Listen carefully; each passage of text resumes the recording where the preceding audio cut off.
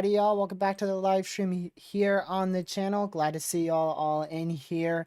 So far, we have most of the mods in here, as well as Caden, and also have Siege, Haley, that random guy, Ethan, and everybody else who is in here. May not be chatting, just watching. Glad to have you here as well. And yeah, that is going to be that is going to be about everybody in here, I hope. Oh, actually, I forgot the top. Hold on, we got Tank in here as well. Proxy, Parliament. I'll just go ahead and say all the mods. Oh my word. Okay, I'm not gonna say that. I'm gonna just say Caleb, Brooklyn, Parliament, Chip. Let's see what else we have on in here. And yeah, okay, I think that's most of the mods there. So let's just go right ahead and dive on into this. We'll switch over to our main uh, scene, I suppose. I don't even know if I had everything set up. Yep, I do. All right, so we'll just start off here with the most precedenting thing, which is a flash flood emergency that is in place over here just to the north of Miami. There is a flash flood emergency in the place. This means a catastrophic flash flood event is ongoing inside the warned area, which is that dark green box there. We'll come back to that every once in a while. That, as y'all know, that's been there for, I mean, we've had a flood warning for the last like 16 hours or so. We've had a flood warning out here. So yeah, the potential for an additional 3 to 7 inches of rain is possible, and between 6 to 10 inches of rain has already fallen out here, which is absolutely insane. Now, the main area to watch for severe weather today, we have an enhanced risk for severe weather. We had a 80% chance for a tornado watch. We ended up with a severe watch. Main threat today by a milestone will be hail. Actually, this might be hold on, they may have called for softballs with that watch. That watch is pretty high end. Let me go to the National Weather Service. 10 minutes ago is when that watch came out. They are calling for apple-sized hail likely, 75-mile-an-hour winds likely, and a couple tornadoes possible for 1,001 schools and 96 hospitals and over 1.7 million people. This watch goes till about 11 p.m. Eastern Time, 10 p.m. Central. Not a lot of storms are firing off just yet at the moment out here in our risk area. You can see we are starting to see some beginning to really develop out here in northeastern Minnesota. We've got some starting to fire off in Iowa. This is your morning convection, which is actually a lot more widespread than we anticipated. So most likely we're not going to end up with that much severe weather south of Minneapolis today. You guys are definitely in the risk area, but our main area to watch is now going to be further to the north, as we've had a lot of model uptrends and ingredients that have uptrended up here as well. Out in this general area is going to be where the main risk will occur. We're watching for thunderstorms to fire in this area, move into that enhanced risk like they already are.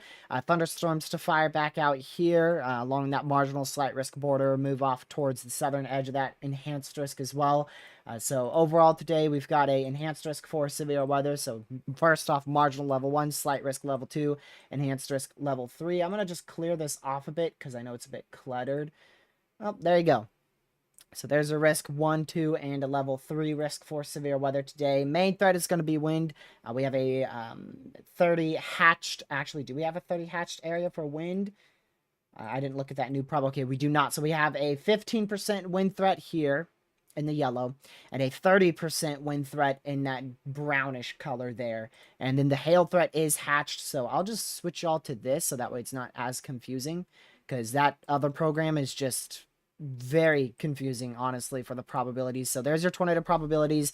Marginal risk level 1 out of 5 for tornadoes. That's a 2%. Slight risk is a 5% chance for tornadoes. Wind threat, like I said, 30% in the red region, 15% in the yellow, and then a 5% in that brown area. The hail threat is the biggest today. We've got a very large 30 hatched area surrounded by a 15 hatched area, and then another 15% out here. So in that hatched area, it's where we're anticipating the most severe weather to occur, most specifically inside that 30 hatched region for very large hail. So right here is your main risk today for all hazards north of Minneapolis, out there northeastern Minnesota, even into northwestern Wisconsin is going to be where we watch the most for severe weather to occur. There's your severe watch that is in place for the next 6 hours, 13 minutes. And if we go ahead and look here, You could see the probabilities, 60% chance for overall wind threat, 30% chance for a significant wind threat. So basically what these probs are, I'll explain it now. There's a 60% chance that we see 10 events of 58 miles per hour or greater. There's a 30% chance that one of those 10 events will be 75 mile per hour winds or greater. There's a 80% chance we see 10 events of 1-inch hail or greater, and a 70% chance that one of those 10 events is 2-inch in diameter or greater as well. So overall, we have about a 95% chance for severe weather to occur in this watch region today. We have other watches out. We have severe watches to the north of Minnesota out here in Ontario. We've got more severe watches back here, even some tornado warnings that are in place here in, what is it, southern Manitoba? Yeah. They don't look all that interesting. I think Ethan said one of these were on the ground, which if I had to assume which one, it would probably be this one. I don't know if they do in-depth text at all. Yeah, tornado one. Yeah. Okay, they don't do anything in depth. Yay. Not like the US, so not as easy to track weather up there. But I mean, it's still easily doable. So there's a few cells to watch at the moment. In terms of more initiation occurring, we've got a few storms to watch. Like I said, southeastern South Dakota. We've got one storm in particular to keep an eye on in northeastern Minnesota. And we'll also keep an eye on this storm in southwestern Wisconsin, eastern Iowa as well. So just overall, going to keep an eye on things. We're not really expecting much to occur until about 7 o'clock.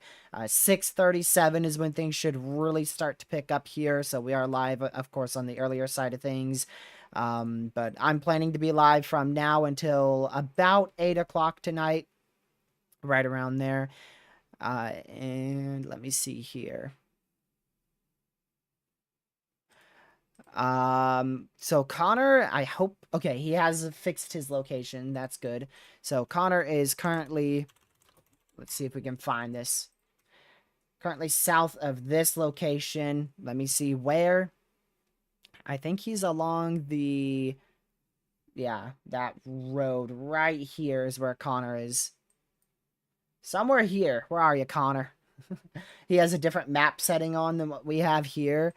But he's somewhere up in this area. Somewhere over here south of Deer River. Is that what that said? Yep, Deer River, Minnesota. So he's in the enhanced risk area. The reason why he's not further west is because we're anticipating storms to fire in the enhanced risk for once. Typically, what we see is storms fire all the way up in the marginal or the slight risk area, and then they push all the way down to the southeast. Yeah, well, that shouldn't be the case today. We should see both scenarios, actually. We'll look at our latest HRRR. Now, take this with a grain of salt because it's obviously a model run before the event. But again, we're generally anticipating thunderstorms to fire off now, but they shouldn't be too severe and too strong until about 6 o'clock. So here's 6 o'clock. This is central 6 o'clock, by the way. And then 7 o'clock central, they start to really cluster up by 7. And then 8, really by 8 o'clock tonight, we'll just have to watch more towards probably the southern edge for a severe threat. So I think our prime severe threat will be from whenever storms really get going, probably in about an hour and a half or so. We'll just say 6:30 Eastern storms really get going. So from 6:30 Eastern to about 8:30. So that's 5:30 Central to about 7:30 Central. I think will be the main threat for severe weather. So yeah, we'll see. We'll see if I'm dead wrong on that. There's a solid chance for that. And we haven't really seen too much overnight in terms of severe weather. There wasn't that much earlier this morning as well. We had some isolated severe storms. I do know that we had a tornado today, actually. I just remembered. Someone in the server said they saw a debris signature, and I did go back to verify that. We indeed did have a tornado from this mess of a tropical system out in southern Florida. I don't know exactly where that tornado was, but we did indeed have a tornado today already in Florida. There's a risk that we see another one, but it's a very low-end risk for sure out there in Florida. Outside of severe weather, tropics are just about as active as we anticipated. We've got a AOI still out here east of South Carolina, North Carolina. I do think our best chance for a named storm so far this season will present itself out here west of the Yucatan Peninsula very late this week into probably more of early next week. And then we also have a 20% here in the EPAC.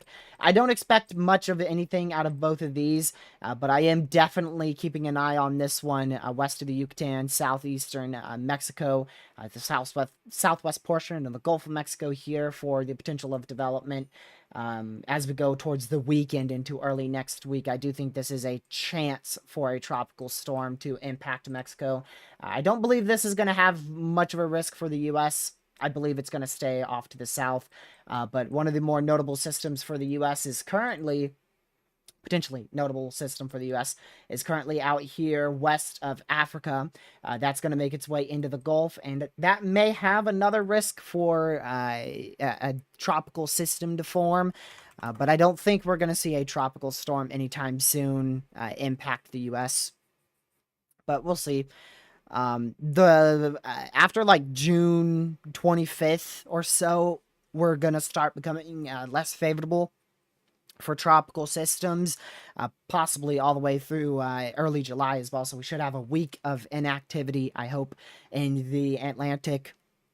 But currently, now we're really, we're hitting a kind of a boost in the tropical department here from now, June 12th, probably all the way till the 25th or so.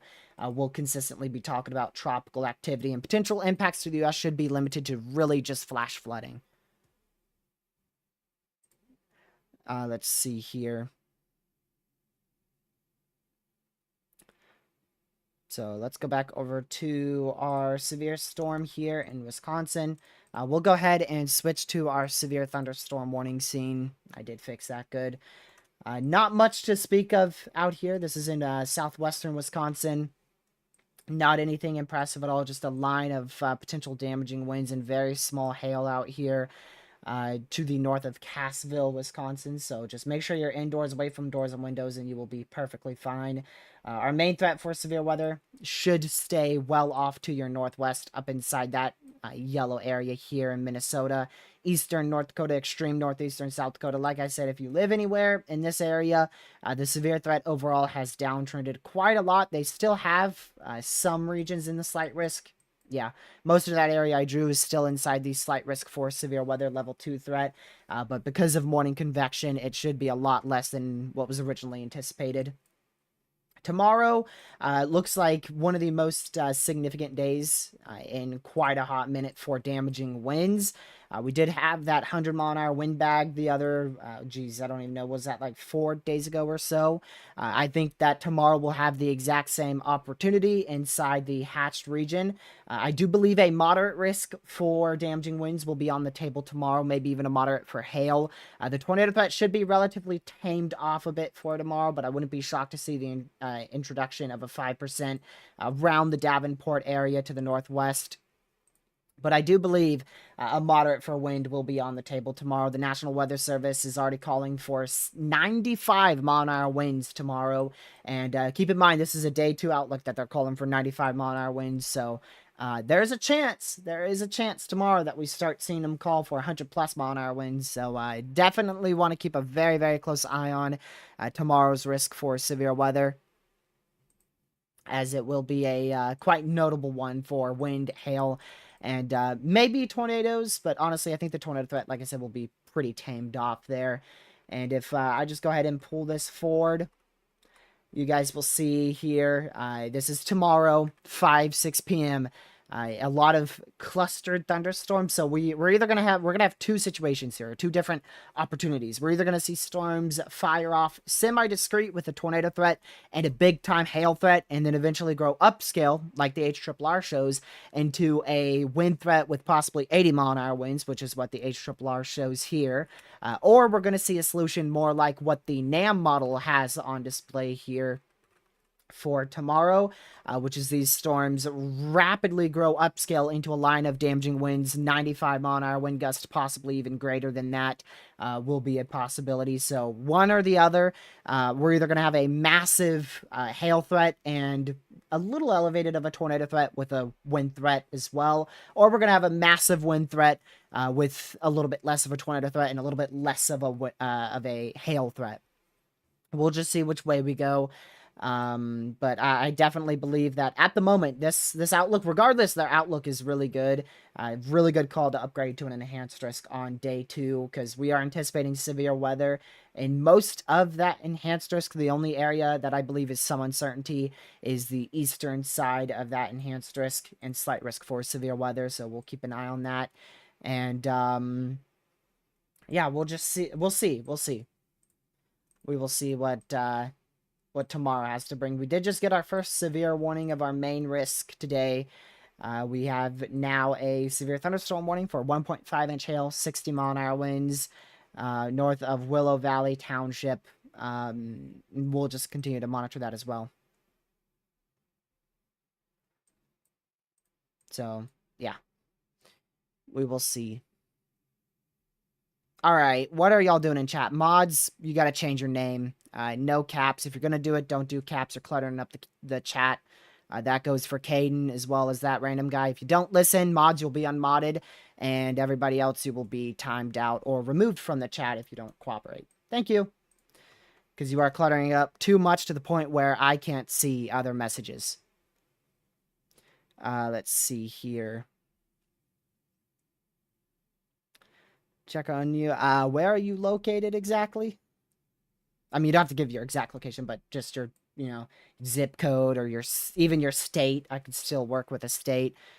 Whatever you'd like to. I'm not demanding for your exact location, but I kind of need at least an idea so I can give you a heads up.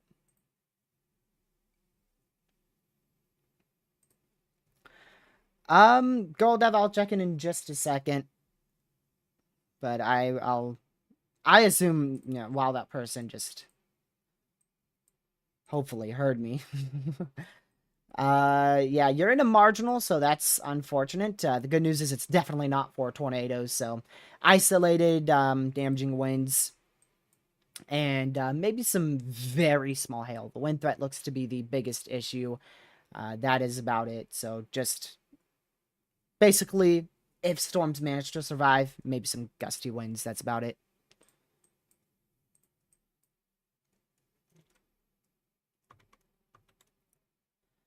Okay. Go back over to our flash flood emergency. So we do have a flash flood emergency north of Miami at the moment. We will continue to keep an eye on that. Just make sure you are seeking higher ground immediately. It doesn't matter if you're in a flood-prone area or not. You need to be seeking higher ground in this area because if you're in a flood-prone area, most likely catastrophic impacts are ongoing. Even if you're outside of a flood-prone area, there's a good chance that you're still seeing flash flooding out here. You could be, out here, let's see, West Park and over Norland. I mean, this is very populated, very, very populated area north of Miami here. Just continue to seek higher ground immediately there. And that is in effect for at least another 2 hours and 59 minutes. That will most likely go even longer than that. Let's see. Well, that person never dropped a zip code or anything, so can't tell them anything. Northern Minnesota. I can already tell you, if you're looking in northern Minnesota, you can't see it. I can already tell you right off the bat, we got a nice radar hole in northern Minnesota right here. I wonder if the Canadian radar will be any use. You know what? Kind of. Honestly, it's something. It's something. We may have a small area of velocities, but I don't think it's rotating at the moment. What model do you prefer for most of day 2, day 3 forecast? Honestly, that's the trickiest window, is the day 3. Day 4, typically you're going to be using like the NAM. Day 3, I guess you could use NAM 3K, but honestly, the day 3 portion is one of the worst. Because you're just barely too far out to have accurate cams, and you're starting to get close enough to the point where you don't want to use global models. So typically, I just wait until day 2. So very difficult decision there, but typically, honestly, I just wait and kind of use the NAM. So yeah, I guess Caden did change it, but Caden, could you change back to Caden so that way I can refer to you as Caden and not definitely not Caleb? And if you do want to keep that, then at least put it as not caps.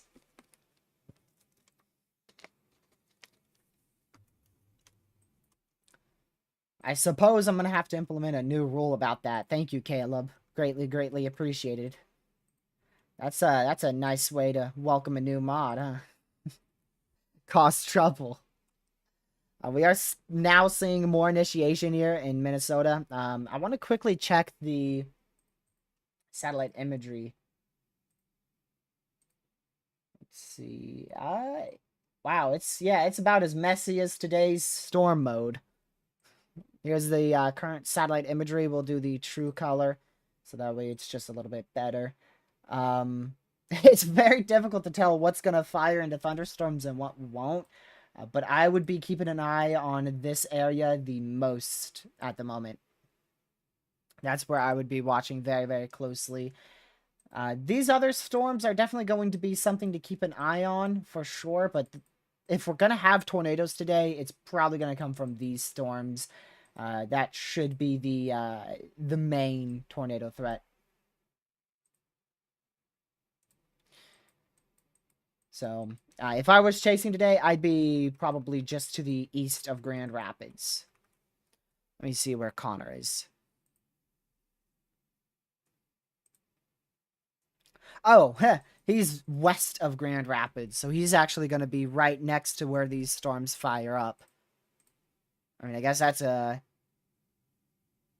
one way to do it as well. NATOcast is at 10%. Are you sure? I just checked like an hour ago. Well, new NATOcast 2 minutes ago, and there's no 10%.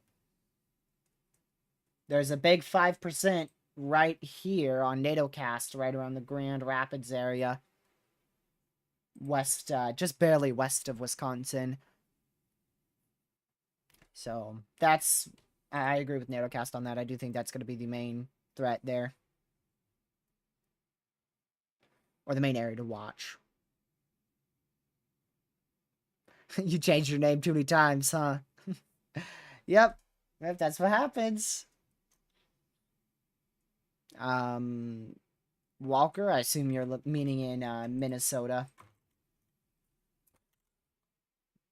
Which I don't have one. Maybe Michigan. Let's see, Michigan, Louisiana, and kind of Maryland. If you're in Louisiana or Michigan, you're perfectly fine. We're not anticipating any severe threats for you anytime soon. See you later, Carson. I'll see you tomorrow. I will be live tomorrow as well. Tomorrow's probably going to be an even longer live stream. Today I'm anticipating about 3 to 4 hour live stream. We'll probably end up signing off when there's still severes in place, but we'll be live at least all the way, near 8 Eastern. Yeah, Caleb's stuck. The fake Caleb is stuck with a definitely not Caleb name.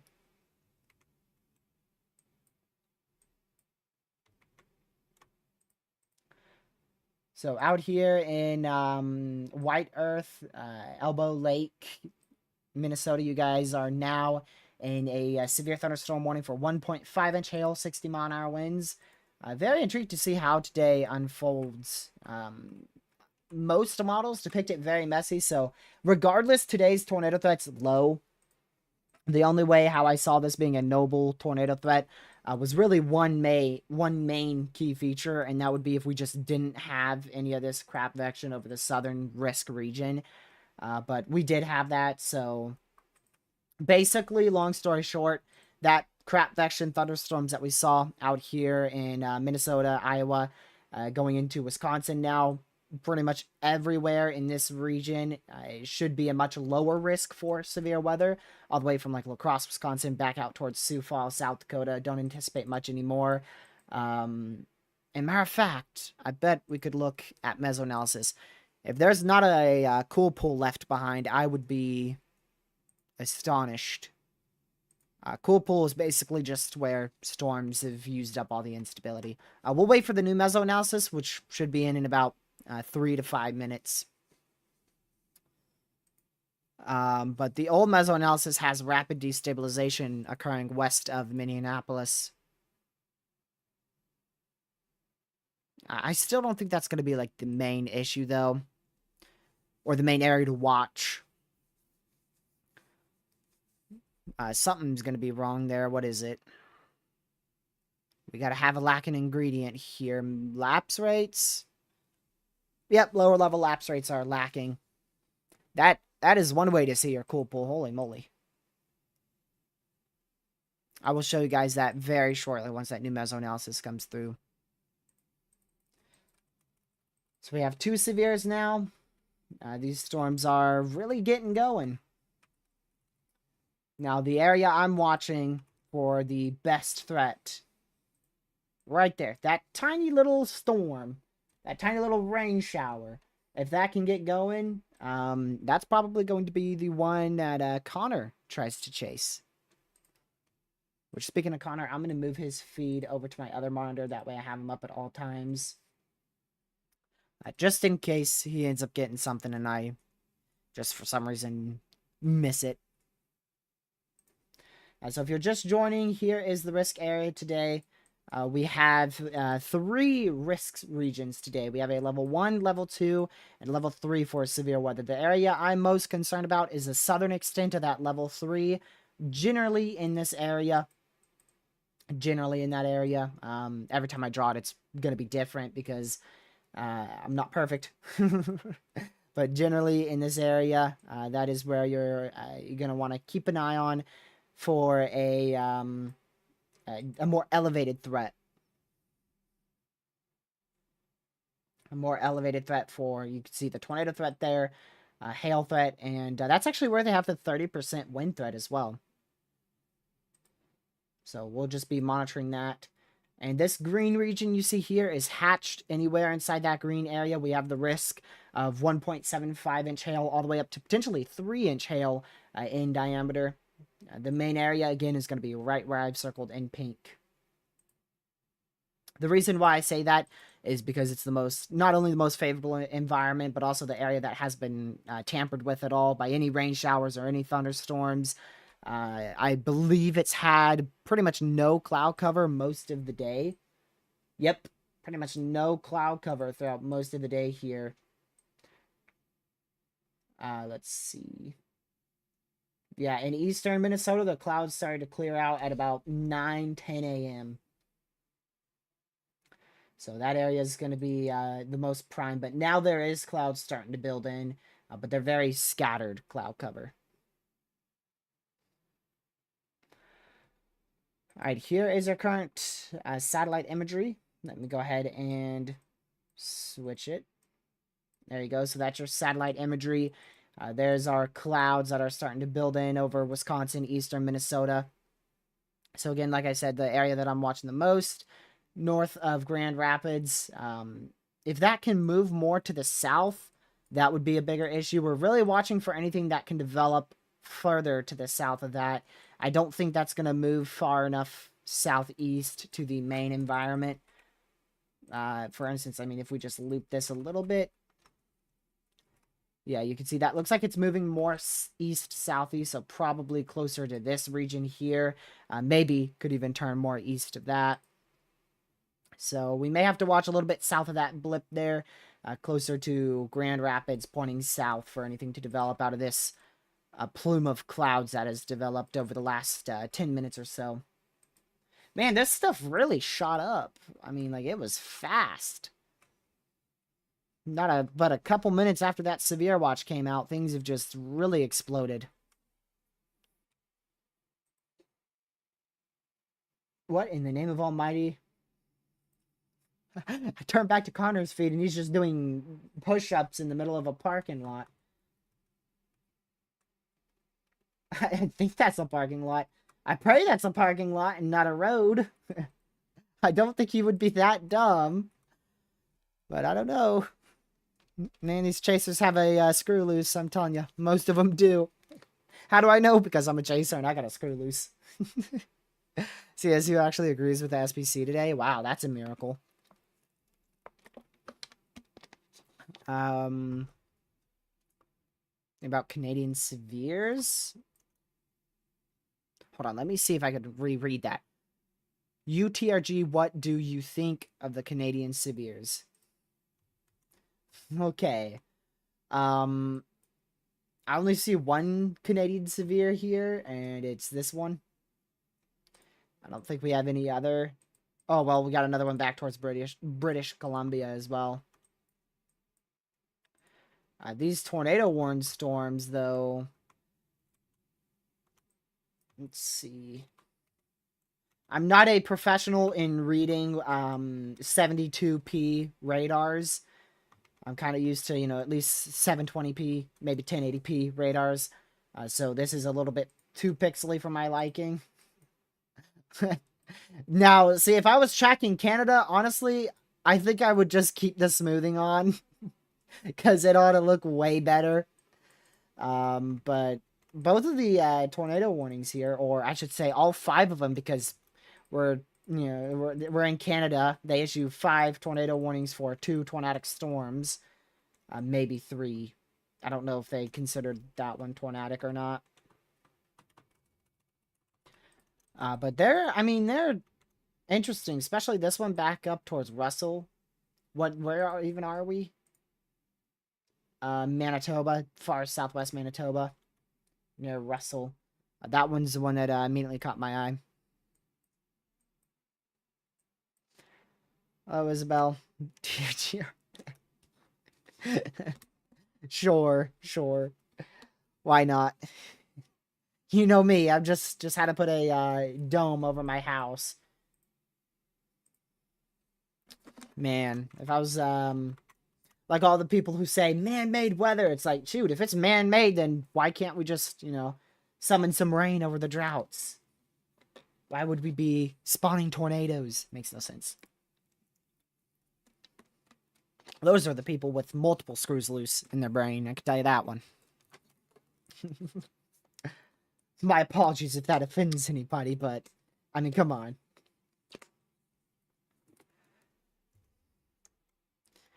Let's see. My guess is Connor just needed to stretch, or do something out of the car. Yeah, sure. No, he just wanted to show off how strong he was. That's what he wanted to do. It was probably a punishment or something. He probably did something wrong and chat got on him or something. His chat is very, very interactive. Because he chases so frequently, and, I mean, it's absolutely crazy what he does. He's nearing 70,000 subscribers. That dude has exploded. We started using his feeds.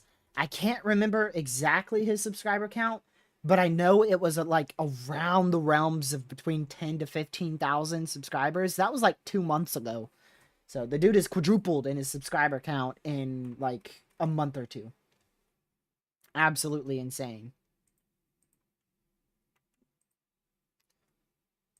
And I forgot what he said on Twitter, but I think he's gotten like 40 tornadoes this year so far, which is just absurd.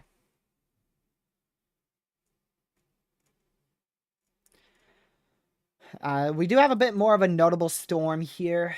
I say that because the DBZ is a bit higher, so we're probably having quite a bit of hail falling currently, just to the east of White Earth, Minnesota. It's the mini soda.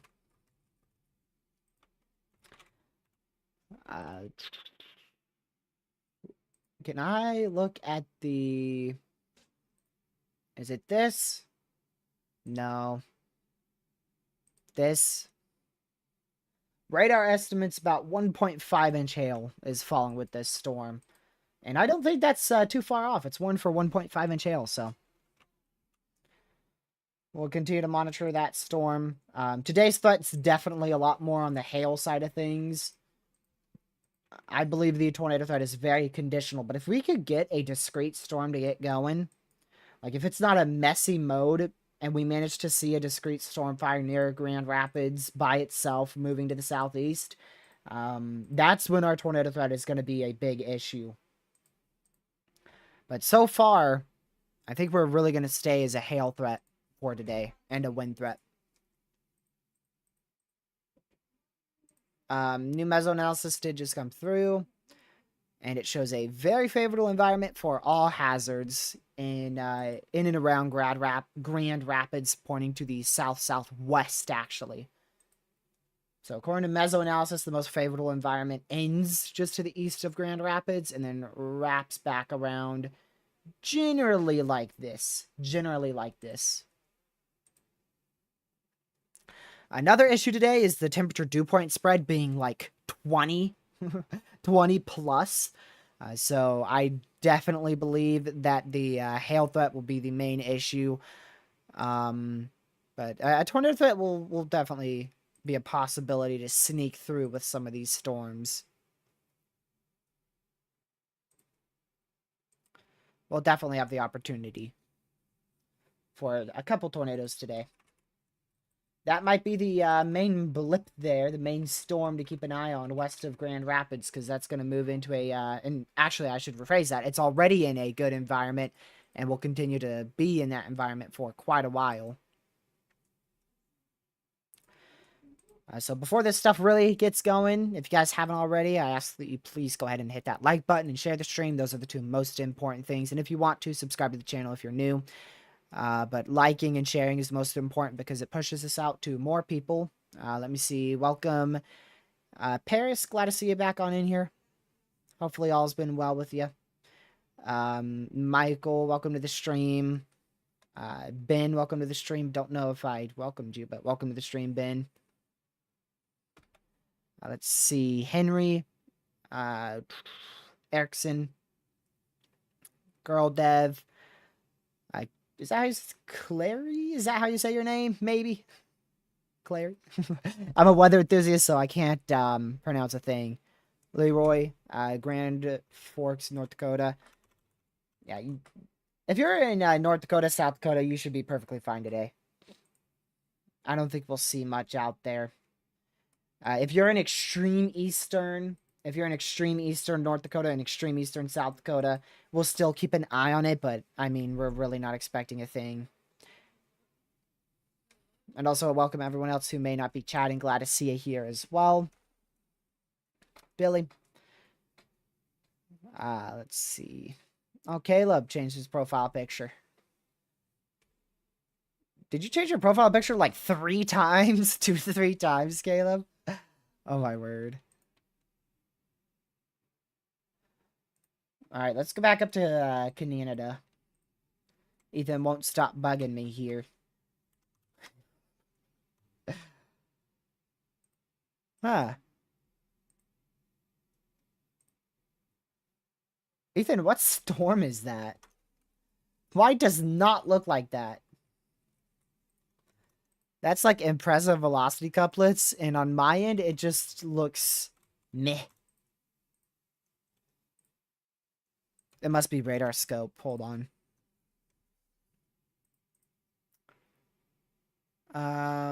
Storm relative velocity. Even radar scope doesn't have that, so I don't know how Ethan has his color table like that.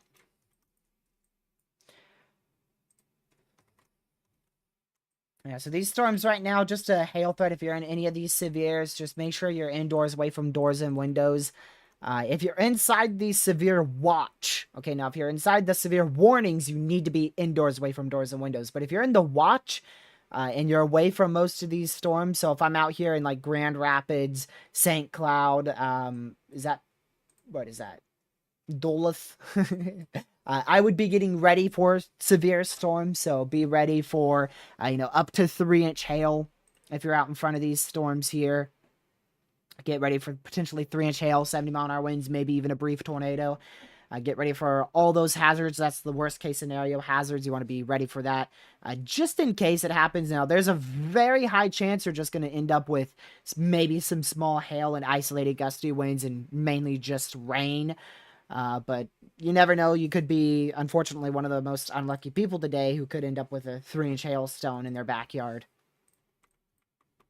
Because it is on the table today. That's the main hazard, is hail. Which should be very obvious. I mean, all you gotta do is look at the watch, and we've got a double high for hail. And they do mention 3-inch hail is likely. So 3-inch hail is likely, which most likely means 3.5 to possibly 4-inch hail will be possible. But 3-inch hail is likely, meaning it's almost pretty much anticipated at this point. So don't want to be outside with potentially 3-inch hail. At the moment, we don't have any severes for that, but I would be pretty surprised if we don't see at least 3-inch hail today. Let me go ahead and listen into our chaser. We've got Connor Croft with us. He's going west of Grand Rapids now. He's either going to target this one, or maybe something else. I don't know. We'll see. We'll see which one Connor goes for. There's really not a wrong storm to target here. Pretty much all of them are going to have the same hazards. The only main question would be, do you target these storms that are out in front of our big severe cell out here? Or do you target the severe cell that may move into that environment after these storms have already gone through it? So basically, are these storms going to become strong enough to the point where they're going to take up all of the environment and leave barely an environment left for this storm? Or are these storms going to be more of just light rain showers to the point where this is going to be the main issue moving towards Grand Rapids and Walker? So we'll continue to monitor these storms. Nothing's tornadic at this moment unless we have something in Florida, which I would be quite surprised on. We don't. There was a tornado earlier today in southern Florida, as well as a possible severe, not but about an hour or so. What's your input on the tropical development chance in the Gulf? Anything to watch out? Primarily, was looking at the GFS.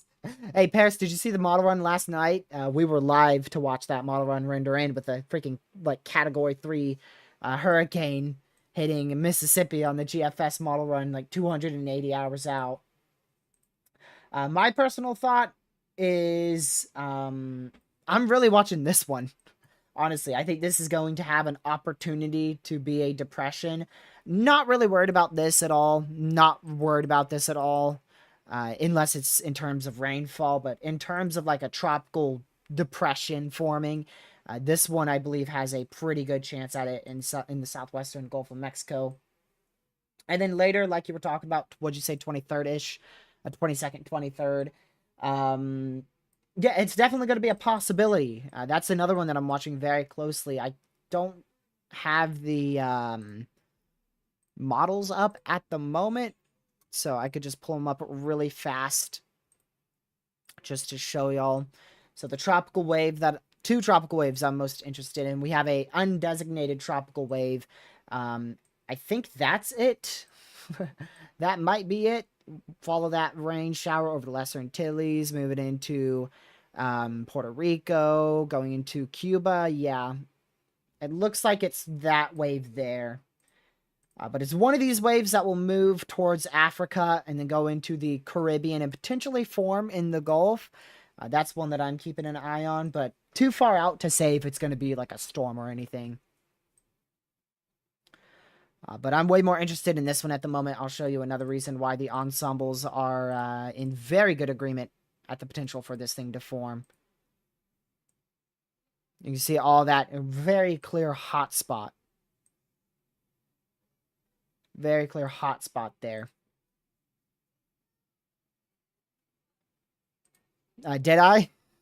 I called South America Africa. This is Africa. This is South America. Did I actually call it Africa? I might have.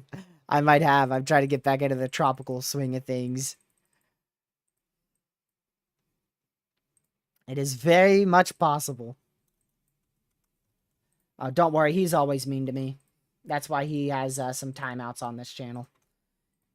He's like a miniature bully.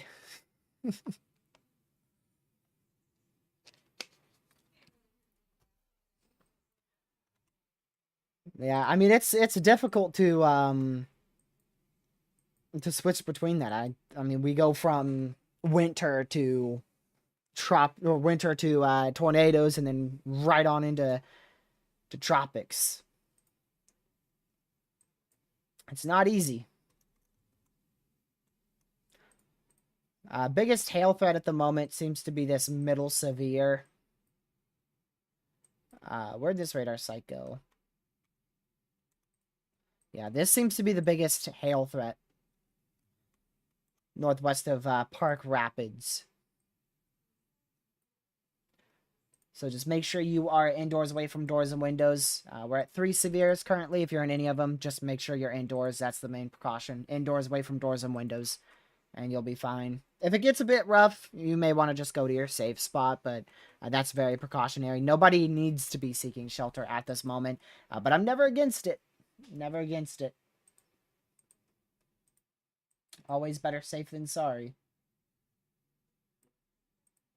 Let me go back up to Minnesota. Yeah, the new HRRR, which again, it's a model run, but I still look at it for fun.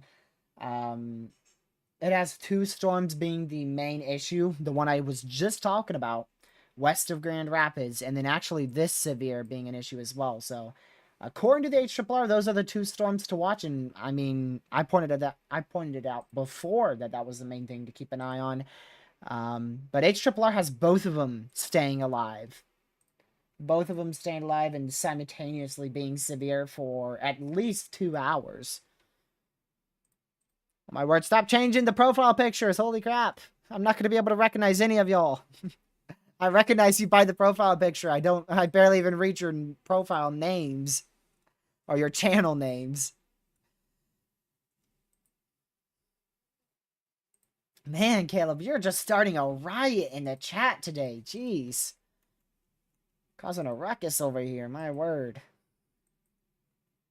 We may need to put him in a little timeout corner for a bit. Gracious. Man. Oh no, it's perfectly fine, Brooklyn. I don't mind.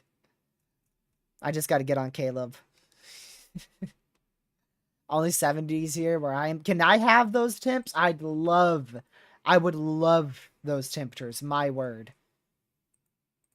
We're supposed to get into the high 90s. The high 90s late this week in Southern Virginia. Not going to be fun. They did just upgrade this threat for 2-inch hail now. So I do advise that if you're in this new considerable severe that you seek shelter. That's a precautionary measure. It's not destructive. If it was an orange polygon, that means you have to be seeking shelter. Same goes for a tornado warning, which would be a red polygon. But this is a highlighted yellow polygon, which means it's a considerable severe. For this instance, it's hail. When we have considerable severes, I just advise going to your safe spot because that means it's a little bit more of an elevated severe potential with that storm. So these are normal severes here. This is a normal severe. This is a normal severe. If you're in either one of those, you need to be indoors, away from doors and windows. This is a considerable severe for large hail. If you want to, Brooklyn, I mean, I don't mind. That's not really a rule. Don't change your profile picture.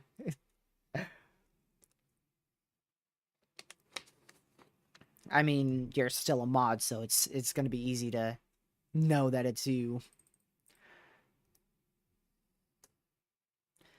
I want I want winter, but not El Nino winter.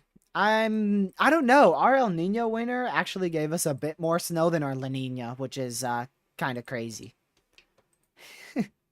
I don't know what it has been, but La Nina just got a nerf.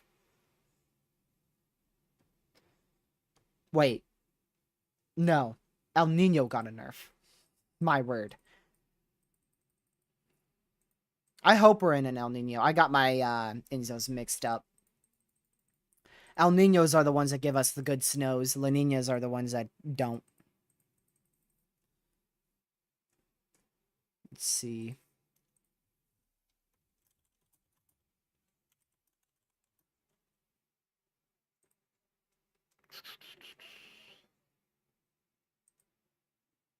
Okay. So, yeah, we're going to continue to keep an eye on these storms here. And we'll see what happens.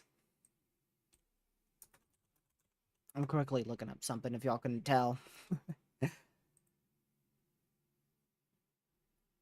Weren't we in an... We're still technically in an El Nino, so last year was an El Nino. Yeah. My word, I've gotten things confused. Gracious, man.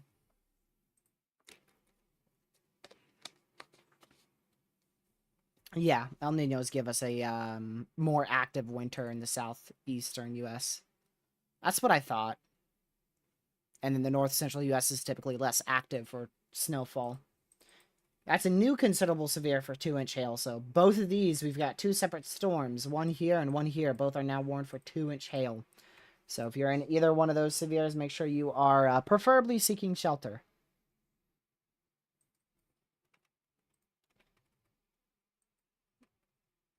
This is going to be an interesting one here.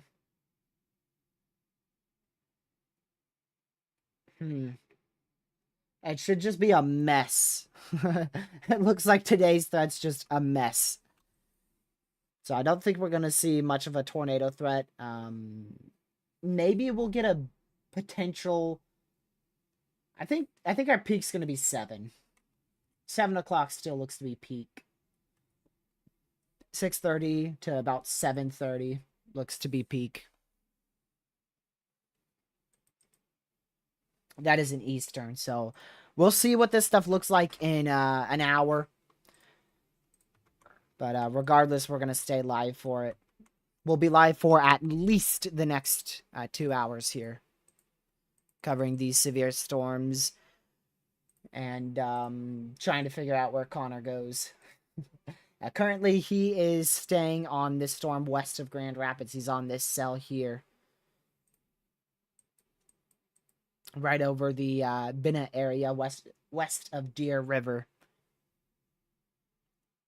Which, it's... We'll see what happens, but this, I mean, it's already clustered up. We'll see if this storm can pull away, or if this storm can pull away. We'll see. We'll see. I don't really think any of these have one chance over the other of producing a tornado anytime soon. Obviously, these two are hail threats. This one's really just a rain shower at the moment. We did just get an upgrade to a considerable severe out here in southwestern, oh no, this is west central Minnesota. West central Minnesota here for, yet again, 2-inch hail. Let's go over to that the best we can. So this has been upgraded to a considerable severe. So that means we're at 3 considerable severes now.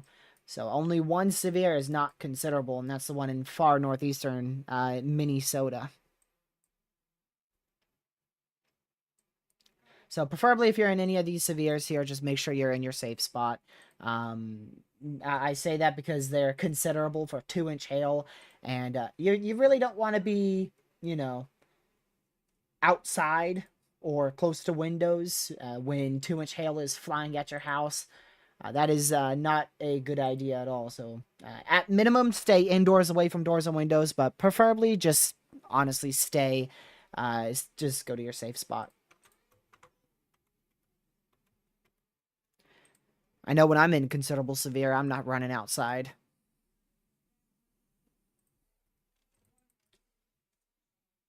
Let's see here.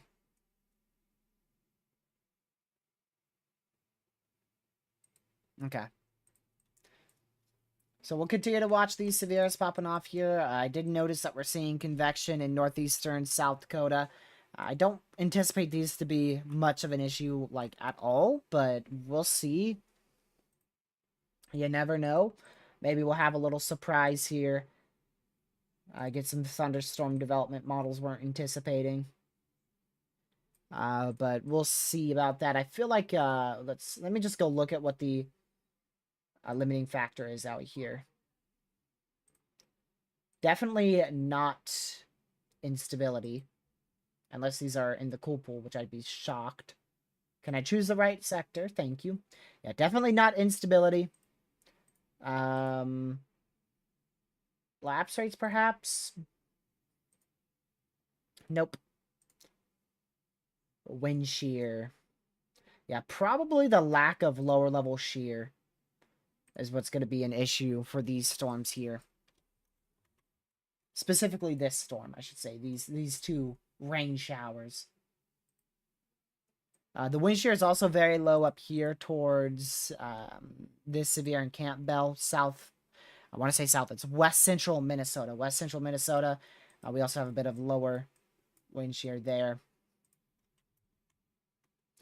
Most likely an ongoing intense water spout east of Miami at this moment. Very intense couplet of rotation there, and if the reflectivity loads here, looks to be a new scan, but you can still see that hook echo clear as day. So most likely an intense water spout occurring. So if you know any fish east of Miami, tell them to dive deeper. Because that's most likely on the water. If not as imminent. They don't have a special marine warning out for that at the moment.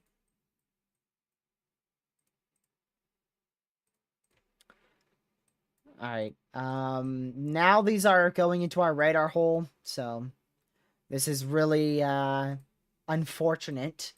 We've got a very nice, very, very nice radar hole here that just wants to interfere with today's severe weather. Perfect radar hole right here. Perfect radar hole. All, not that far to the west. Pretty much all right there is a radar hole. This radar is going to cover till like here, so not that far west. This radar also will probably cover a little bit more to the east, but generally that's where your radar hole is. Generally. And the dead center portion of that is right in here. Right where these storms are heading. Yay. That's why we have MRMS, though, because this is just, this scans the entire nation. Entire nation here, so we don't technically need radar sites for at least seeing the precipitation, but this stuff gives us more high-definition look into storms, as well as other products like velocity, correlation coefficient and whatnot. So we'll just monitor it. At the moment, still just a very large hail threat. Let me go ahead and unmute Connor real quick, just so I can hear. Yeah, so like I said, Connor is out on this storm here west of Deer River, Minnesota. And we'll just see. We'll see. The good news is he's got a lot of options. Personally, I would just try to stay in front of this mess. Not try to get caught in it. So I would still most likely be in like this area. Just more of wait for this to sort out. So I'd be probably south of Grand Rapids. Which my initial target area, like where I would have gone, would probably have been like here. And then when I woke up, I would have been like, oh shoot, the enhanced risk's all the way up in Grand Rapids. So I wonder if you could even make that journey in about 4 hours. I'm sure you could. From like this region all the way up to Grand Rapids. Oklahoma get anything? Not anytime soon. We're locked into a northern high plains and western Midwest uh, tornadoes event at the moment. Tornado pattern, I should say. Y'all out there in Oklahoma, Texas, got a nice high pressure over you, which is going to make it hot and probably relatively dry. But you're still going to have some rain chances. Your biggest rain chance will be probably Saturday. But it looks like Tulsa's going to stay pretty dry for a while. Not as dry as out here in Southern Virginia, though, because we're not going to have any precipitation for Lord knows how long. Models are saying at the moment, possibly all the way till like the 20th of June. Jeez, that's 8 days without any rain. We've already been 3 days without rain.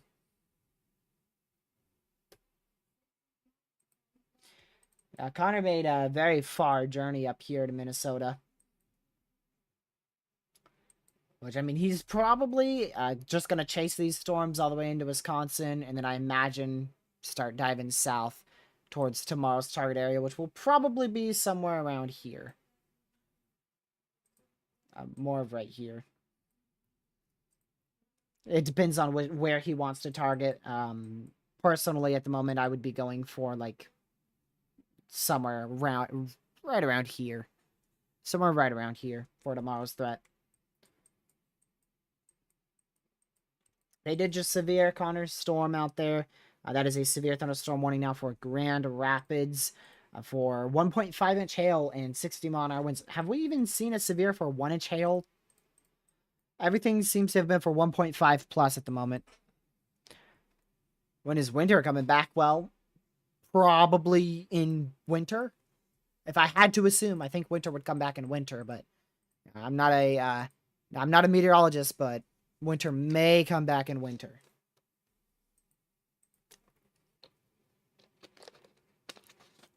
Go ahead and skip that.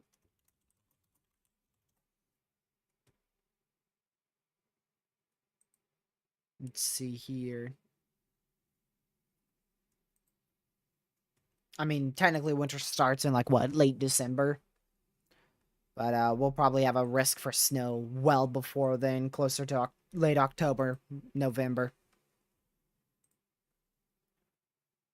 Probably not in the mainland U.S. though. You know, probably in like Canada. It probably won't be in like this region of the U.S. It will probably be closer to here in the Rockies for snowfall.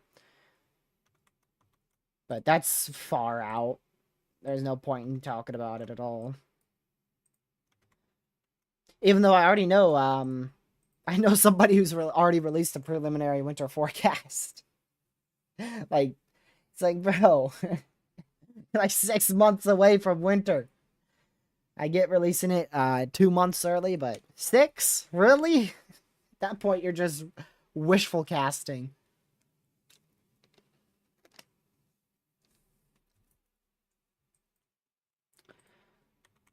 Yeah, this stuff's just all clustered up at the moment.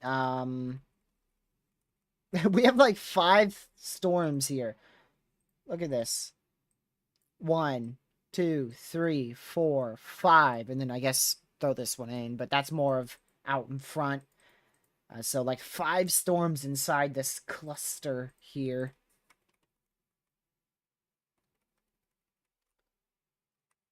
Wow.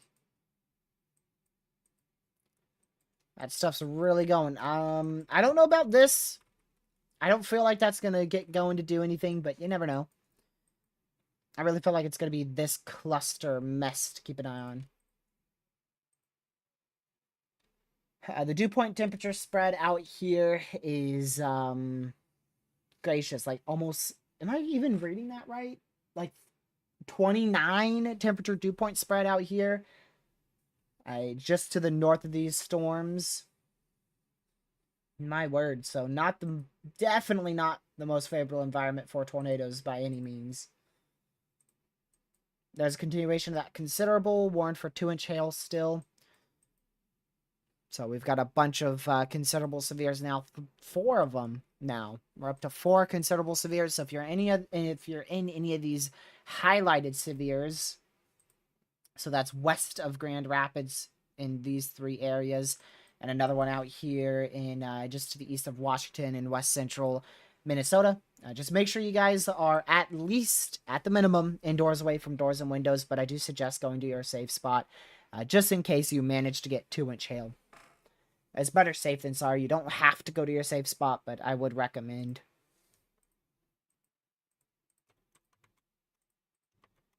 Definitely no tornadic threat with this mess at the moment.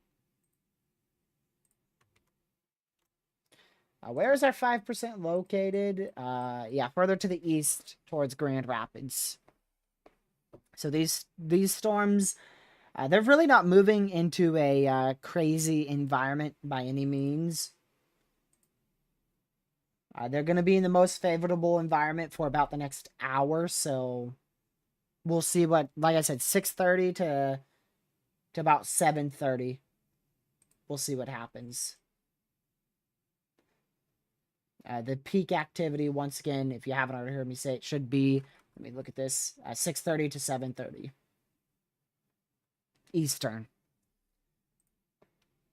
We're probably already, honestly, starting to peak for the severe threat. I know these storms have just really started going, but these storms are quickly going to turn into a clustery mess of very heavy rain and isolated severe storms by the time we go towards 8 o'clock tonight.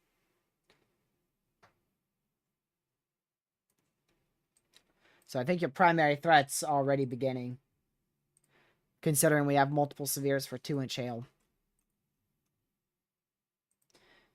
I guess Connor is going in to intercept this rain shower.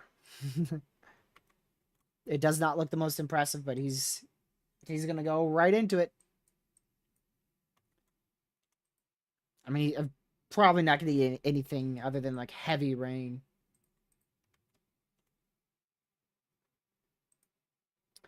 Continuing the severe storm now for 2-inch hail out here in Battle Lake and Underwood now under a severe, Elbow Lake under that severe warning here in west central Minnesota for the next 57 more minutes. 2-inch hail, 60-mile-an-hour winds possible. So make sure you guys are also preferably in your safe spot. You don't have to be, but preferably. We're up to 5 considerable severes. If you don't know what considerable means, a considerable severe is significant severe weather. It could be 1.75-inch hail, could be 70-mile-an-hour winds. It could be both. Let me go over to this really fast. Okay. Man, this stuff exploded. I really wasn't expecting things to get going until, like, honestly, 5:30. I mean, we started the live stream here at this frame. This is the exact frame we started the live stream on. And there wasn't anything promising at all. Then we slowly got one severe here, and then this exploded, and then this exploded, and this was exploded. I mean, we've had a crazy explosion of storms out here. That one's looking slightly better. It still doesn't look interesting, but a slightly stronger storm up here, northwest of Virginia and northeastern Minnesota. Basically, main threat with that will be an isolated lightning strike and heavy rain, so definitely not anything to worry about at this moment. And then just a mess of thunderstorms that have fired up out here in northeastern South Dakota. Most of these should stay below severe and probably even below strong limits. So I think the worst case scenario out here is an instance of 30 to 40-mile-an-hour winds. And maybe some small hail up to 1/2 inch in diameter. I'm not expecting much out of those whatsoever at the moment. Now, later down the line, in about an hour and a half or so, we'll see what they're at. They could grow upscale enough to be worth watching. All right, let's go back down to Miami now. Southwest of Miami, we just got a severe warning for, for 60-mile-an-hour winds, 0.75-inch hail. We're going to have to keep an eye on that velocity couplet. Hold on, let me get my analysis radar out there.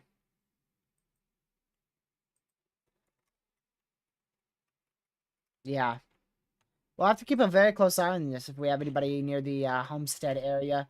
Keeping an eye on a few little areas of velocity at this moment. I'm going to go check the environment down here. It is indeed favorable. It is actually very favorable, slightly more to the east here. This is not in a bad area for the potential of a tornado whatsoever. That is in quite the good environment. Highly lower level sheared area. Lot of wind shear. And the lower levels and the mid levels from what I can tell. Lot of instability off to the southwest, but this particular area is lacking quite a lot in the instability department. Why? Because we've had so many storms in this area. So it is a bit lacking on the instability department, but the wind shear is what's, making this tornado threat present out here. That is in extreme southern Florida, by the way. I know we switched from the extreme north central portion of the U.S. all the way to Florida in a matter of a minute.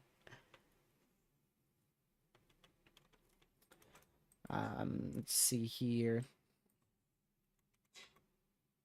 Yeah. Still keeping an eye on it. Keep an eye on it. That stuff could easily recycle. They don't look impressive anymore, but could easily recycle.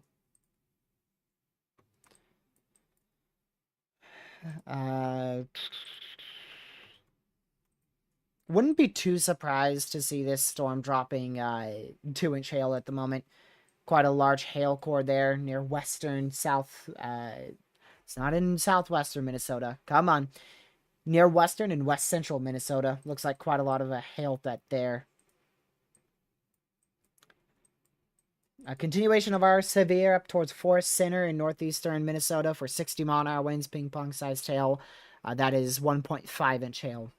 Oh, did that say observed? Yeah, they have actually observed 1.5-inch hail from this storm.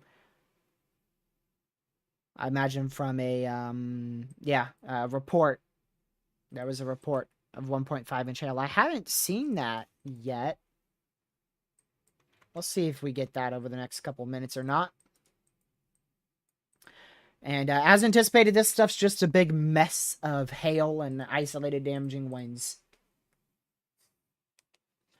So we'll just continue to monitor these storms west of Grand Rapids as they go towards Grand Rapids over the next hour or so. Nothing by any means looks tornadic at the moment out here. Most interesting tornadic storms, or potentially tornadic storms, is the ones in far southern Florida. We had quite the area of rotation here for a scan or two. Up to about 65-mile-an-hour rotation at one point. Definitely interesting. And like I've said, we've already seen one tornado out of these storms in Florida, so would not be impossible to see another.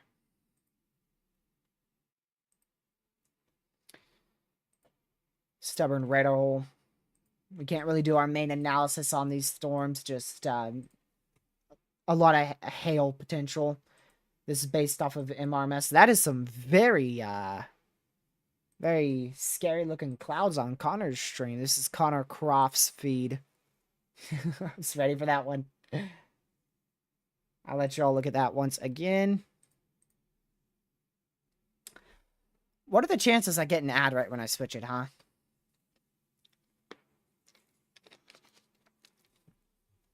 So, I wonder what storm is this? I don't know what storm he's looking at here. I assume it's the one going towards Deer River. I assume if you look above my face cam, I think it's this one here. Let me get a... There you go. I assume it's that one. West of Ball Club. going towards Deer Creek and Ball Club here over the next couple minutes. All right, let's go back to our radar here.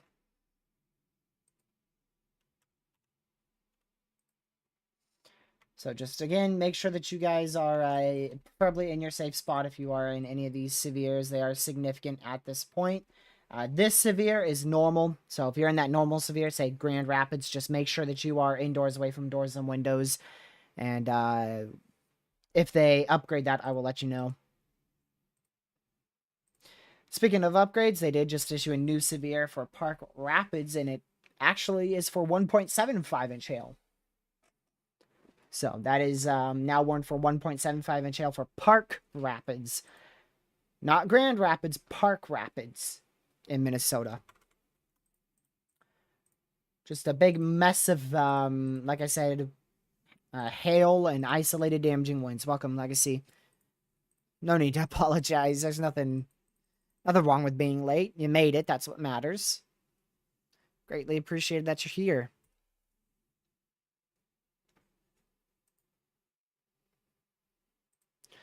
So, yeah, we'll just continue to watch these storms. Keep a very close eye on them. At this point, like I said, just really a hail and a wind threat. The tornado threat is very close to none at this moment. Very, very, very low.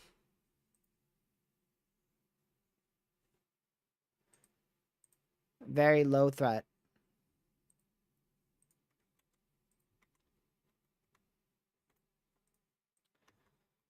We don't want to end too soon, so we're staying live for just at least another hour 45 minutes here. It is indeed very low at this moment. I can tell you that. When you have a storm mode like this, it is very low. And hey, Sam, by the way, just before you say that I'm wrong, low. See that overall tornado low.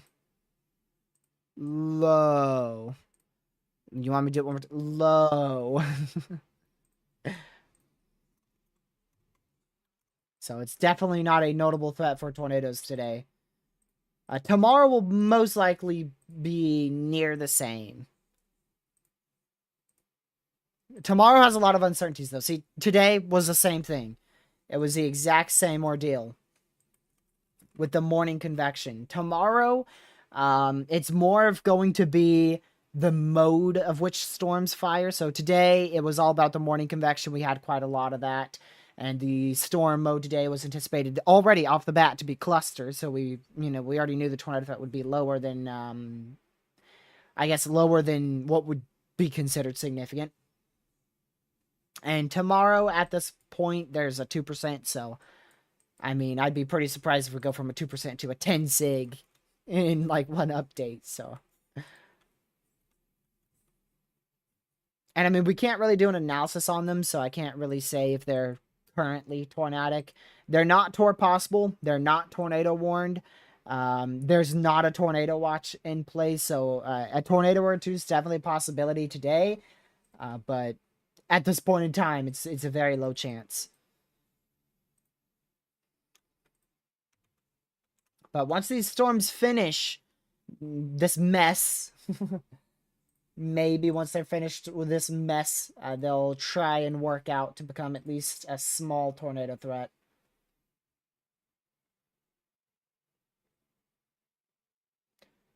I'm also interested to see if we see any storms firing up here.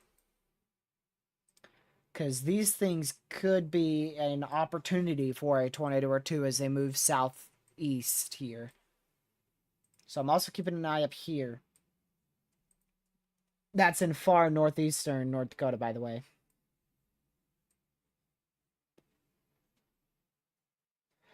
So, in my opinion, there's really two areas to watch for a tornado threat. This area right in here, I think is going to have a chance. And then I think we'll have an opportunity for a brief tornado back out here as well. But neither one of them look impressive at all. They don't look impressive whatsoever.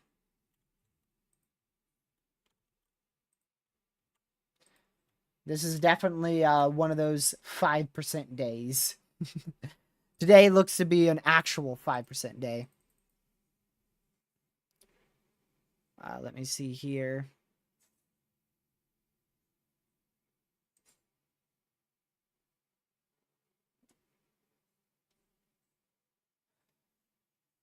Yeah. It's going to be a very small tornado window for these clustered storms.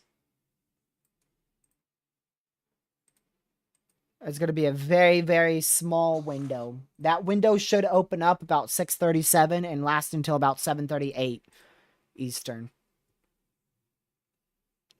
Is it possible to turn on hail measurements on this software? If so, how do I find the setting? So, hold on. I'm going to move this just in case it, does, it shows any personal info, because never know. So there's something called Nexart History.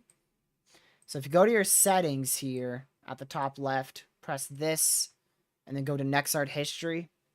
You can turn it on to however much you want. So if you turn it on, I recommend 1+, and then for the last hour or so. And this shows you what radar estimates have occurred for hail sizes. So radar estimates that we've seen upwards of 2-inch hail back out towards northeast of White Earth. Radar estimates that we've had up to 2-inch hail, maybe even 2.5-inch hail on this storm. That is radar estimates, so they're not reports. Radar and reports are two completely different things. The thing with radar is it's very inaccurate most times. So all those hail reports, they're probably, or I shouldn't say hail reports, all those radar reports is what we'll call them. They're most likely an inch less. So we probably had closer to 1-inch hail here, closer to 1.5-inch hail back out here, closer to 1-inch hail back out in this area. They're a lot lower than what radar estimates have. So, when you see these, don't go, oh yeah, we had 2-inch hail. No, that's based off of radar. It's going to be inaccurate, which is why I have them off, because it's inaccurate. So I just have storm reports right here. Those are turned on to an hour, and I have all of them turned on. Storm reports are way more reliable. Oh, there's that report. Speaking of reports, that's your observed 1.5-inch hail report there in northeastern Minnesota, which received, or made this receive an upgrade to an observed 1.5-inch hail threat. So reports are most of the time very reliable.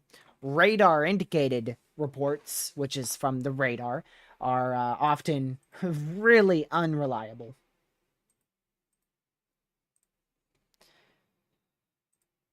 Yep, you're welcome.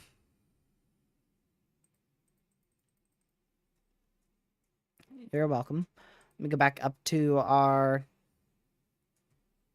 storm here. Okay. So yeah, these are still growing up scale. This one might be getting a bit more of a hail threat to it. Let me see this radar site. Yeah, this might have a bit better of a hail threat now. I wouldn't be too shocked to see them upgrade this to a considerable severe. Keep in mind that this is far from the radar site, but we are still scanning 71, 72 dBz. So we may have 2-inch hail falling way up in the atmosphere, but by the time that gets to the ground, it's probably closer to an inch, inch and a half in diameter.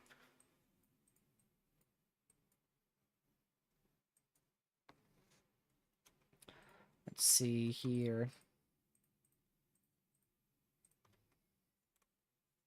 They did also issue this severe, once again, just a reminder, warned for 1.5-inch hail, 60-mile-an-hour winds out here in Grand Rapids. We just got a mess. This is a very messy cluster here. Very little tornado threat. Hail threat, up there. Wind threat is present. Tornado threat is very low.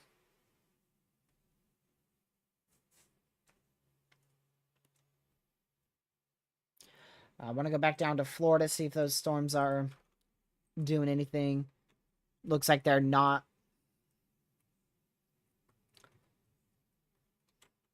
Yeah, not anything interesting at the moment. We're probably going to get another water spout, this time out of this cell here. South, well to the south of Miami.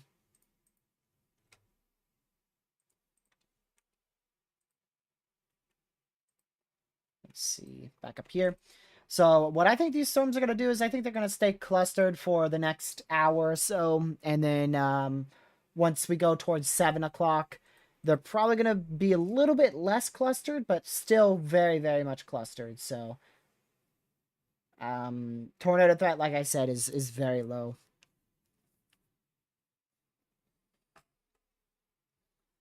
Welcome back. Now you know why they went with a severe watch as opposed to a tornado watch, because these storms are so clustered. We just got another severe for another storm that is firing inside of our cluster. This one is warned for 2-inch hail, 60-mile-an-hour winds out here in Longville and Hill City in central Minnesota.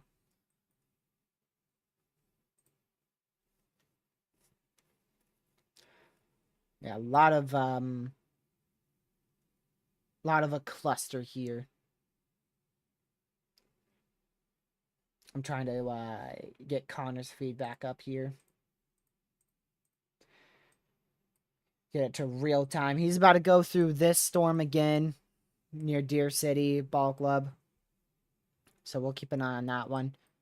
15 minutes from Hill City.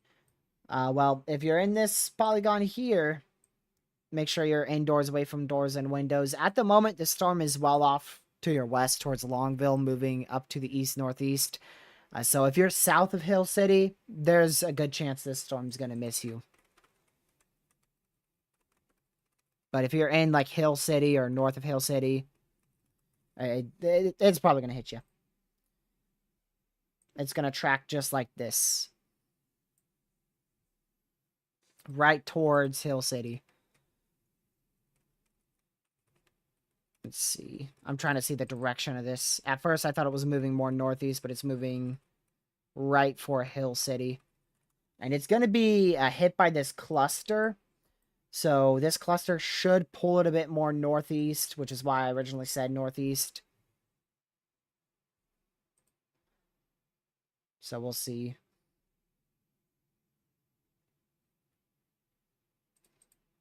Let's see here. Okay, so you're up here. Yeah, just make sure you're indoors, away from doors and windows. This is about to be a very long, severe threat for you. These storms you're probably about to get rain in like the next 10 minutes, depending on exactly where you are in this area. And it shouldn't stop for a while. I mean, you're going to have to go through this big mess of storms, this big mess of storms. And then you also have this big mess of storms here too, so it's going to be a while before you get out of this mess. Kelly, second link in the description is the Discord server. You can send pictures in there. You could also send them to me on X at TRG Tornado. Those are the two main ways. The Discord server is the easiest.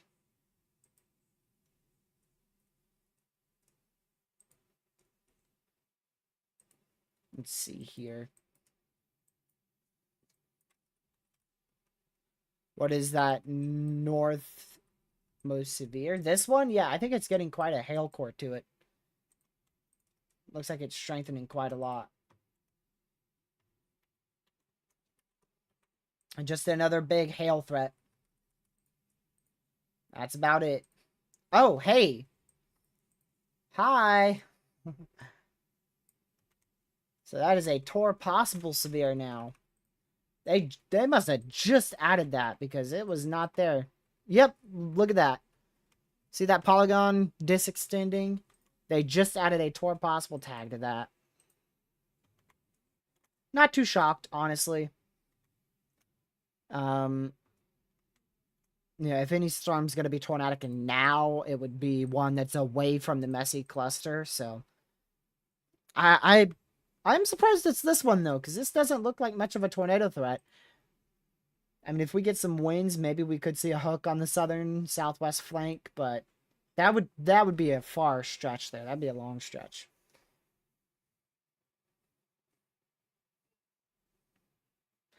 So just make sure you are make sure you're keeping an eye on this.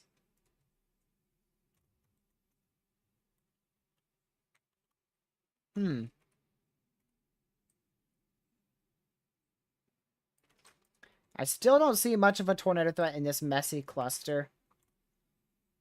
I'm interested in this right here, west of Grand Rapids, but I don't believe it's rotating. Report of 1.5-inch hail from a train spotter east of Longville, Minnesota. Yeah, because this is a cell split here. So, basically, this thing's going to continue to be a hail core. This is going to pose an all hazards threat, but I still think the tornado threat's going to be minimal with it. But we'll see. That might have a chance. That's a far-fetched, but there's a chance. There's a chance it has a chance out here southwest of Grand Rapids. That's what Connor's going to go for. Park Rapids? I just saw that name. Where's that at? Yeah, back here. That's difficult.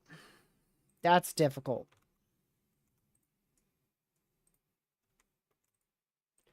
I don't see much with it.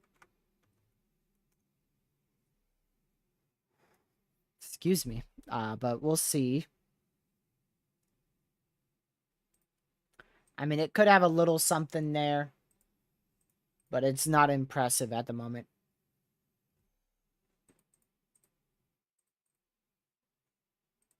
I'm going to go back over to...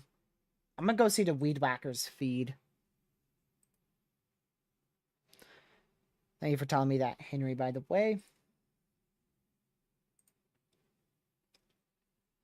Yeah, it doesn't look impressive from his feed at all. A very elevated structure. Very, very, very elevated.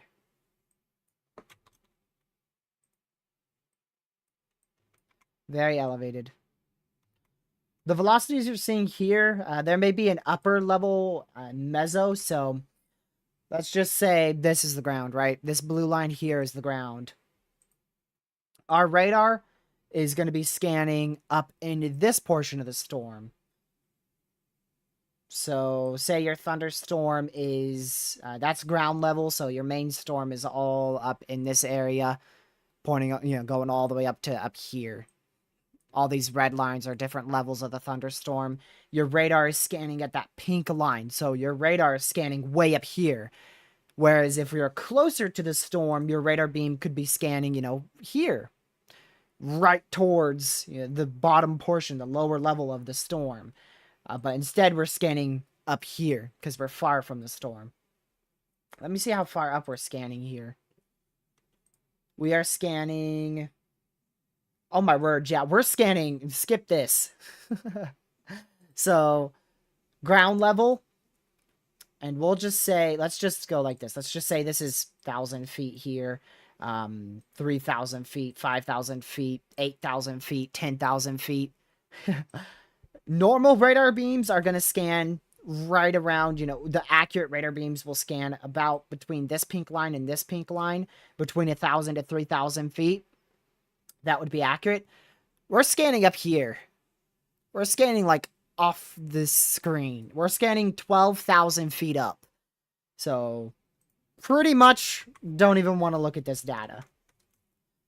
We're not even scanning close to it. I just thought of it. Let me show you this. This will put into perspective how high up we're scanning here. Look at that. We're missing the entire base of the thunderstorm. Because we're scanning like 11, 12,000 feet up. We're missing this whole portion of the thunderstorm. We are missing. I wish there was... we'll use Florida, for example.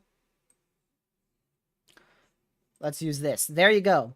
That's how much data we should have. So you could compare the two.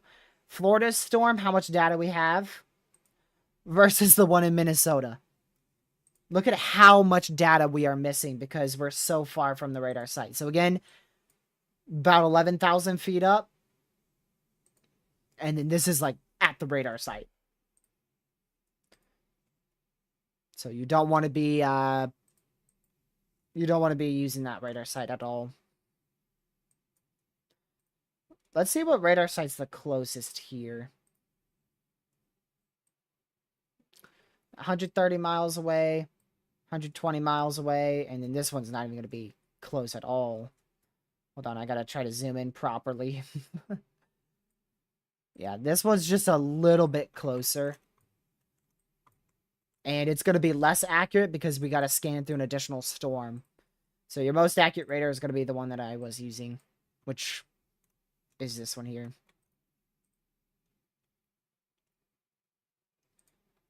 Right here. So probably an very upper level area of rotation, but definitely not anything imminent.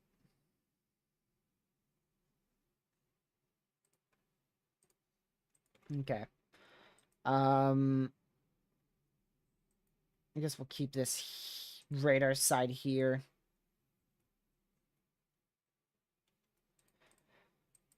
So again, we're just going to keep an eye on these storms. Is this still tour possible? Yep. Observed 1.5-inch hail and a tornado possible tag for the severe storm in Forest Center, Minnesota. So we'll continue to keep an eye on this. Reed has a very crazy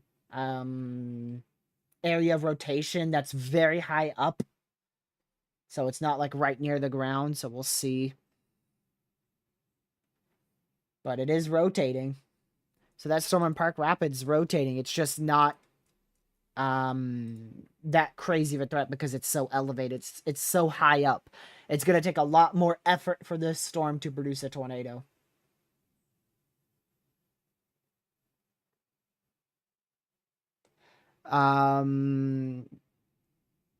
Definitely not Caleb. I don't know. We'll definitely be covering the day 6 threat, but I really think it's going to be closer to like Kansas. Or no, Nebraska.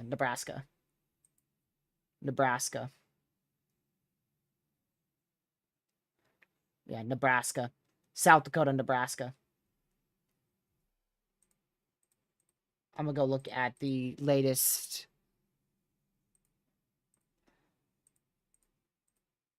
Over here. I want to see the new GFS model for... it almost goes to Monday. Yeah, I think it's... Yeah, Nebraska, South Dakota, Minnesota, Iowa. I wouldn't be shocked to see their 15% be pushed a bit more south. Yeah, I know you're Caden. But no, you're not. You're definitely not Caleb. You're not Caden. Caden's not in the chat anymore. It's definitely not Caleb. Caden's profile picture is a tornado. So, you're not him.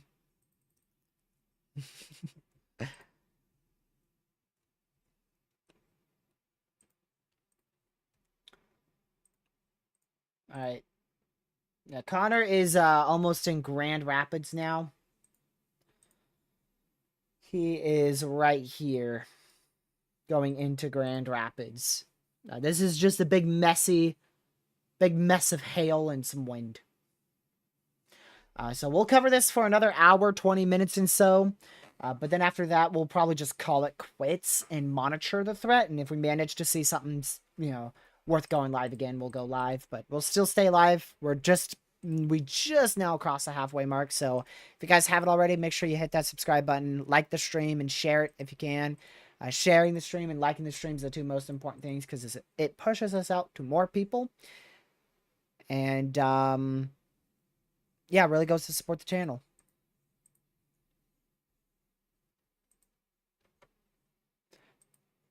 Not all of the chasers are live at this moment. Some people are holding off on their live streams a bit longer. I believe the prime tornado threat is really almost now. About now for the next hour, hour and a half. Henry, there's not a severe warning in place there, but more to the west, we're keeping an eye on this thunderstorm here towards Nevis for the potential of large hail. Yeah, I agree.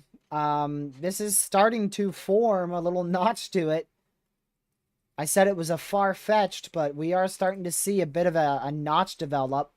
If this notch can begin to wrap around more, if it can begin to start wrap around like this, if you see it start to curve like this a little bit more, then it will most likely become tornadic. And we'll probably need this to clear out a bit. So if this rain and this precip could move back up into the main base of the supercell, and this little notch here can push a bit more to the south, this thing could very well be a decent tornado threat.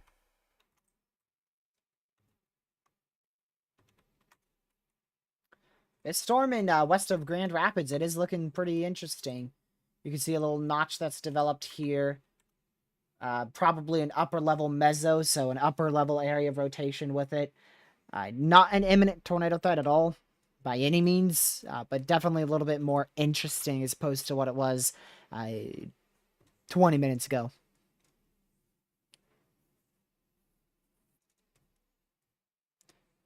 So highest tornado threat at this moment, which is not high whatsoever. Best shot is definitely this one, northeastern Minnesota. But also keeping an eye on this one near Grand Isle here as well. Oh, and also this one back here towards Park Rapids. But none of them are a notable threat for tornadoes. This one is the most interesting, though. It is tor possible, so if we're going to have a tornado at this point in time, it's going to be from this one.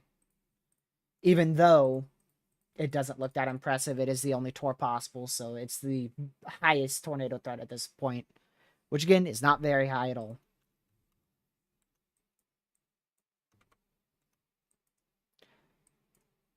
Let's go back out here. So these are still very weak, not even strong. So I'm not surprised.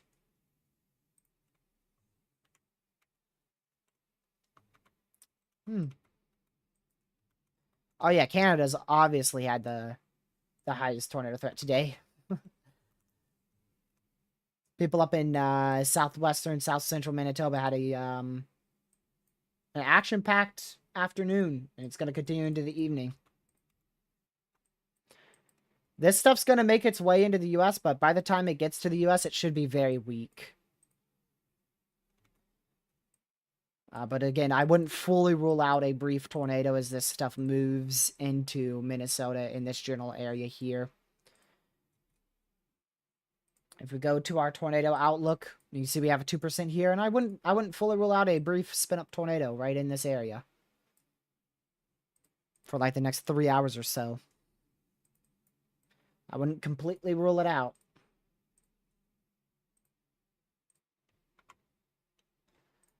The K and BX, yeah, that's what I'm looking at right now.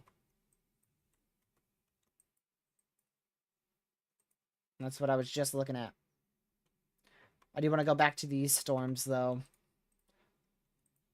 It looks like we're having a little bit better of a tornado threat beginning now, but it's still not high at all.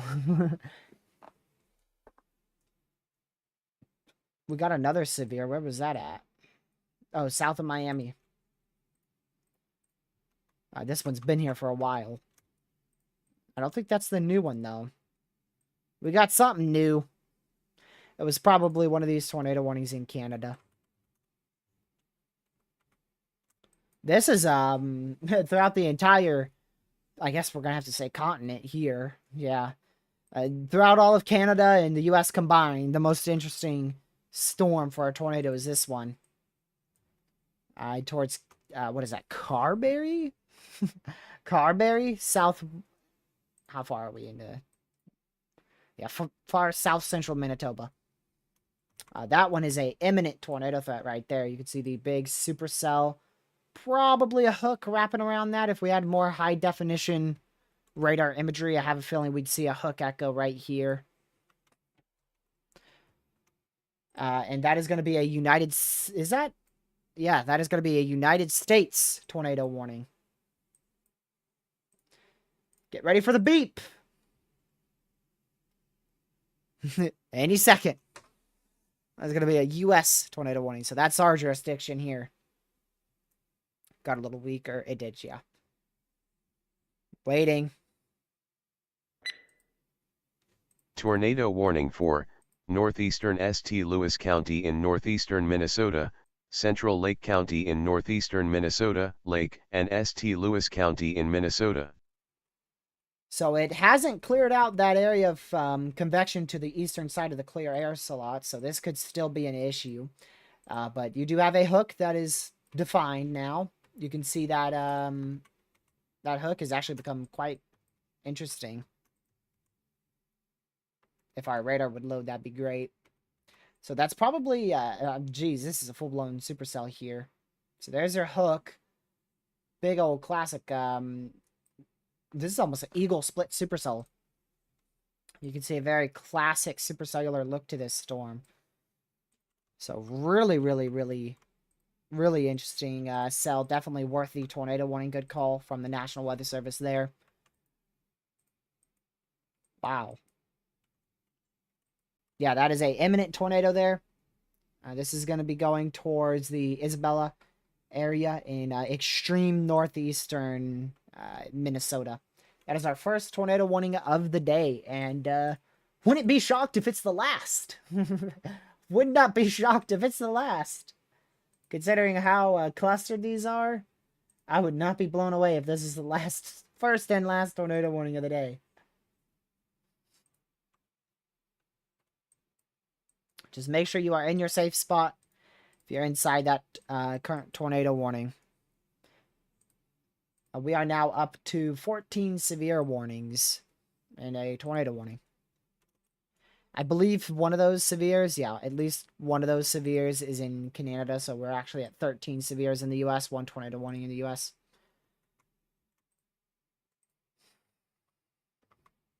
So there you go. I did say that this is the best looking storm for a tornado, and they did tornado warn that, which is, like I said, good call from the National Weather Service, because that does seem tornadic. 642 people, 0 schools, 0 hospitals in that.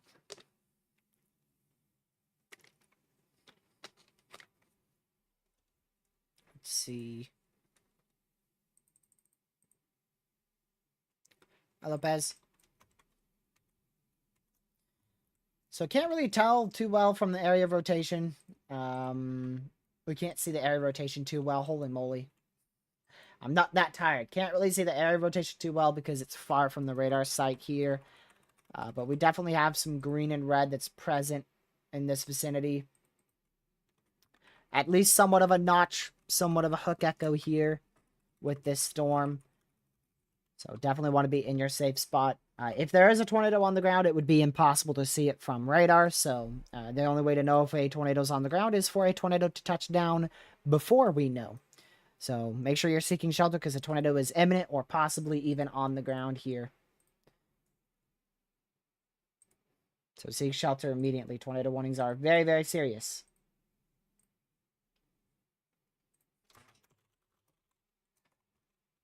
Oops.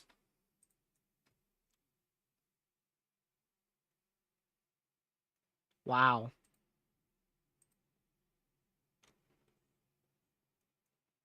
Yeah, definitely definitely want to be in your safe spot here. I was taking a look at Meso analysis. It's not in the best environment at all.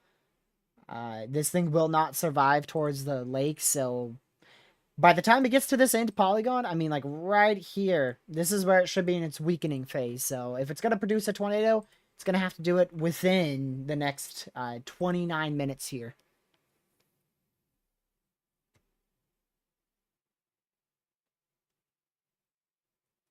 So make sure you're in your safe spot if you're in that tornado warning. Other storms popping off here. We actually are seeing quite a bit of convection in west central Minnesota here. So if you're in this considerable severe, this remains in effect for about 29 more minutes. Make sure you are indoors, away from doors and windows if you're in any of these severes. If you're in the highlighted ones, which is south of Grand Rapids, also Park Rapids, and this one in, is that Elbow Lake? Yep. In west central Minnesota, I suggest going to your safe spot. You don't have to, but I suggest going to your safe spot just in case, because it could be a bit significant for hail.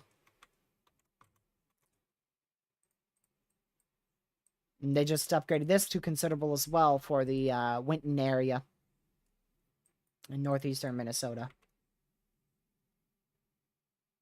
Yeah, this stuff's very clustered, but we could definitely see a spin up tornado out of these later down the line.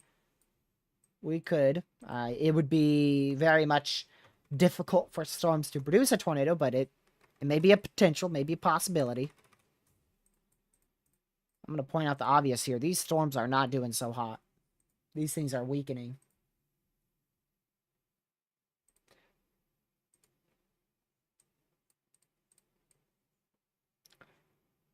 Taking a look at the satellite currently to see what's happening. Yeah, this one's not doing the best. This one's definitely not doing the best. This one's not doing the best. None of these are doing the best at all. Let's see. Too far away from the radar site to tell. But none of them are doing that well at all. That might be a debris signature.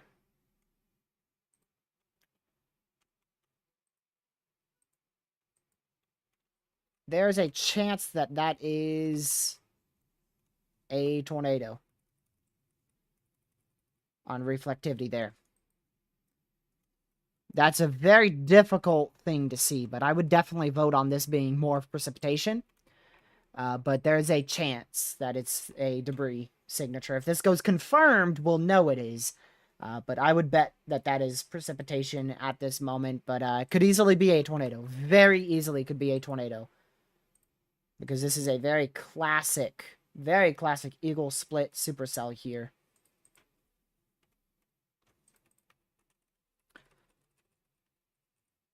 Wow, that is very impressive.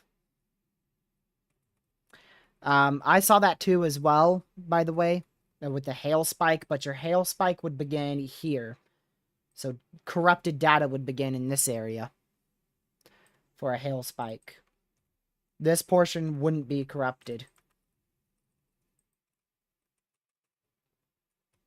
So, like I said, I'd bet on that being a precipitation, but I also wouldn't be shocked if that is a tornado debris signature there.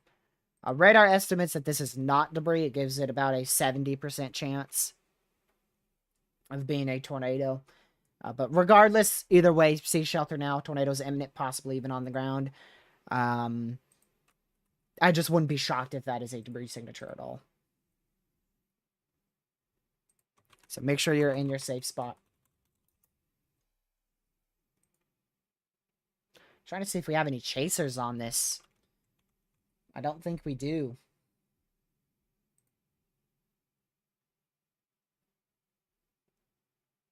Nope. Not to my not of my knowledge there. So here, just another look at this. Yeah, most likely was a just rain or a hail core. But if we have a tornado on the ground, it's going to be right in this general area here. And I mean, that's been a decent area of rotation for a little while. So just make sure that you are in your safe spot if you're in this tornado warning northeastern Minnesota towards Forest Center. That was the only partially scan that I was like, that could be a tornado. Because this scan, it's like, okay, that's just hail, rainfall. And then this scan was like detached almost. Detached. So I was like, eh. So I wouldn't be too shocked if that was a tornado. They'll go out there and survey because it is a tornado warning. So they'll survey anything out there. I didn't see anything notable, though. I didn't see like a big debris ball or a very intense area of rotation. So I don't think it was, but it wouldn't shock me if it was. I want to go back up to Canada here. Yeah, now that is another classic, but this is a big classic supercell. Very, very classic. This isn't your butterfly or eagle split supercell. This is just a full-fledged, massive supercell structure here. With a intense area of rotation and most likely a tornado on the ground out here in Canada towards the Carberry area. I actually know somebody who may just be on this storm. Let's see.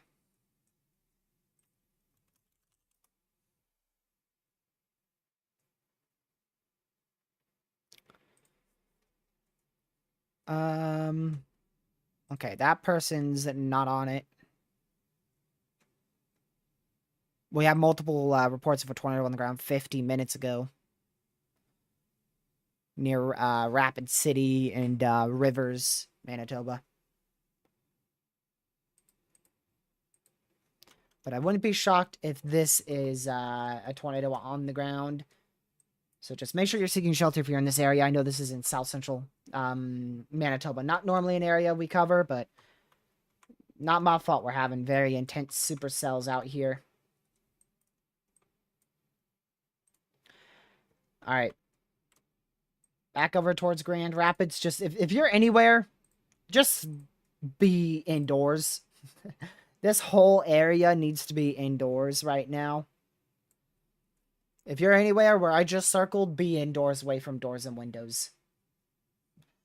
Because there's just a bunch of hail, bunch of lightning, bunch of heavy rainfall, bunch of wind. And it's just a big mess. Nobody has to be seeking shelter at this moment. If you're in that area. Because there's no tornado warnings. There's no destructives. If it gets a bit rough, you know, why not just seek shelter? Better safe than sorry. This is where you have to be seeking shelter. This is northeastern Minnesota, out here towards Isabella, for about 600 some people that need to be seeking shelter. I don't believe that this is nearly as strong as what it was before. If this did produce a tornado, it would have done it a little while ago. I think the most likelihood was about 6:31 or so for a tornado to be on the ground. Now, I don't have any confirmation or anything like that. But if we got a tornado out of this, it would have occurred about 6:31. Because that's when this supercell was the most intense. But we'll see. Like I said, they'll survey this storm. They'll go right along the corridor of that tornado warning, right along the hook. Right along the hook echo here. And they'll determine if there's any tornado damage, any damaging winds. But this storm's probably done. That's probably it. If it produced a tornado, like I said, it would have been about 6:31, and it's done.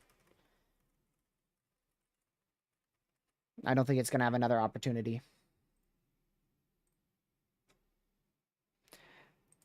All right, not shocked with that either. Let's go up to North Dakota. Tornado warning for southeastern Pembina County in northeastern North Dakota, Pembina County in North Dakota. That is a new tornado warning. This is an area that I talked about to potentially see a tornado today up here in North Dakota.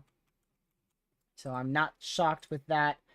There is a locally favorable environment for tornadoes in this region. So make sure you're in your safe spot, northeastern North Dakota, out here, St. Thomas, Canton City. Make sure you're in your safe spot. That is a new tornado warning. So we're up to 2 tornado warnings now in the U.S. 50 more minutes on that one in North Dakota. We will be live for the entire duration of that. So we'll just continue to check on these tornado warnings and watch these severe storms here. We'll see what we're at in 50 minutes. And depending on what we have, we'll either decide to conclude stream or continue for another hour. we'll make that call in 50 minutes.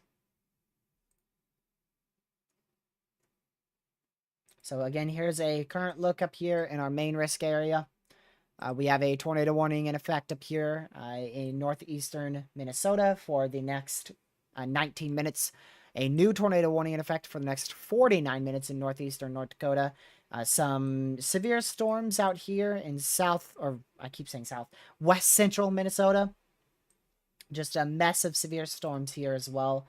The main areas to be seeking shelter is this tornado warning, that red box, this red box, North Dakota, northeastern Minnesota as well. And as well as if you are in this considerable, you don't have to be seeking shelter. If it gets a little bit rough, though, if you're in Hill City, you may want to consider going to your safe spot just in case, but you don't have to. This will expire in 2 minutes, and this considerable expires in 17, so in 2 more minutes, we should only have one significant severe in this cluster.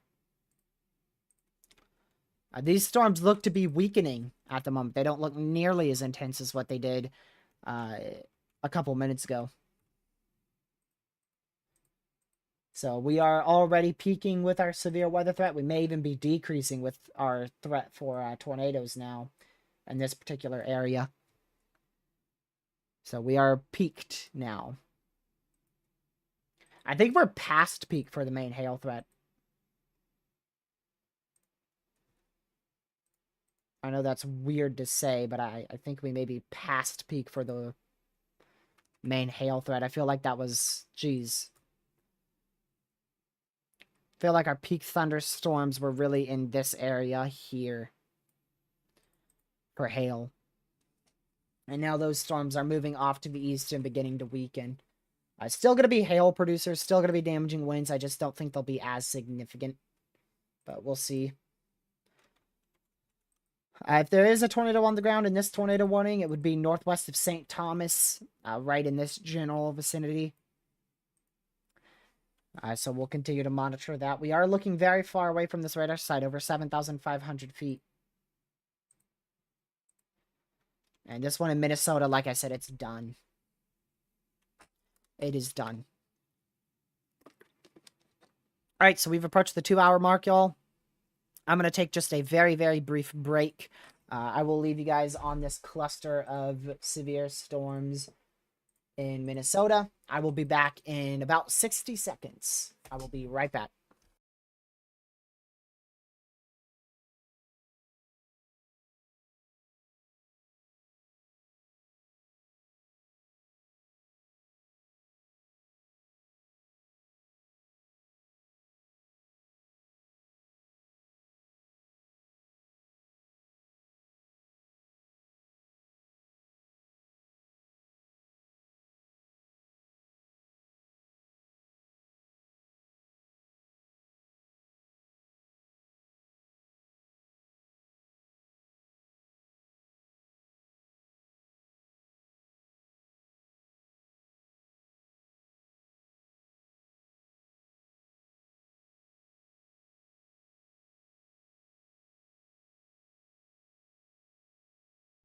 All right, I am back. Oh, they just downgraded that too. Good. Actually, that was canceled. So we're left with just one significant severe. They canceled one and expired the other. So we're left with just one significant severe for 14 more minutes. The threat is decreasing at this point. Oops. Not much out there in Florida other than just your crazy rain event. So still keeping an eye on our tornado warning north of, or actually for St. Thomas, North Dakota. And same goes for our tornado warning cell out here in Fort Center, northeastern Minnesota. I don't believe this one in Minnesota is as tornadic anymore, so I wouldn't be shocked to see them cancel that. And if they don't cancel it, it will expire in 15 minutes.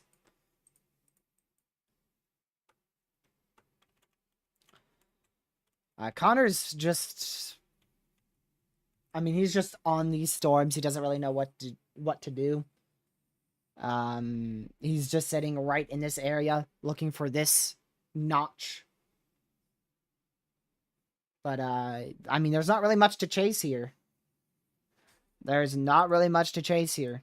It's just a lot of rain showers and, isolated thunderstorms there. Or a big blob of thunderstorms. That's how we'll put it. Big blob of thunderstorms. Let me see. I think tomorrow has a lot better potential to be significant. A lot better chance.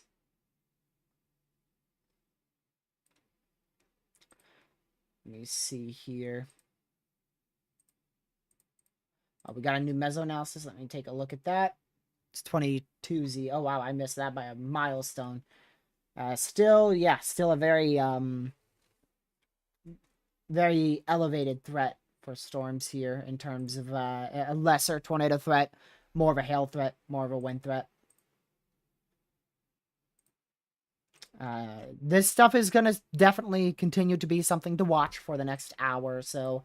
But once we hit 8 o'clock, that's when this severe threat should drastically decrease. I can tell you this, though. After 8 o'clock, we're still going to have the risk for severe storms. There's going to be the southern extent of the cluster that we'll have to watch. So at this point, right here. And then we'll also have to still keep an eye on these storms up towards North Dakota, going into northwestern Minnesota. So here and here. Those are the two areas I'm watching the most. Not really keeping an eye on that one in Minnesota, northeastern Minnesota. I mean, it's kind of just there now. I'm just not really concerned for it. Make sure you're in your safe spot if you're in that warning, but I don't think it's doing much anymore.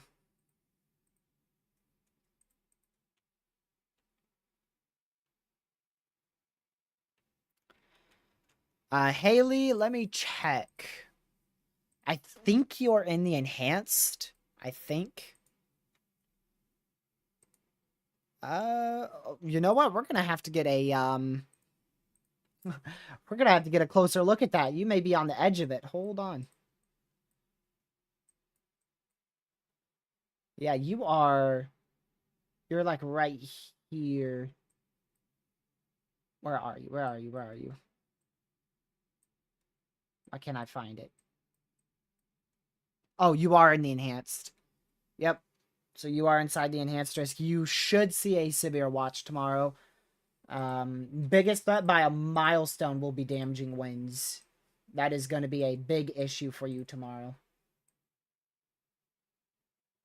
If we do see storms in your area. Timing for those thunderstorms will most likely be right around 10 p.m. Eastern, or actually 10 p.m. local. Maybe even a little bit later than 10 p.m. Central. Hello, Pete. Welcome to the stream. Surprised you weren't looking the whole time.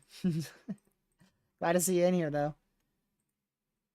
I saw something get tore possible. Yep, Connor's storm is tore possible. Interesting. So that's now a tornado possible severe for 26 more minutes. Not too shocked with that, but that is interesting. There's a little area of red and green here that will probably disappear next scan, and then a little notch that is probably not even rotating there. So not 100% why they put Tor Possible on that, but, I mean, better safe than sorry. But I don't see much potential with that, personally. Now watch it go warned. These storms in Canada are probably just about done. This is still your main one. If there's a tornado on the ground, it would actually be a donut. Not a donut tornado. Okay, not a donut tornado, but the supercellular structure has a donut hole to it. So if there is a tornado on the ground here, it would be right in the middle of that donut. If not, maybe just to the south of that.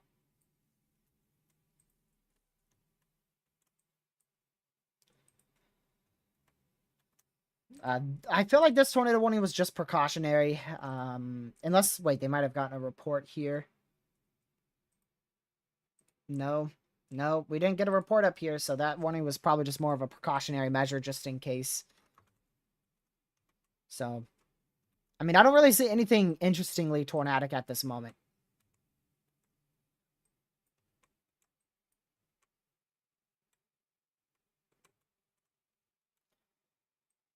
Tornadic wise, once again. Hail threat still very much there. Wind threat is present, but not that high. Hail is your main issue.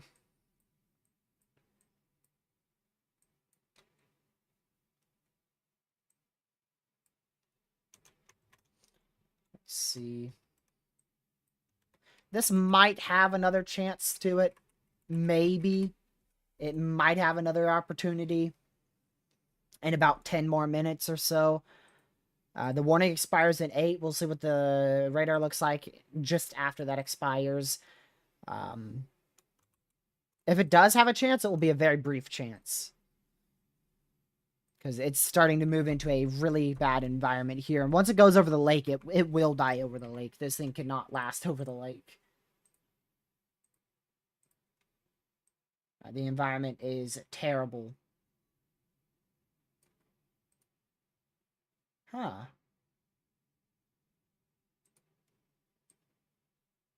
You know, it's interesting. The HRRR-18Z perfectly predicted this supercell. Perfectly predicted this supercell. Wow.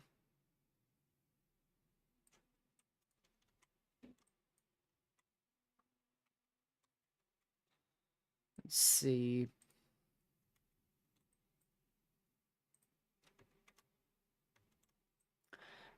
Honestly, if I were chasing this threat, I'd just dive south. I'd just say, skip it. Today ain't doing anything. And just go south. I would most likely just dive as far south as I can so that way I could get, like, good sleep. As opposed to chasing this hot mess. And prepare for tomorrow's threat. Because tomorrow just looks better in all ways. Today had an opportunity, but this morning we found out that that opportunity was going to be very, very short-lived and not that interesting.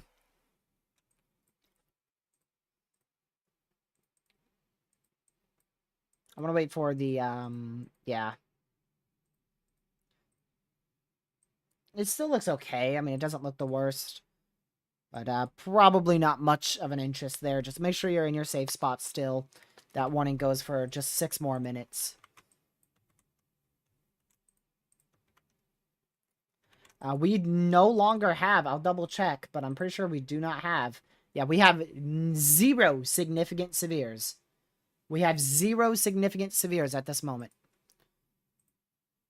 If we had one, you'd see a considerable next to it. It's a, for instance, hail 1.75 inch, wind 60, threat considerable. But it does not say that. Just like if we go to the flash flood, well, this says it's a particular dangerous situation. That's the flash flood emergency. Can't really show you an example of it because we don't have a considerable severe. I'm sure you guys saw it, though, when I opened that menu beforehand.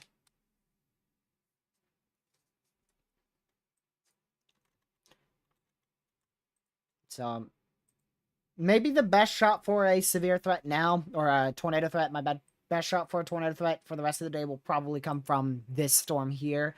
It's still going to be minimal, though. Still going to be minimal.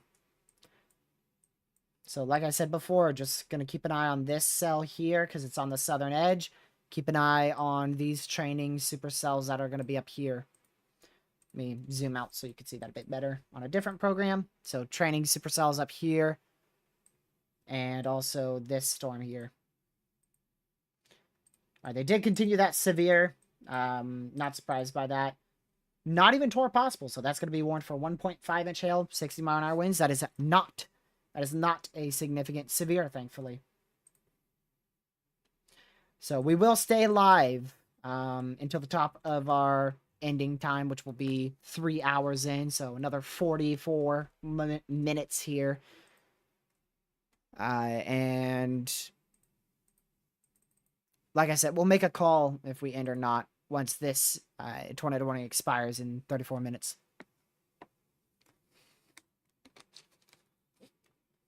The threat for severe weather still continues with the potential for 2 to 3 inch hail being possible.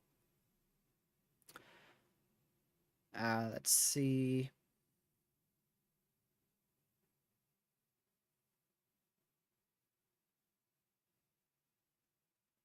Yeah. What? A tornado watch will be considered for targeted areas southeast of the ongoing storms. Huh.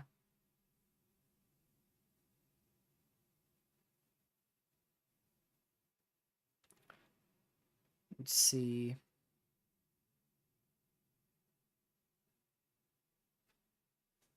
So they're talking about a more notable tornado threat possibly developing, but that was at 22Z. That sounding was at 22Z or VW. What is it? VWP. I was at 22Z, dude.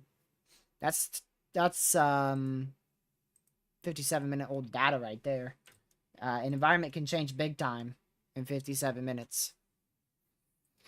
I guess the watch would be.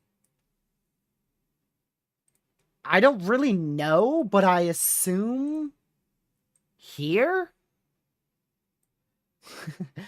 I don't really know where they'd put a watch. I don't know. I don't really know. They don't specify where. They just say southeast of the ongoing convection. So if I had to guess, probably over here. Tornado warning for central Pembina County in northeastern North Dakota, Pembina County in North Dakota.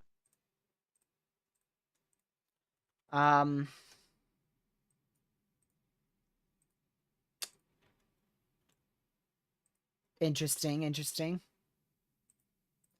This tornado warning expires, I think, right after we will end.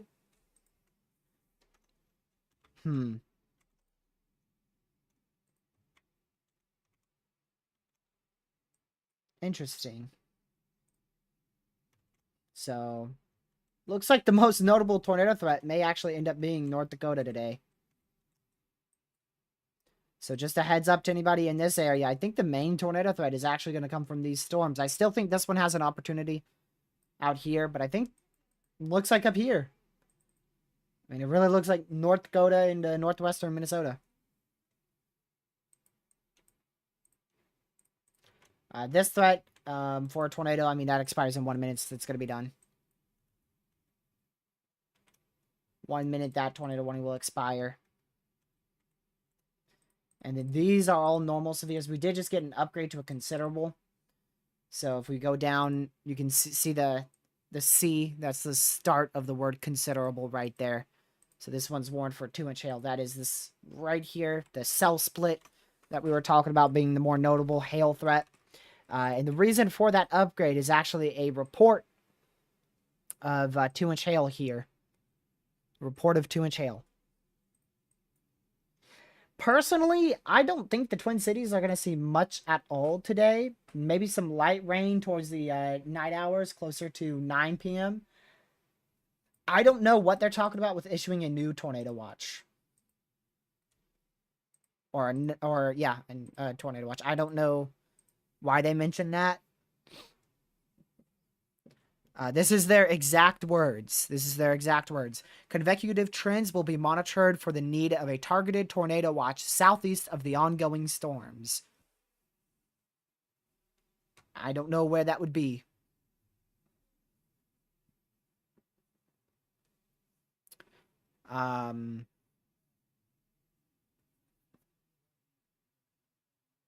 Interesting. I mean, nothing really looks good in the environment. Like, environment-wise, this place, it's bad. It's really bad. It does not look good for tornadoes at all. minus North Dakota. North Dakota actually does look semi-decent. This area right here is favorable for tornadoes. So we'll just keep an eye on it. I have to turn off my camera for just a second. I thought I saw a strong storm tonight by me. I won't be live for the whole night, so I won't be able to tell you if anything heads your way. But these storms are heading towards your direction. The only thing is they should weaken by the time they get there. Keyword should. Now, if they don't, then just know that was not in the forecast. What'd you miss? A tornado warning in a radar hole that might have produced a tornado. We don't know. It looked interesting. It was warned and it looked pretty interesting. 2 tornado warnings that are still active in northern North Dakota, extreme northeastern North Dakota. Most likely a storm that produced a tornado in Canada. We had a really good looking supercell that could have easily produced a tornado. Didn't see any reports on it in Canada, but it could have easily produced a tornado. Very easily. And weakening thunderstorms out here in Minnesota. So I'll summarize everything right now. Possibly a tornado in northeastern Minnesota. Tornadic storms are anticipated to continue in North Dakota for possibly as much as 2 to 3 hours. And there may have been another tornado back up towards southern Manitoba. And these storms are dying out. Oh, also, the National Weather Service is considering a tornado watch for somewhere. Lord knows where, because I have no idea what they are talking about.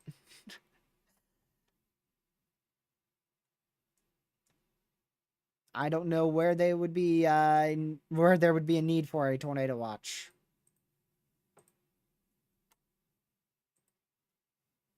In my opinion.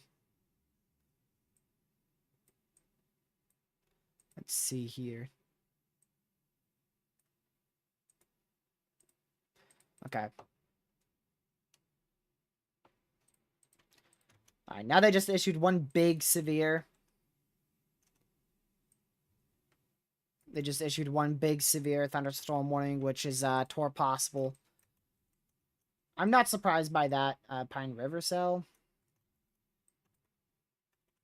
Meh. So now they just issued this big severe thunderstorm warning for Grand Lakes here. Massive severe for 41 more minutes. Tour possible. 60 mile an hour winds, 1.5 inch hail possible as well. We could easily see a spin up tornado at any given minute on this storm or this storm. And if that does occur, we'll most likely see a tornado warning. So it doesn't look like an imminent tornado threat, but there is the potential for a tornado out of these storms here. Let me go ahead and close all this stuff out. Make sure that's muted.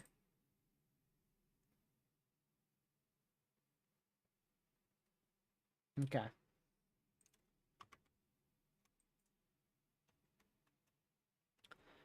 I don't really think this storm's doing a whole lot, but if we do see a tornado tonight,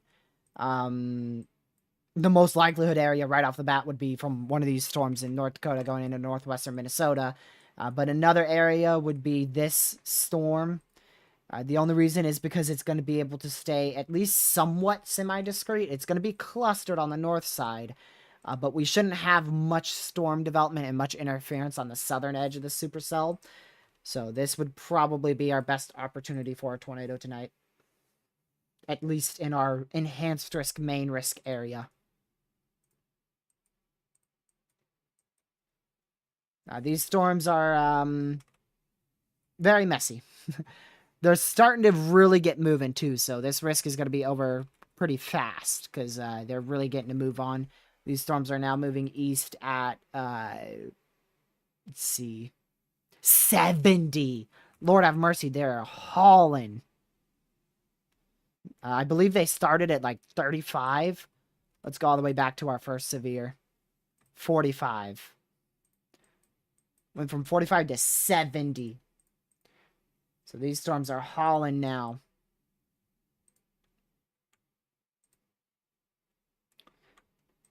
Go back over here.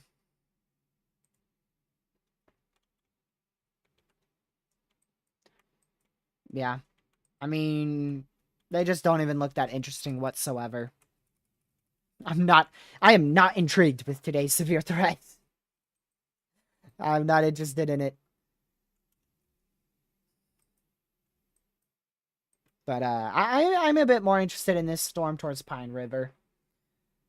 But like I said, if I was chasing, there'd be two calls. You could stay with this storm in Pine River, and it probably wouldn't hurt that much to follow it. Or you could literally just dive south as far as you can and then get some good sleep tonight in northern Iowa. And then when you wake up in northern Iowa, move towards your target area near probably Des Moines. There's really a big target area for tomorrow. You could target anywhere from Des Moines all the way to Lincoln, Nebraska. I mean, this whole area, let me show you. This whole area would be a perfectly fine target area. But I would target like Des Moines, like right up here.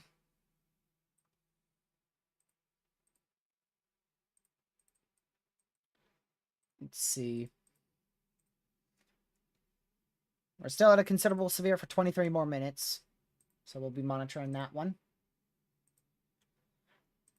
Let's go back to this real quick.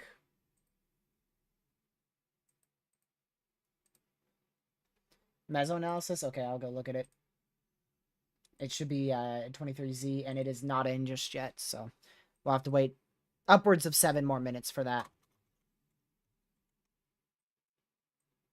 Yes, for tomorrow.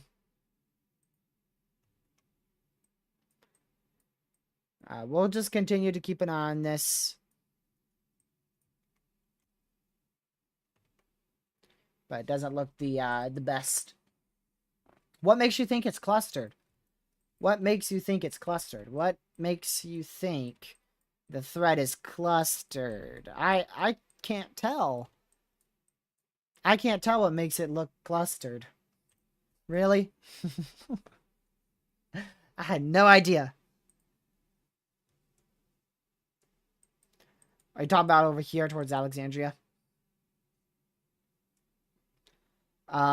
This is just bad environment. I mean, this is just a bad environment. I don't really have to say much more than that.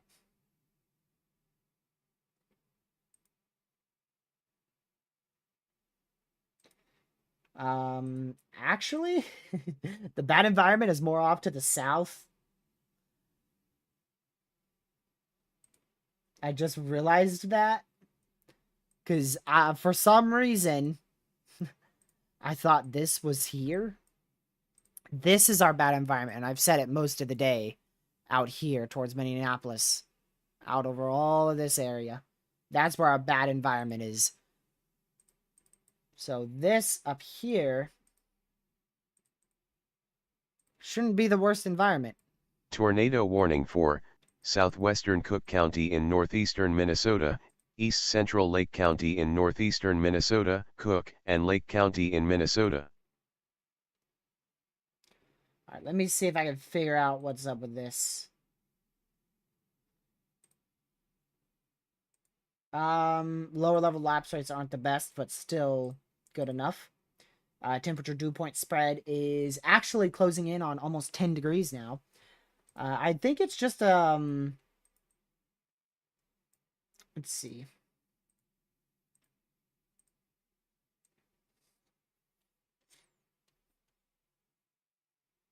Honestly, I couldn't tell you. I think it's just lack of a solid trough. Could be that. It could just be the lack of a solid trough.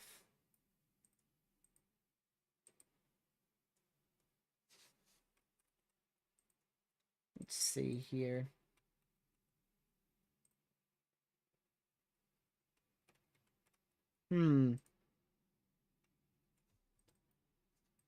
Weird. HRRR has these storms continuing for a long time tonight. If the HRRR is correct, we will have to be back tonight. So I pray it's wrong. There's a good chance it's wrong. Alright, this is the new tornado warning we just got, so it's gonna have one last opportunity. I told you guys it might have a small window of doing it just before it gets to the lake, and it's somehow gonna try.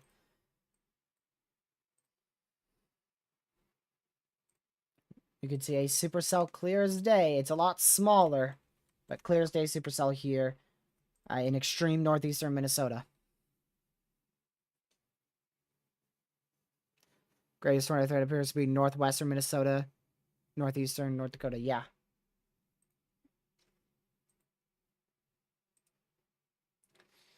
That's just simply because storms are discrete. Another corridor is with this cell here.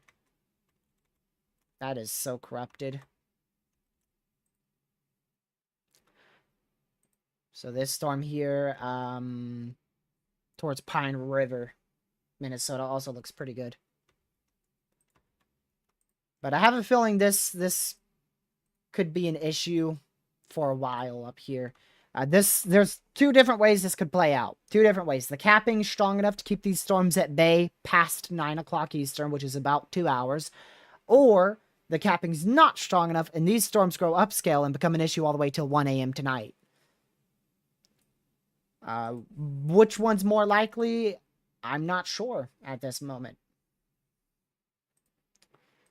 It also looks like they're shifting eastward quite quickly too, so they should move more like this as opposed to this. They're going to move more eastward.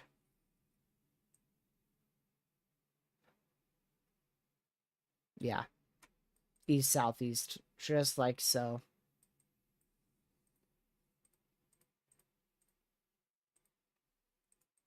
Hopefully the HRRR is incorrect tonight. Wouldn't be the first time. HRRR has the primary threat already occurred. If not still occurring, so... I guess we're gonna stay live a bit longer, considering we have 3 tornado warnings. We're staying live until 3 hours in, so that's, what, 27 more minutes at least? I don't know, we'll see. They put it as store possible. Uh-oh. That could be, an issue very soon. Lisa, thank you for the $10 sticker. Much appreciated. That is greatly appreciated. Thank you so much. I'm trying to look at the Weed Whackers feed. I'll see if Streamlabs gives me a notification for your sticker or not. It's really just... Oh, hey! Sometimes it does, sometimes it doesn't. Thank you, Lisa, once again for the $10 sticker and or super chat. Greatly appreciated. See you later, Legacy. Have a great rest of your night. I plan to be live for about 25 more minutes or so. Unless this southern storm, this would be the only storm that I stay live for. So if this thing looks more interesting, we'll stay live for it. We'll see. Let me see what Connor's thinking of doing here.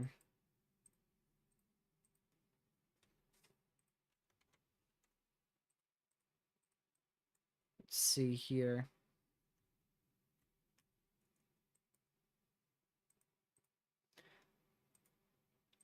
All right. 2 considerables now. We got a... Am I... Hold on. Maybe I'm... St. Louis, Minnesota. Eddie, New Mexico? Did they reverse the initials on me? No. We have a significant severe in New Mexico. For both wind and hail. This is the most concerning storm we've seen of the day in terms of severe. we haven't had a severe for 70-mile-an-hour winds and 1.75-inch hail, so this is technically the highest severe warning we've seen, and it's in New Mexico.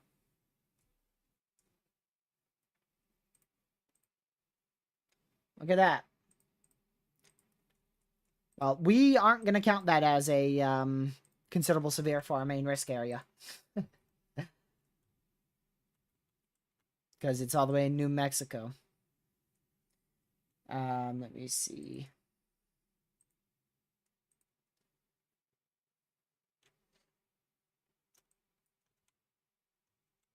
Yeah, I think the main one to watch, y'all, is... Wow, this one could easily be tornadic right now. I wouldn't be shocked to see this get warned. This thing is looking very impressive now. Jeez. It's far from the radar, so we're not going to be able to see if it's properly tornadic just from radar imagery. It's way too far. It's in our perfect radar hole. But I would not be surprised if that is rotating quite a lot.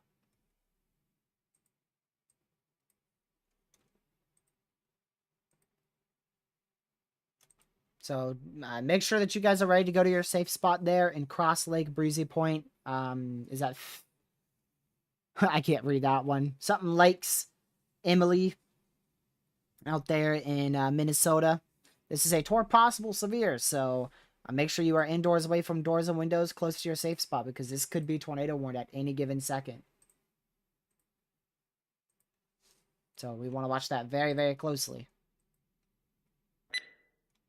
Is it Tornado actually? warning Oh for my word. West Central Aitkin County in East Central Minnesota, Southern Cass County in That's North crazy. Central Minnesota, Central Crow Wing County in East Central Minnesota, Aitkin, Cass, and Crow Wing County in Minnesota. Still got it. Still got it. No longer any tornado warnings in effect in North Dakota, thankfully. I pray we stay that way. We should lose this tornado warning in Minnesota, northeastern Minnesota, in about 20-ish minutes or so, as that's going to move into the lakes there. About 26 minutes till that expires. So if we stay live, it's going to be because of this one storm, and that's it. And it is starting to get discreet as well. Also about to get a view on this from a chaser. So we should have a good view shortly.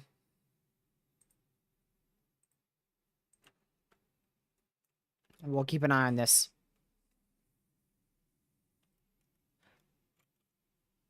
Remember when you said us wasn't going to do anything? What's us? Yes, I did say the cluster wasn't going to do anything. Unless it's on the southern side. This is the cluster. This is your cluster. And what has it done? Oh, nothing. Wow. This isn't part of your cluster. This is the southern side of your storms. And I made that pretty clear throughout like the whole stream. That if anything were to happen, it'd be the southern side of the cluster, the southern storm. Which this one might have a chance too, because it's on the southern side as well. But don't get ahead of yourself. It hasn't done anything yet.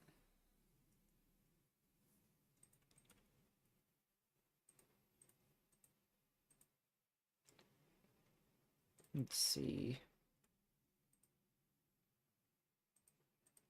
So here's your prime tornado threat. This lasts for about 40 more minutes, and then it's going to fall off fast.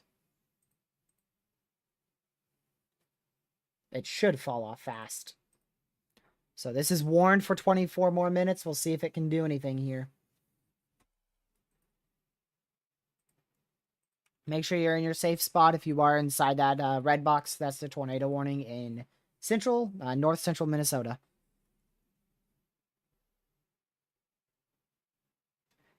Also, we do have one up here in extreme northeastern Minnesota. It's in a radar hole. It's going to the lakes, so we'll mention that a couple more times, but it's going to be in the lakes shortly, so that's good news.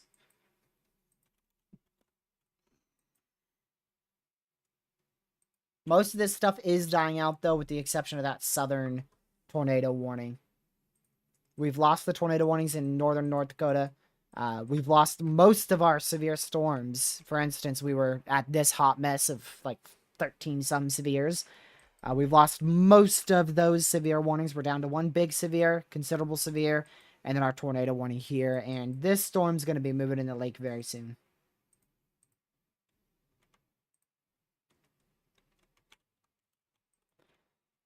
Still keeping an eye on this.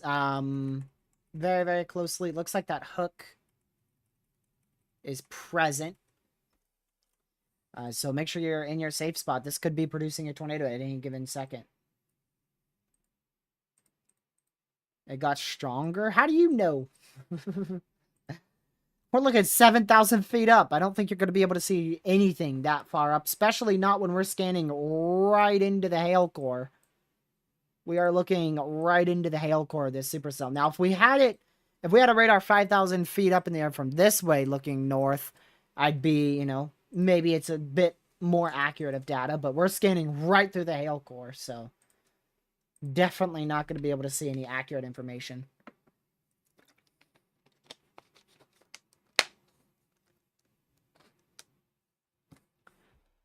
So we'll keep an eye on this. That is definitely our biggest threat at the moment. So we're not even going to leave this storm. Let's see here. Clear where the rotation is. Oh, really?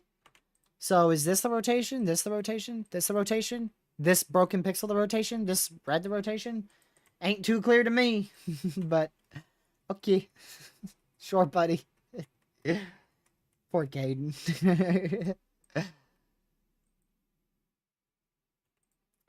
It is clear where the rotation is just because of the hook. It's right here.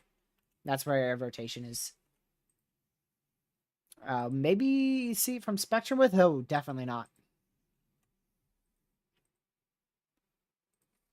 We have 3 chasers who are trying to get into position to see this storm, but none of them are actually in position to see the storm.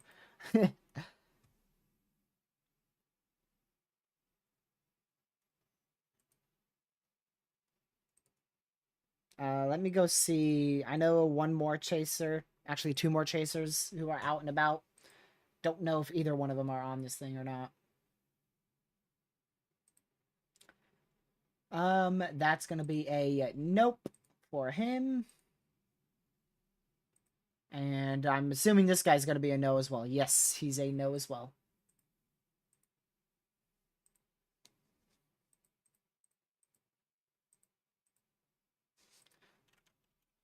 Yeah, this could easily be on the ground.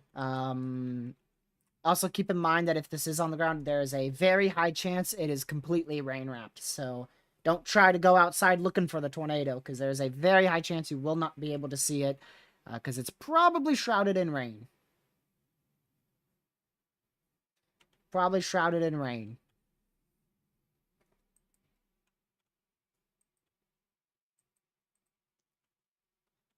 So this is we're gonna keep an eye on this for a bit longer. And we'll see how it plays out here. Man, if this was not tornado warned, I would end stream in 15 minutes, but this thing's probably gonna be an issue.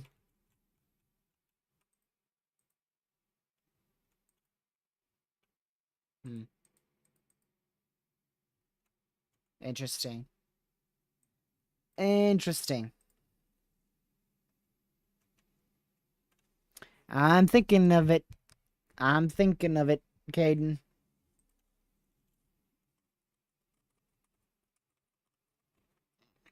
So we'll just keep monitoring this. Make sure you are in your safe spot. Tornadoes imminent or even possibly even on the ground here. Right near Cross Lake, moving off to the southeast. Let me go check this.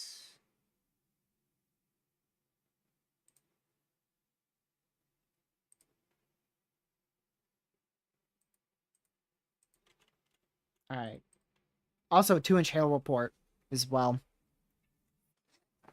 So make sure you're in your safe spot if you're in that tornado warning. I no longer plan to end in 15 minutes. We are going to most likely extend the stream.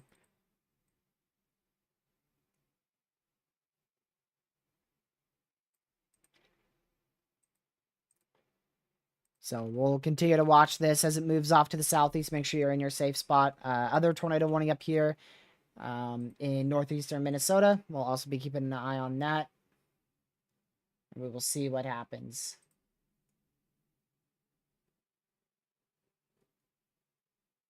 Let's see. Sorry that I'm a little quiet. I'm trying to see this. Okay, not on the ground. It is not on the ground. Good news. So this is not a tornado on the ground, but it is an imminent tornado. Hence the tornado warning. So just make sure that you are in your safe spot because this could easily produce a tornado at any given second.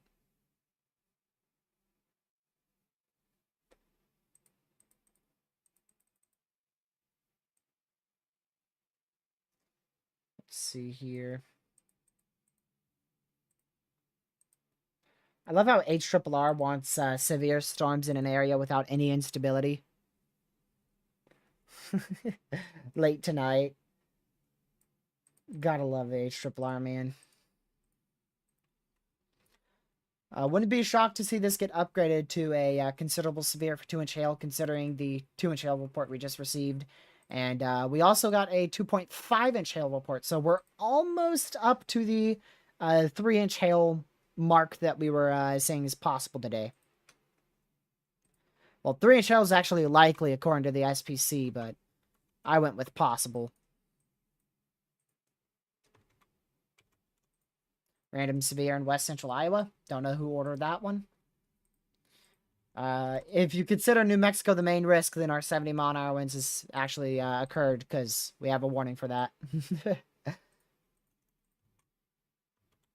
This severe just got downgraded to a 1.5-inch hail severe thunderstorm warning. So that will be downgraded shortly.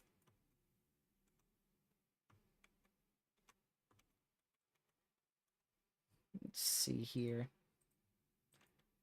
Thanks for sticking with us in Minnesota. We call it Minnesota. Like a mini soda. It's Minnesota.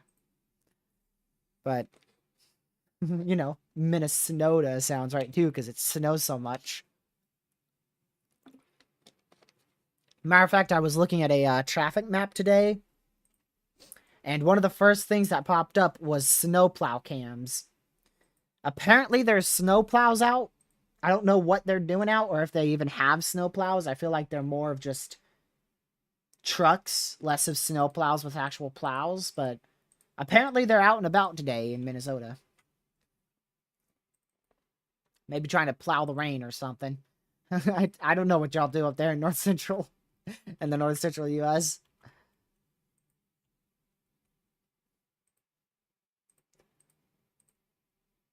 It's also getting really dark on Connor's feed. I don't think it's getting that dark out there. It's what, 6:29 out there?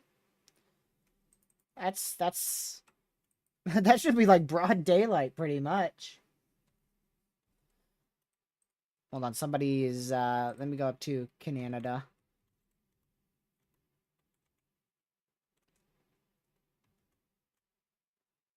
Okay, that's still tornado warned in extreme south central Manitoba. It's not CC because I have a view of it right now from a chaser and he doesn't have it on the ground at the moment.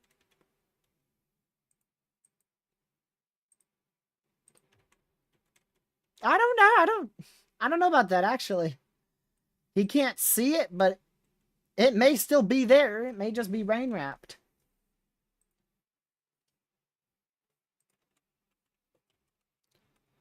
So there could easily be a tornado on the ground, or about to produce a tornado at any given second out here near Cross Lake in Breezy Point, Minnesota. Moving off to the southeast. This is a very dangerous storm. Could be producing a tornado at, like I said, any given second here. Just briefly going to go look at our storm up here. Also moving off to the southeast. Looks terrible. That warning expires in 13 more minutes. So even though we are down to just 3 severes, all of them are normal. None are significant. This tornado warning is about to expire shortly. We are going to stay live solely because of this stubborn storm. It's typically how 2024 goes. That just won't let go of the environment. That's just typically how it goes.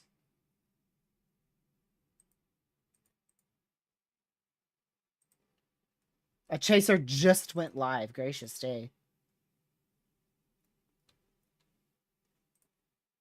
Where's this dude at? Holy crap.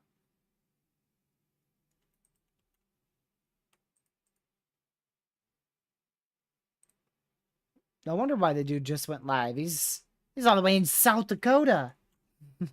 Dude is really far up there. Let me go back over here.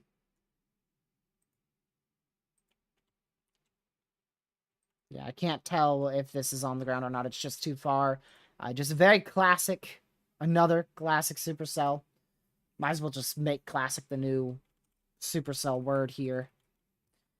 I shouldn't really say classic. It just has a really good supercell look to it. Now, a classic supercell would be a storm that, goes like this, and then it has a very tight debris ball that moves back up to the north.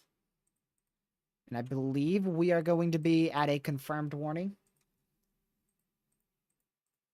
We sure are. There's most likely a large tornado on the ground out here in Cross Lake, first one of the day. So a tornado is most likely on the ground out here. Let's see here. Damaging tornadoes. Emergency management has reported a rotating wall cloud. What the heck? A tornado is on the ground. Source. Emergency management reported a wall cloud. Let me just read that one more time. National Weather Service. A confirmed tornado is on the ground. Source. Emergency management reported a rotating wall cloud. Bro. There's a big, big difference between a wall cloud and a tornado. What are we doing? I saw the wall cloud too. I saw the wall cloud on this chaser's feed that emergency management probably reported, but big difference between a wall cloud and a tornado. Oh, Lord have mercy. Is that it? There's the wall cloud. I see the wall cloud.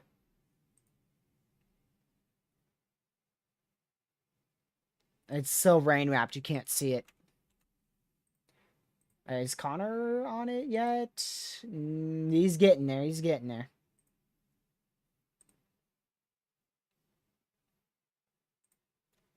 There's a whole lot of rotation, I can tell you that, from the chaser I'm watching.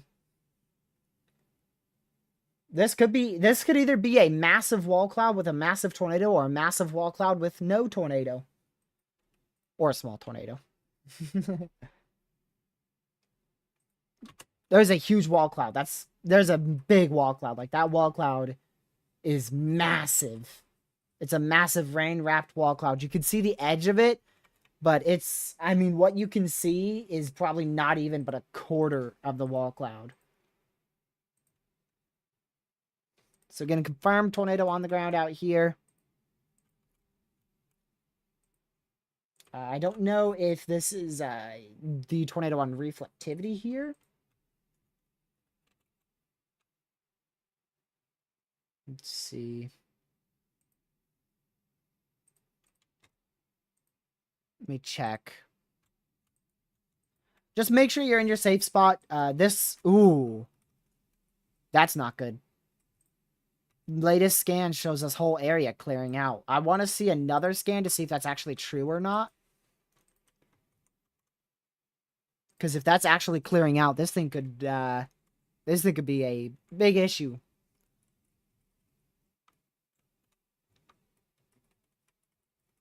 Right, this is an observed tornado out here, central Minnesota. Going out here towards Crosby. Make sure you're in your safe spot. Make sure you are in your safe spot.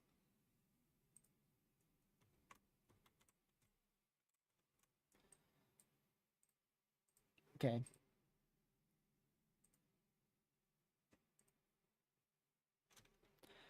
Weedbacker. I don't see it on his feed at the moment.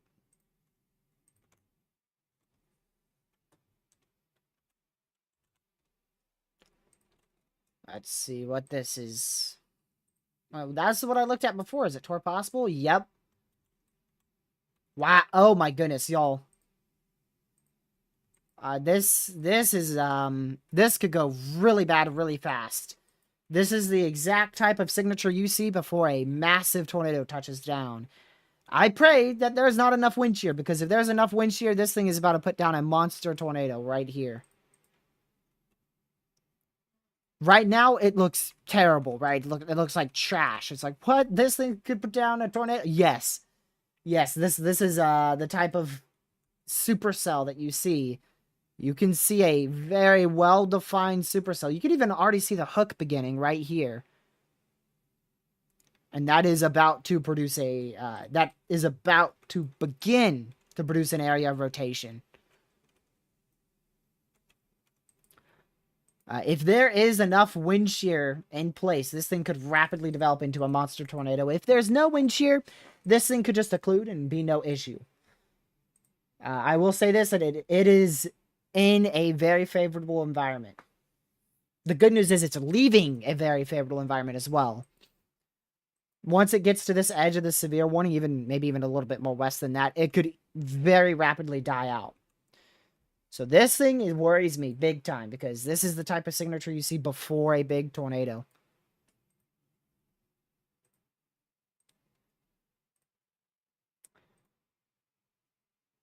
Let's see. A localized tornado threat is evolving over portions of central and eastern Minnesota. The area is being considered for a small tornado watch to be issued. Lord have mercy. That thing is ramping up fast.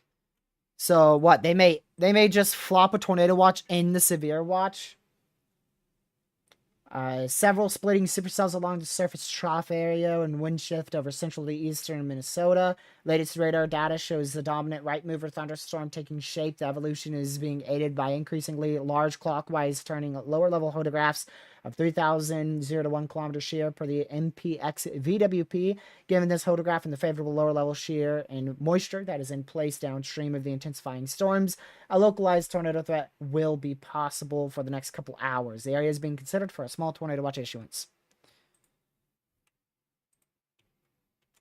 Oh my goodness, Warren, please give me a tornado warning here. Tornado is imminent. Tornado is imminent out here in Wright and Cornwall, Minnesota. Run to your safe spot now. We could have a big tornado develop at any given second. Wow.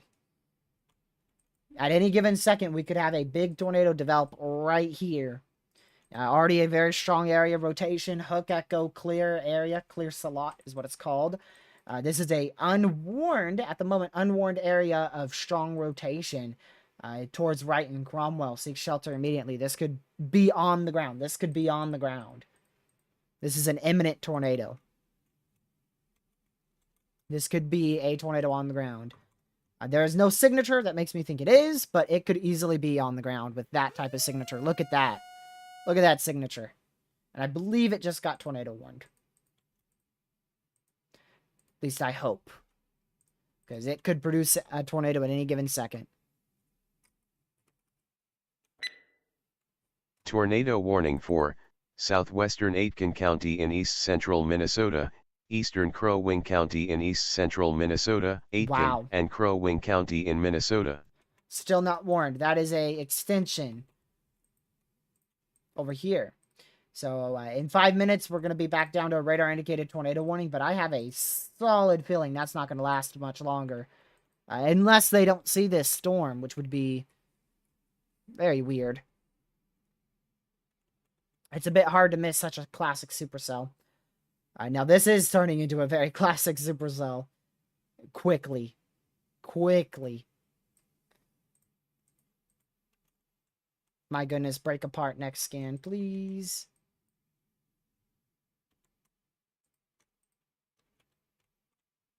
Alright, just make sure you're in your safe spot if you're in Cromwell and right. If this does get tornado warned, you're gonna have barely any lead time to be in your safe spot, so make sure you're going to your safe spot now. This is going to be heading right for Cromwell, from what I can tell. Next scan should be in now. Let's see if it comes in right now. Nope. Okay, I'm yet to get it on this one neither.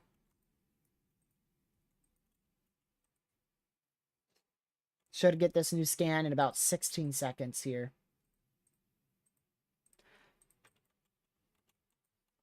By the way, this is completely contaminated, but there's still a very classic supercell here.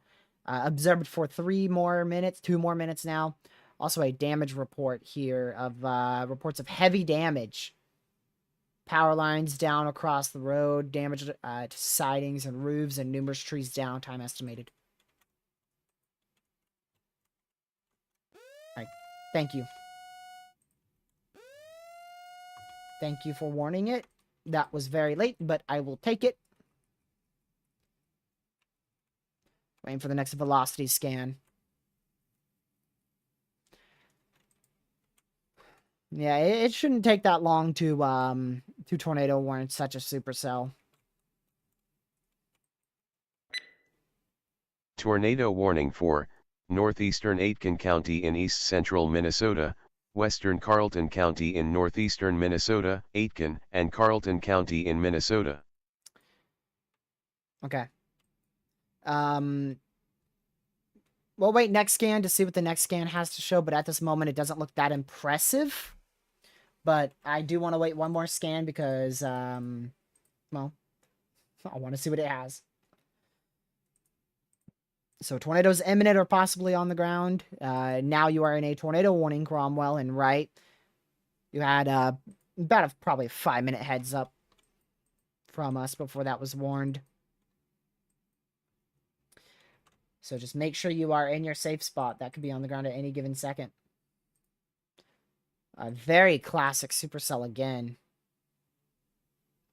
Look at that. Not textbook classic though. Look at this one. Dude, look at that. Wow. No, they put a warning on it now. They put a warning on it now. Also, keeping an eye out for a tornado watch to be issued inside the severe thunderstorm watch due to the locally favorable environment developing. In less than 60 seconds, we will go back down to a radar indicated tornado warning. So I want to wait for the new scan on this to see what it shows, because we could easily have a tornado on the ground here.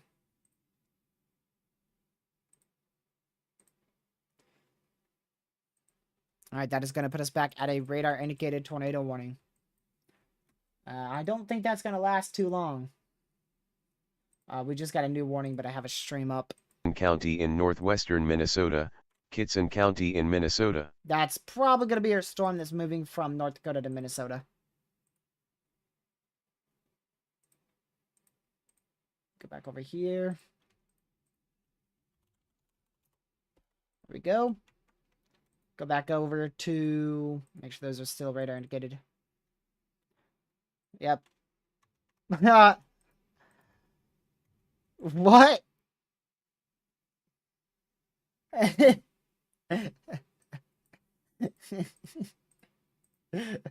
What the heck?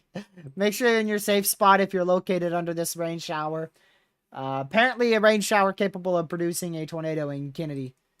Out there in northwestern Minnesota. We also did lose the tornado warning out here in northeastern Minnesota because it's now moving into the lake.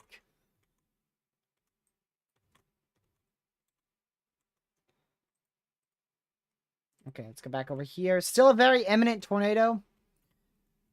Doesn't appear to be on the ground at this moment from our latest radar scan, which is going to be an accurate radar scan for once today. But this could easily drop a big tornado, y'all. Very, very easily, I'm telling you. This could easily drop a big tornado. The good news is, like I said, it's moving out of the favorable environment. It's moving out of the best environment. So both of these tornado warnings are very much imminent tornadoes, capable of producing a tornado at any given second. So make sure you are in your safe spot if you're in those tornado warnings.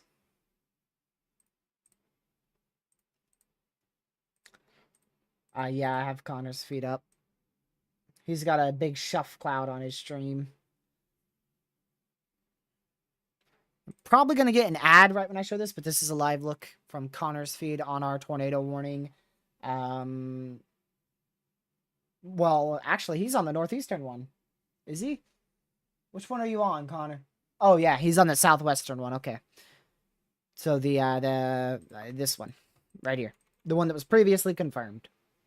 That is the one Connor's on.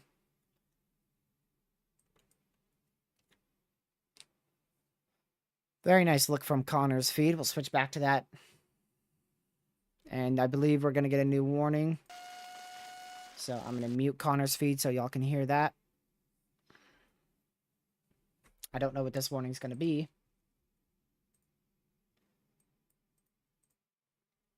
Alrighty, we got a tornado on the ground, which is actually going to be previously unwarned. So a tornado is on the ground that was previously unwarned. A weather spot tornado warning for north central Morrison County in central Minnesota, Morrison County in Minnesota. There's another classic case of rain showers producing tornadoes in 2024. So tornado is on the ground out here. Just wanted to quickly check that. Okay, so tornado's on the ground out here in Freeham, Hillman, just to the to the northwest of the Twin Cities in central Minnesota. Connor may have a tornado on the ground, or not tornado, my bad, wall cloud tornado trying to develop. That is definitely rotating, Connor. That is definitely something trying. So if there's a tornado on the ground, it would be right there, but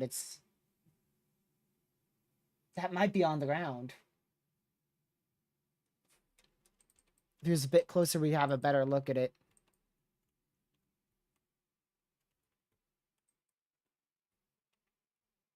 Connor's saying it's a tornado, but we don't have a clear view of it.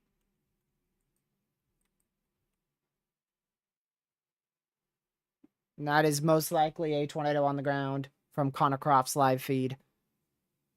That's the one going towards Crosby.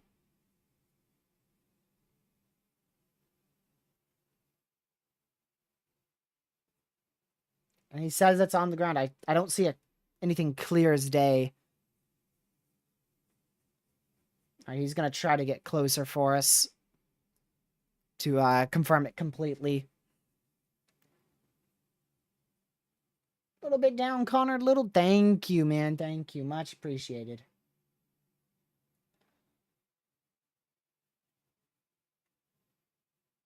Let's see if it is. See if Connor was wrong or right. He said it was on the ground. I still ain't seeing it too well. I don't know, Connor. That doesn't look like it's on the ground to me.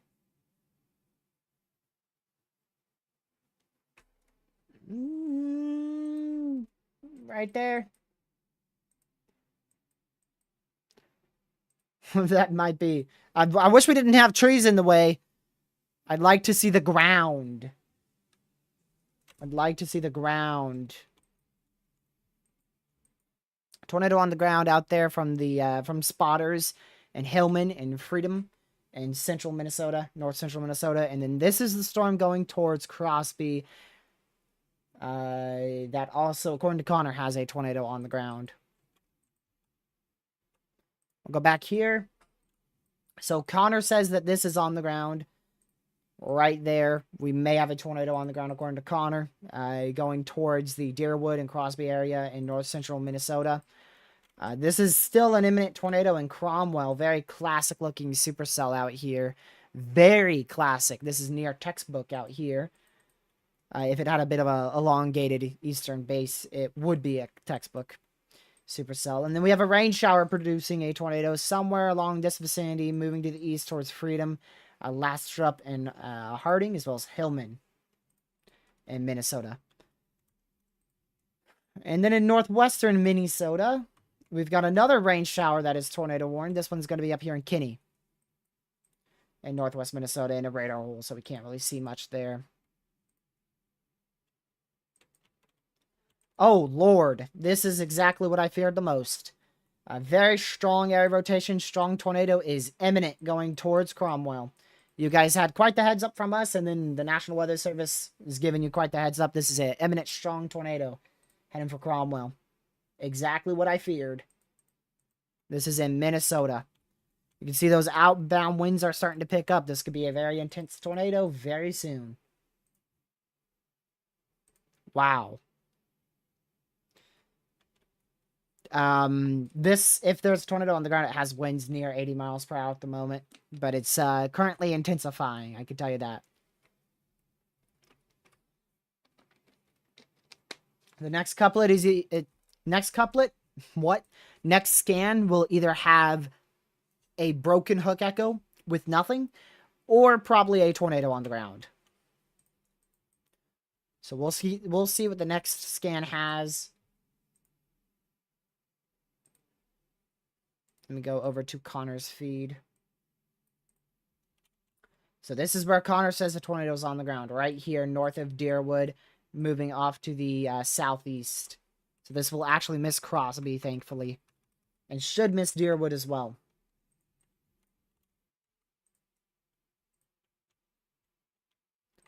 I really hope that next scan has absolutely nothing to it. That is a very impressive supercell.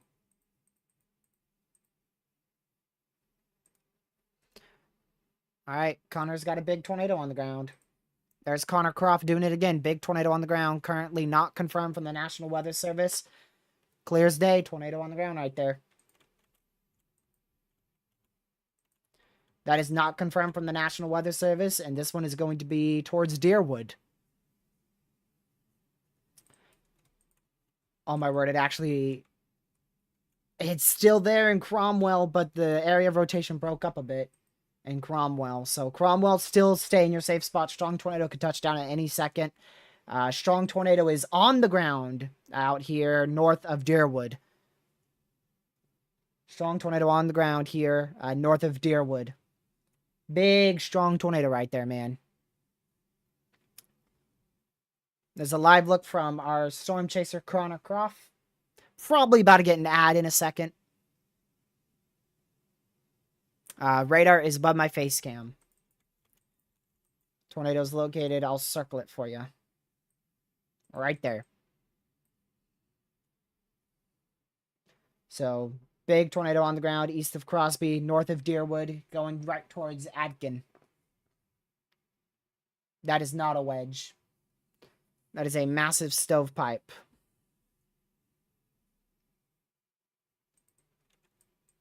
Wow. Big old tornado. Still not confirmed from the National Weather Service. Hopefully they'll confirm that in any given second. Typically, they have access to these feeds. I mean, they watch them themselves, so hopefully they confirm this, I should say.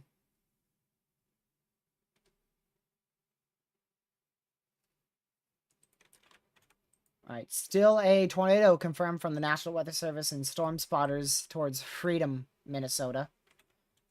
So we'll be watching that. And then Connor Croft obviously has a big tornado on the ground here going towards Adkin, Minnesota. They may have just confirmed that.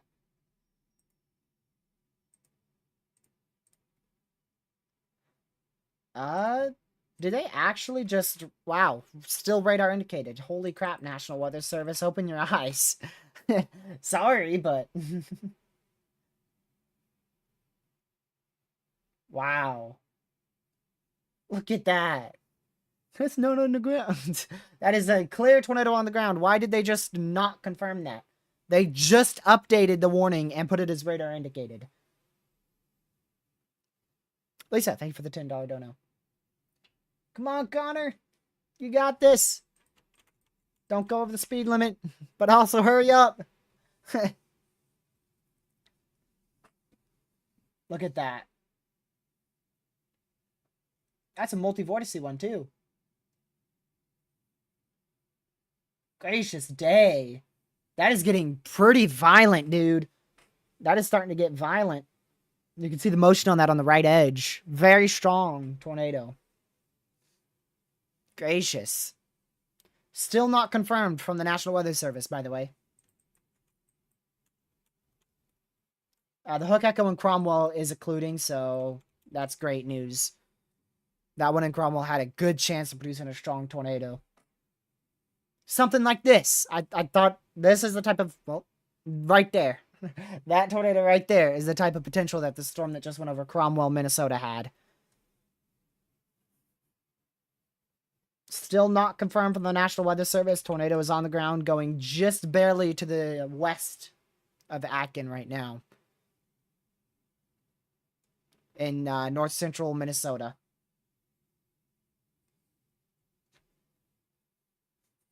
Don't get too close, Connor. Maybe getting a little too close for comfort here. It's going to be right in front of him. It's going to say, boo. Oh. Looks like it's not fully condensed anymore. I don't see a completely condensed tornado.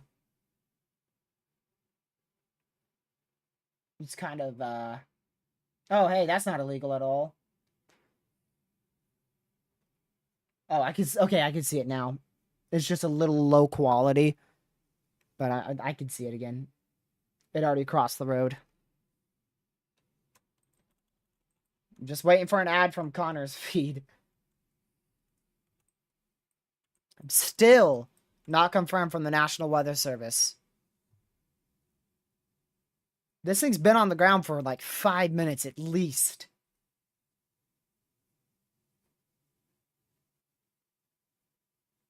Wow. Alright, we're losing a big connection here. Gracious day.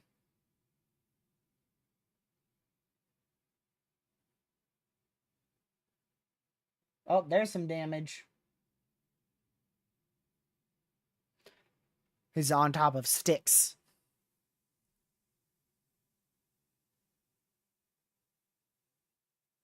Okay, yeah, I don't see it as well, but I can still see the left edge.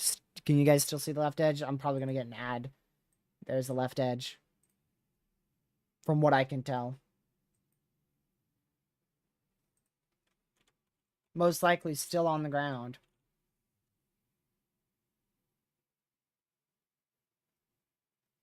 Wow. He's trying to, I guess, redirect his GPS. Connor said it's still on the ground. So, likely still a tornado progressing just to the west of Adkin in north central Minnesota. Obviously not Slug, because that wasn't a wedge. Maybe you should, you know, look up a wedge. Define what a wedge is, and we'll go back in the stream and look.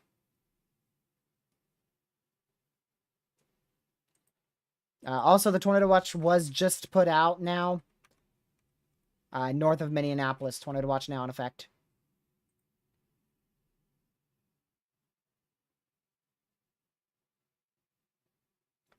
Alright, Connor is stopped now, so we'll go back to here.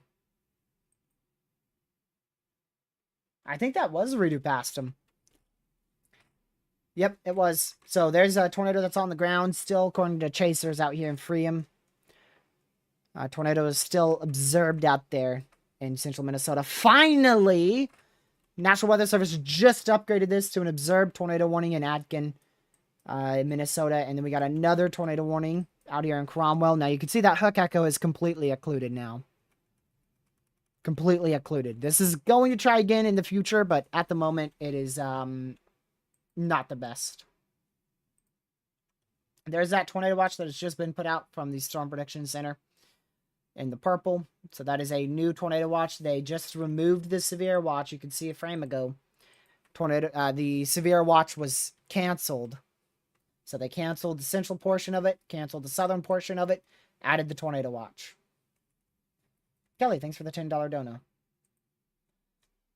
This is a 40/20 tornado watch, so that's a low-end tornado watch.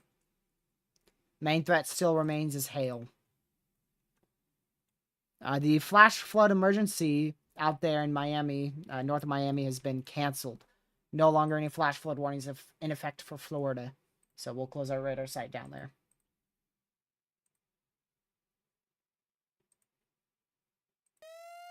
Tornado warning for northeastern Stearns County in central Minnesota, Stearns County in Minnesota. I swear I just saw a tornado report.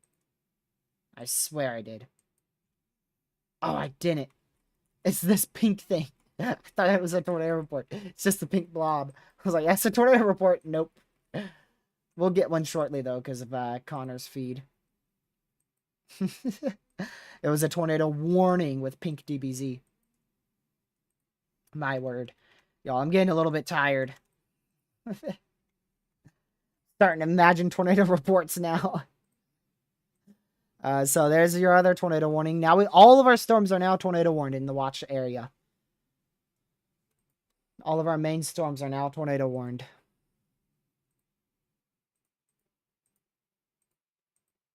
I will gladly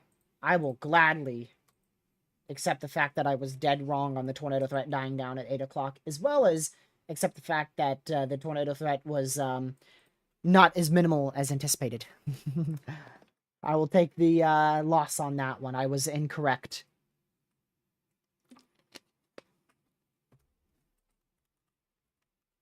I mean, the prime tornado threat at the moment still stands to be 7 to 8 o'clock, so it depends on what we see now and on.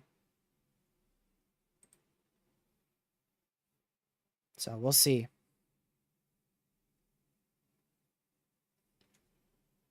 It was not a wedge tornado. There was a large stovepipe. It was a large stovepipe with the stovepipe lifting and then another vortices touched down around it. So the condensation funnel lifted and multiple vortices touched down. And then once the vortices lifted, the condensation funnel touched back down to make it fully condensed. But it was not a wedge.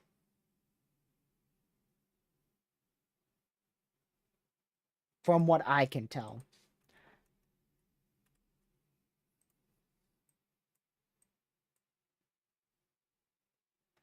Let's see here. There we go.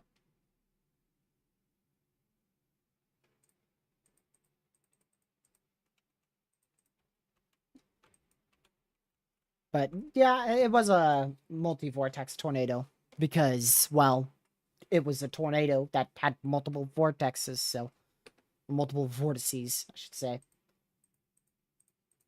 So, yep, but it wasn't a wedge. Definitely not a large wedge. A large wedge is like the 1.9, wait.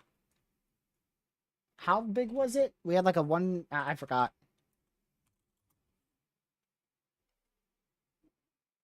Let me go see how big our biggest tornado of the year has been so far. It was big.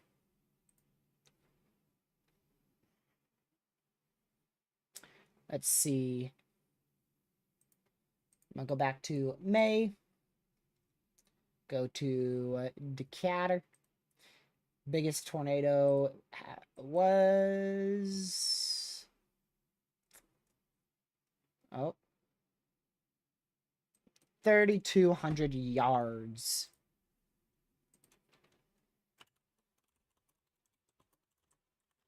That is 1.81 miles, about.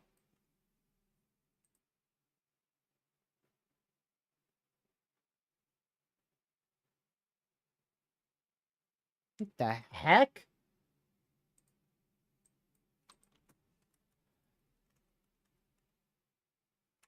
Oh.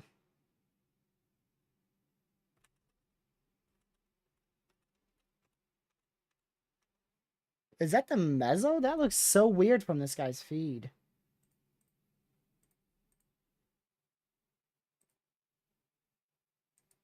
Weird. Alright, this is a previous look from Connor Croft's feed about 10 minutes ago. Just to show you what a wedge does not look like. So, wider than it is tall is the definition of a wedge. Here is the length from north to south, or from the top to the bottom of the tornado. For it to be a wedge, this right here would have to be here. Your wedge tornado would look more like this. That would be more of a wedge tornado. Not this. Not that tiny little width there. This width. Wider than it is tall. Wedge tornado. Stovepipe.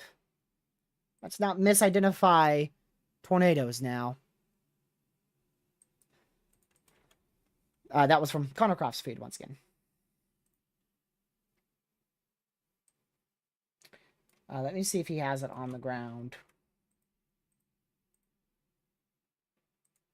Strongest tornado I've ever covered on stream was the Rolling Fork tornado, I believe rated 195.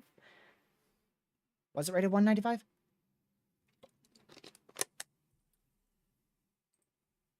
Let's see. It was rated, let's see, 195.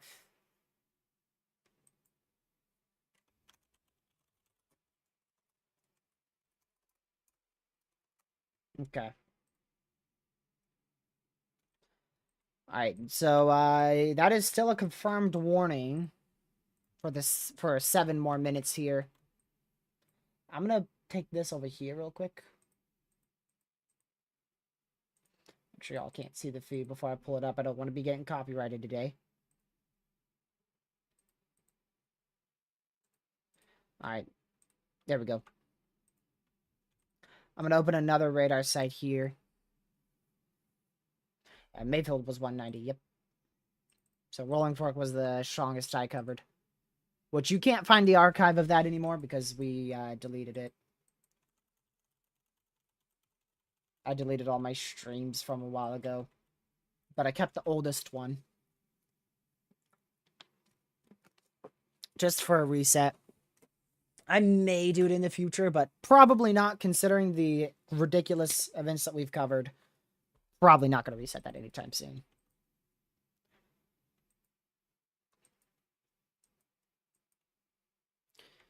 So that's a tornado warning out there northwest of St. Cloud. We'll keep an eye on that.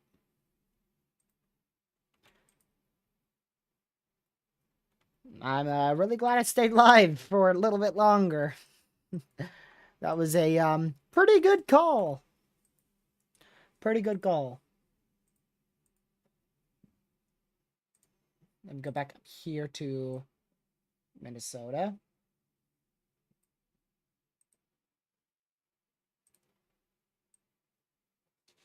HRRR has this stuff rapidly dying out at 9:30 Eastern. It's currently 8:10. We'll see how that goes.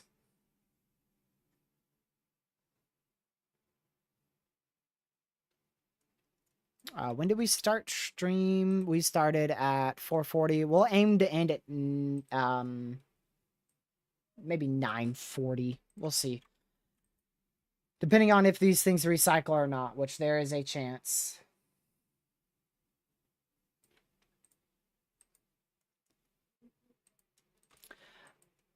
HRRR still has this storm being an issue for a tornado as it moves into Minnesota in about an hour or two. It is currently tornado warned in Canada. And I'm pretty sure it did produce at least one tornado. up there in Canada. All right, I think the main storm to watch now, I'm not really interested in any of the other storms except this one that Connor's still on. It might undergo a cell merge regardless. I do believe this is going to have another chance to drop a tornado in the next 30 minutes or so. So early heads up to you guys out there towards McGrath. We could have a tornado heading your way here in about 30 minutes or so. If not a storm that is very much capable of producing a tornado.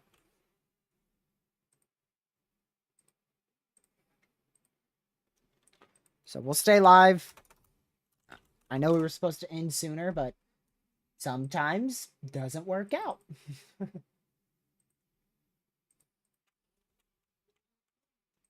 see.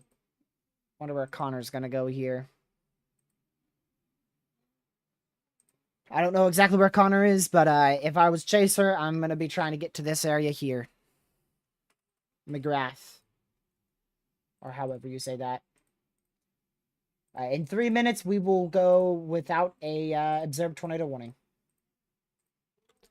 So in 3 more minutes, we're at an observed warning for 3 more minutes. I anticipate we'll get at least 1 more tornado warning. We'll probably see a tornado warning issued shortly for this general vicinity. I don't know about that one. We may not see an extension for that one. But I'd be a little bit shocked if we don't see an extension for this storm. Just because it will be capable for producing a tornado over the next hour.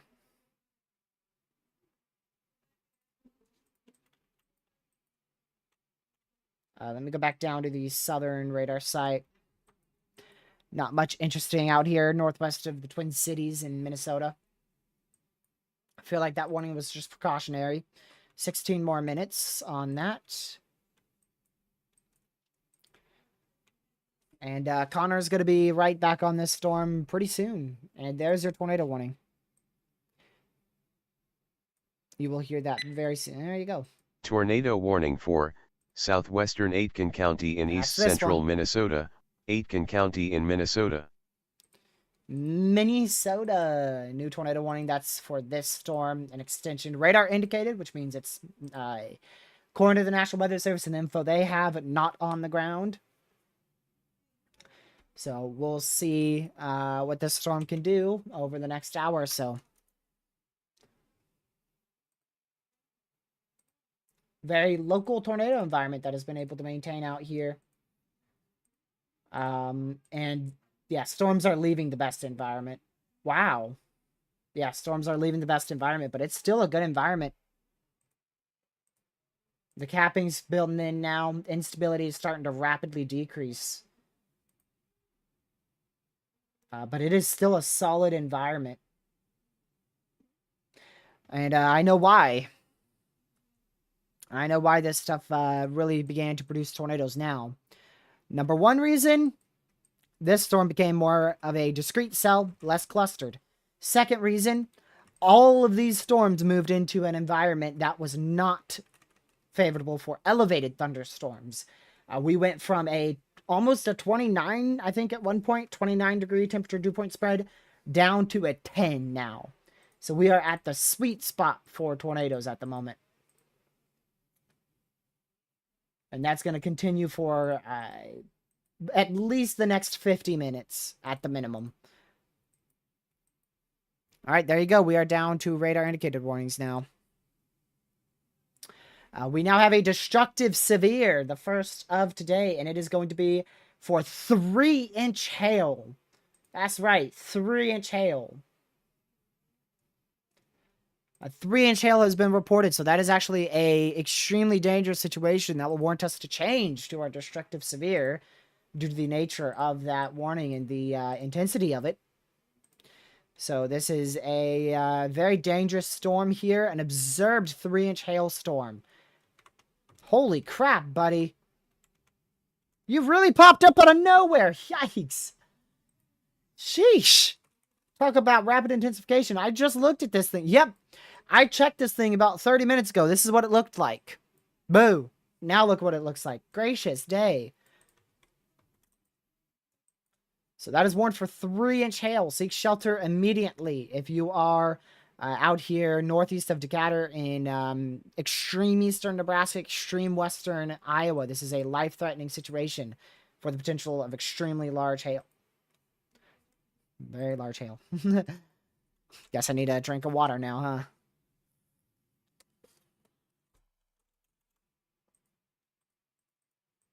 Let's see here. Haven't seen the report just yet, but I imagine it's going to be in very shortly here. Lord have mercy. Absolutely crazy. Look at that hail spike. Dude. Look at that hail spike. Look at that hail spike. Are you kidding me? That has got to be one of the most impressive hail spikes I've seen. Holy crap. Wow. That is an absurd hail spike. Marginal risk, by the way. There's a pixel of it that's in the marginal risk. Extreme southern slight risk into the marginal.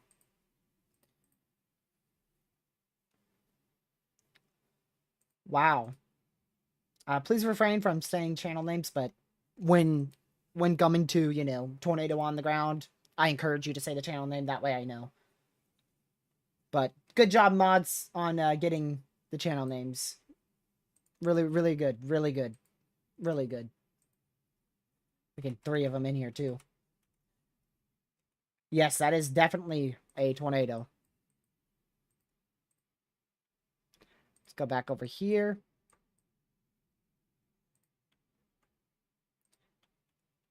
Yep, this is on the ground right here.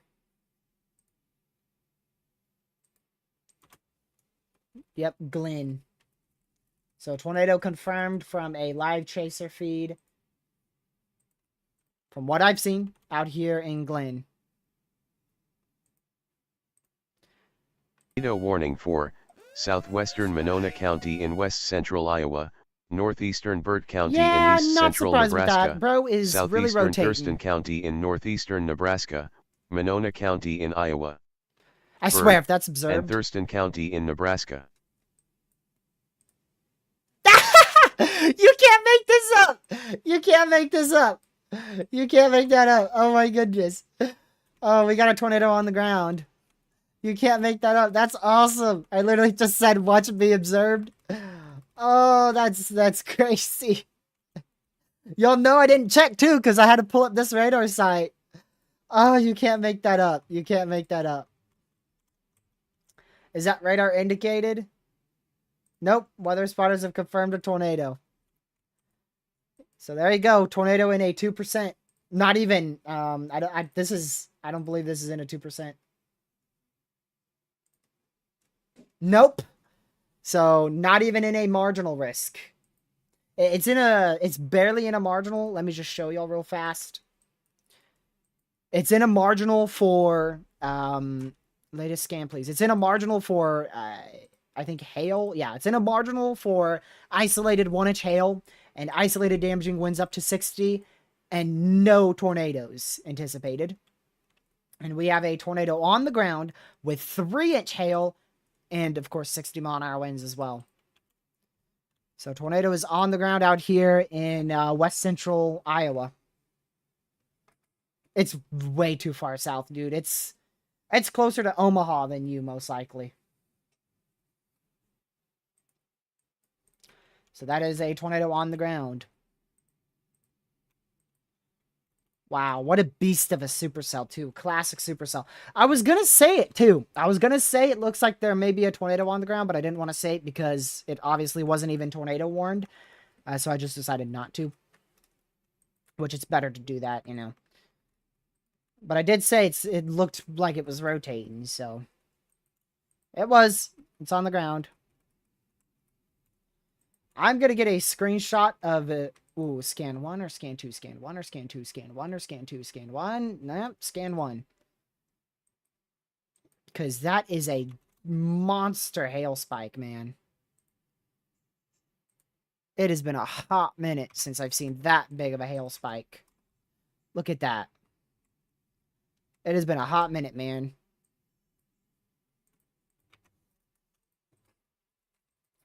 So tornado on the ground out here in Decatur. That's going into Decatur. Oh my word! I just realized that in far east central Nebraska.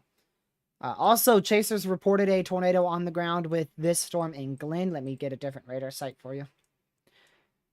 Chasers reported a tornado on the ground in Glenn, and I saw it for myself from a chaser feed, who I unfortunately can't show, but it definitely was on the ground. So make sure you're in your safe spot. Tornado was on the ground in Glenn just moments ago. That is the one in Minnesota. So Minnesota, we had a tornado on the ground. Don't know if it's still on the ground. The one in Nebraska, Iowa border is on the ground. So make sure you're seeking shelter immediately. Not only because there's a tornado on the ground, but also because there's 3-inch hail. So 3-inch hail and a tornado on the ground heading towards Decatur. I do think the 3-inch hail will stay on the northern edge up here. So that might barely nick Decatur, Nebraska, but it shouldn't be 3-inch hail. It should be closer to 1/2 inch to 1-inch hail, not 3-inch hail. If we're still seeing 3-inch hail out of this, it would be from this very narrow corridor of intense DBZ here and intense heavy rain to very large hail. I can't really tell you where the tornado is. Reason why is because pretty much all of this is going to be hail. If not all of it will be hail here. So it's going to be impossible to tell what is a debris signature. I don't think we have one at the moment. But just know that is on the ground. This warning expires in 6 more minutes here in Minnesota. I do think these storms are beginning to weaken, but are still going to be very much capable of producing tornadoes over the next, at minimum, 30 minutes. Main one to watch out for is going to be this one. So we're definitely going to stay live beyond 4 hours now. We're going to stay live till, we'll plan for 9:10 at the moment. We will plan for 9:10, which is 4.5 hours.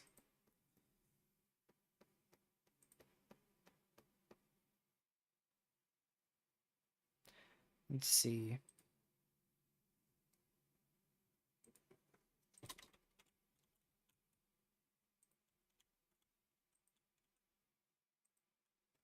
All right, let's just go back down to the one in Nebraska because that's the most significant one at the moment.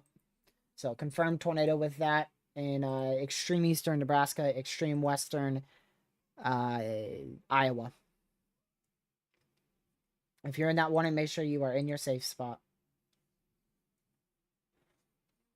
Still yet to see that 3-inch hail report on my radar softwares. Typically, it takes about 30 minutes, so we should see it very, very soon.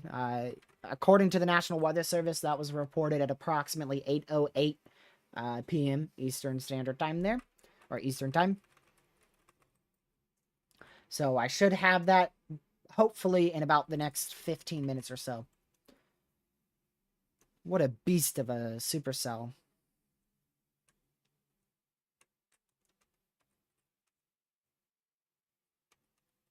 Wow.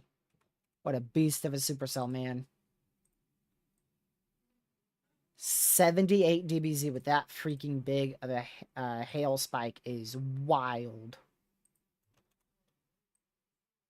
I'm screenshotting this stuff and putting it into my my folder for safekeeping. Because that is not a that is just such an impressive scan. Gracious. I have flooded my account with radar screenshots.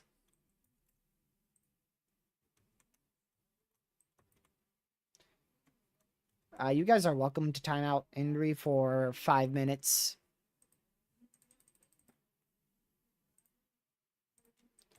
I can't get to it to myself at this moment.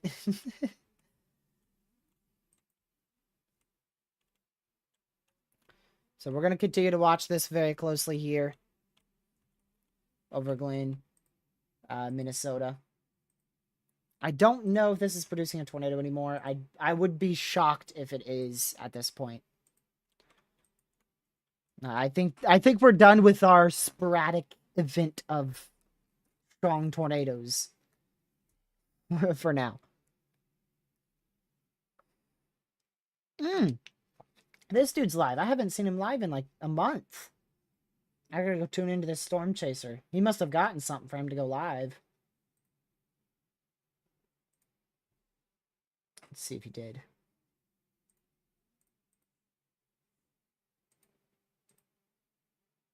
He got the tail end of that tornado. Oh, yeah, no, he got a really good view of the tornado.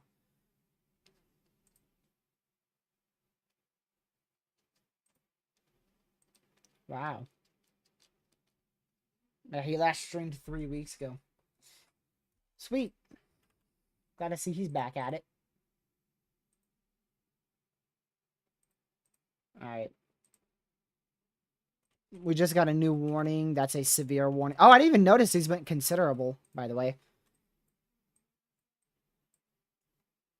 Tornado warning for Central Marshall County in northwestern Minnesota. Oh, that's Marshall County in Minnesota. I was gonna say, I don't even know where that is. Is that observed? Okay. We've got a miniature supercell out here. Look at this thing. Is that your hook? that is a miniature classic supercell. What the heck? Dude, that's crazy. Just one more thing for Minnesota to throw at us. That's funny. I honestly find that funny because it's such a tiny supercell. Now warned for torque possible 2-inch hail, 60-mile-an-hour winds. This was warned for 70-mile-an-hour winds, 1.5-inch hail torque possible.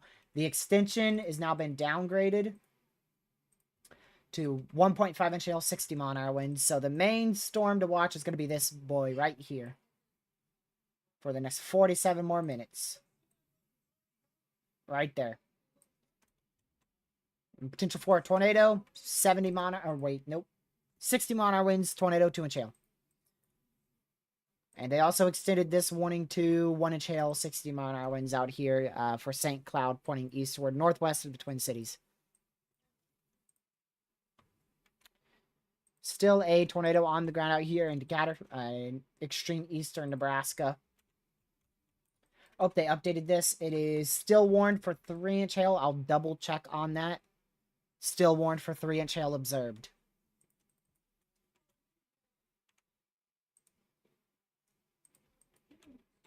So we'll continue to watch that.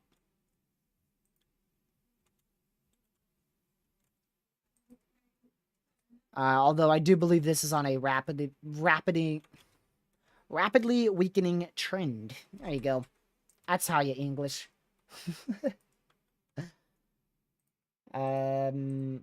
Alright, so at 9 o'clock we'll get a new outlook, a new surface analysis, and we'll get more information as well as what these storms are going to do. So we'll plan to end at 9:10.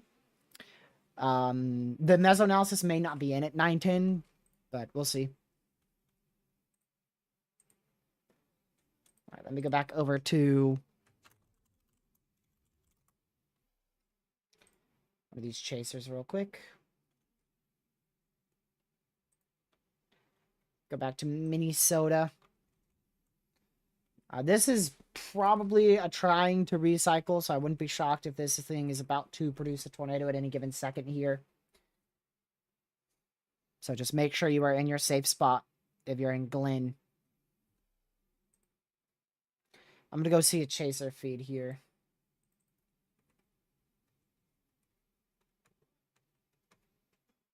Oh. It's starting to lift now. So you're telling me that this has been a tornado on the ground for like the last 5 minutes again, and it has been unwarned on its entire journey. Yep. Sure has been.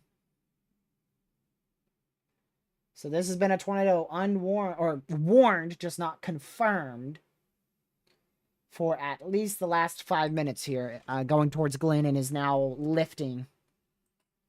Which we pointed that out before, but I thought it might have lifted.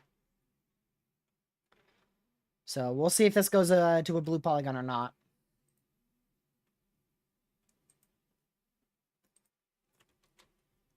That doesn't look nearly impressive anymore, so I think that's going to be done. It might have another chance. Might have another chance in about 20 minutes or so. We'll see. But at the moment, the one in extreme eastern Nebraska, west central Iowa is the biggest issue. Sorry for changing radar sites so much. There's just a lot of stuff I wanted to go look at. We're back in northwestern Minnesota there. Towards Stangust. That's how you say that.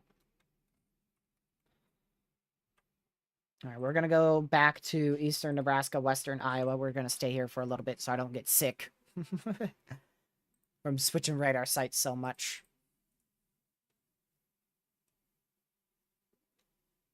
Let's see here.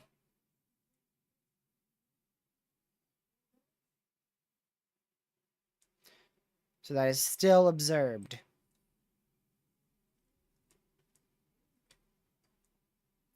Still an observed warning.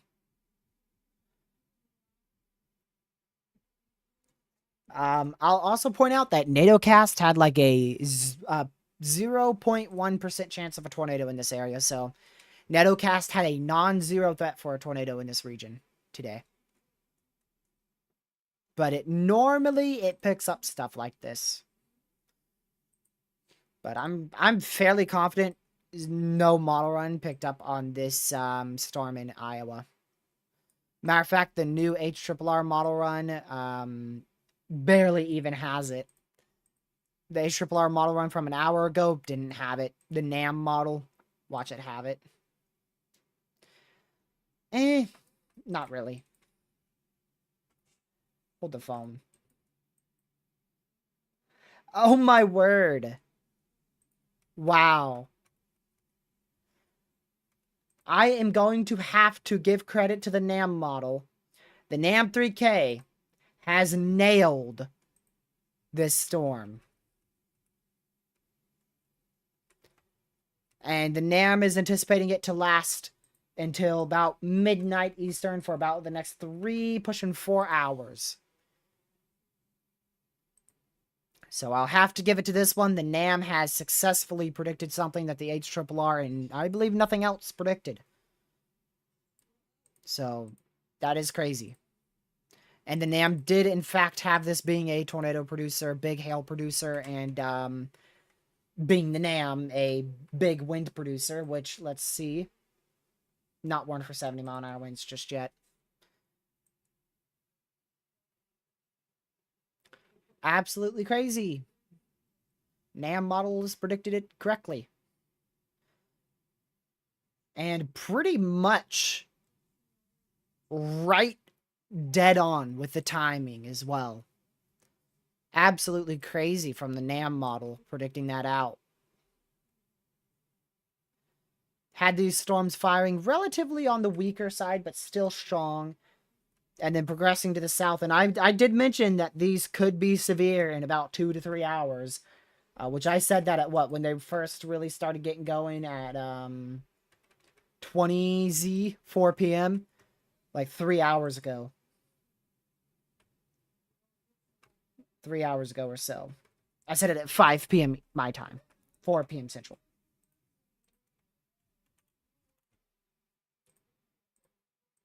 Gracious day.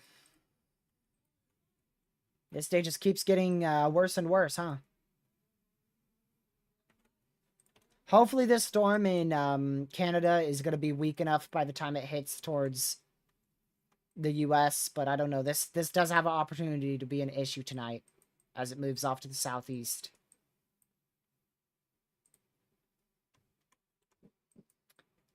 Still haven't seen that 3-inch hail report, by the way. Still not on my radar software out here. I see the 2-inch hail report, but not 3. So continue to be in your safe spot. This is no longer an observed warning. They just canceled that, so it's now a normal radar indicated tornado warning. And the destructive severe expires in 8 minutes. Tornado warning expires 8 minutes, and then we'll be left with a normal considerable severe. for actually 2.5-inch hail, which is almost destructive. I don't see this storm being much of an issue except for wind for the next hour or so till about 9:30 when it should, I hope, die off east of the Twin Cities. Northeast of the Twin Cities. But that could last a little bit longer, honestly. That has an opportunity to last for about an hour and a half or so. And then, like I said, I will gladly accept defeat on my forecast being wrong with these storms. I under-predicted the potential today. We managed to get one storm to be semi-discrete, then that followed by 2, then that followed by 3, then that followed by 4. And at one point, we had 2 tornadoes on the ground at the same time. So hopefully I'm right when saying that this threat's starting to die down. And it should be. Storms are exiting the more favorable environment. We'll see what the National Weather Service update has at 9 p.m. tonight. So we've covered from when these storms fired west of the enhanced risk all the way to where they are now. That is a lot of coverage. That's a lot of coverage. And we've also covered these storms from where they fired west of Sioux City until they slowly crept all the way north of Omaha here. So still staying live. We're not going to go anywhere for at least the next 30 minutes. Maybe longer than that, depending on what this stuff looks like at about 9:20 Eastern.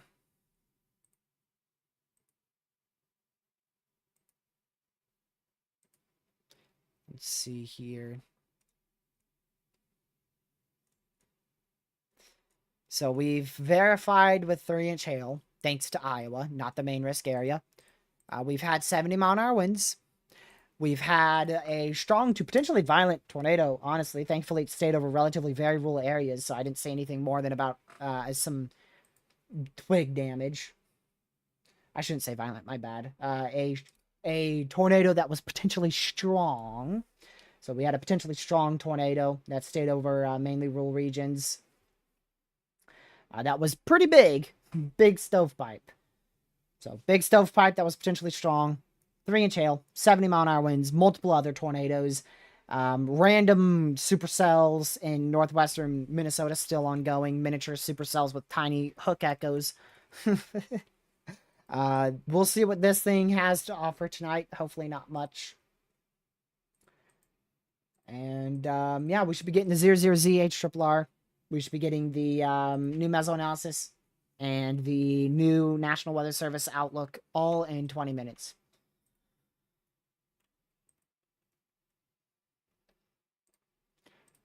We are quite far down on warnings now. We're going to be even further down in 6 minutes. So we'll wait for the 6 minutes and then I'll update you all on the current warnings. Connor is currently attempting to get us a view of this storm out here in Glen that was previously producing a tornado.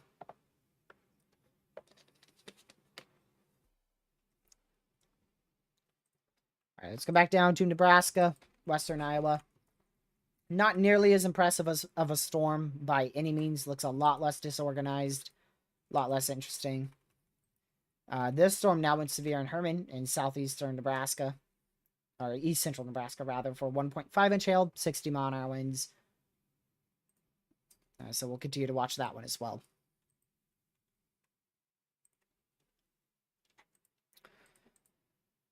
So we're at a little lull of activity. Whilst we have this small break here, I'm actually going to wait 6 more minutes to take a break. We'll wait 5 more minutes, then I'll go take a quick break. I was going to do it now, but I'll wait till that, hopefully, warning is dropped.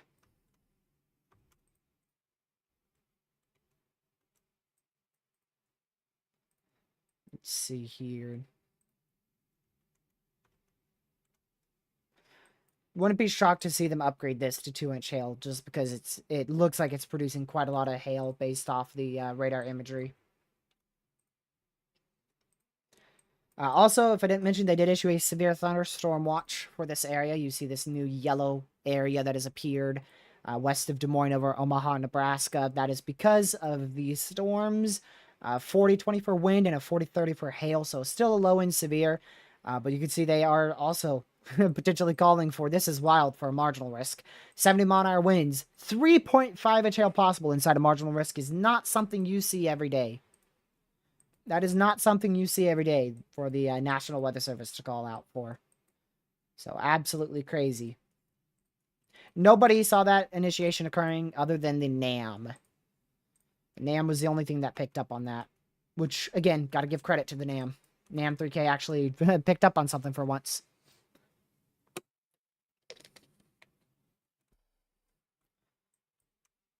So again, I think this is going to be our best chance for a tornado now over the next 18 minutes or so. Beyond that, I'm unsure after 9 p.m. I'll like to look at the meso analysis towards 9:05, 9:10, whenever that comes through. And see what the new SPC outlook has. And then based off of that, we can see how likely it is for this stuff to become tornadic. So the main thing that I missed in the forecast was the fact that as these storms moved southeast, they'd become more surface-based. That's it. So, yep, I'll note that. I'll note that in the future. Turns out when storms go from almost a 30 degree temperature dew point spread to a 10 temperature degree dew point spread, turns out they become quite tornadic. So definitely a surprise tornado outbreak that I was not anticipating today. And I don't know if tomorrow's going to be able to top this because this one was actually quite notable. I am surprised. Like I said, I'll admit, I was incorrect about today. I didn't think we'd have this much of a threat. I did know that we'd have the risk for 70 mile an hour winds, 3-inch hail, but not this. And there's that extension for the tornado warning, and oh crap, it's observed. So there you go. I said it. Over the next 16 minutes, this would have the opportunity to produce another tornado, and what do you know? It's producing one now. So that's now observed for 32 more minutes. Southeastern Aitkin County in east central Minnesota, northwestern Pine County in east central Minnesota, Aitkin and Pine County in Minnesota. They'll probably upgrade tomorrow's threat to 5% somewhere, but I don't see it being this big of a threat. It's weird because at first I thought tomorrow would be a bit more notable, but I don't see tomorrow being this big of a tornado threat. I do see a much bigger wind threat tomorrow and a bigger hail threat tomorrow. You can't count this one, even though we've seen 3-inch hail today. It wasn't in the main risk area. So in the main risk area, our max hail was 2-inch in diameter from northeastern Minnesota. Can't count, unfortunately, the one in Iowa because it's not in the main risk. So I think tomorrow we'll have the opportunity for 3+ inch hail and up to 100 mile an hour winds. I do believe a moderate's on table for tomorrow, depending on what the 00Z and 06Z guidance shows. Legacy, I plan on going live tomorrow at about 2:33 p.m. I'm going to try to aim for 3 p.m. That's the goal. The goal is to aim to be live about 3 p.m. Eastern. I'd like to be live at 2, but I don't know if that's going to be a possibility. So I plan on being live from like 2, 3 o'clock all the way until 8 o'clock or so. That's the plan. No promises if it's going to play out like that.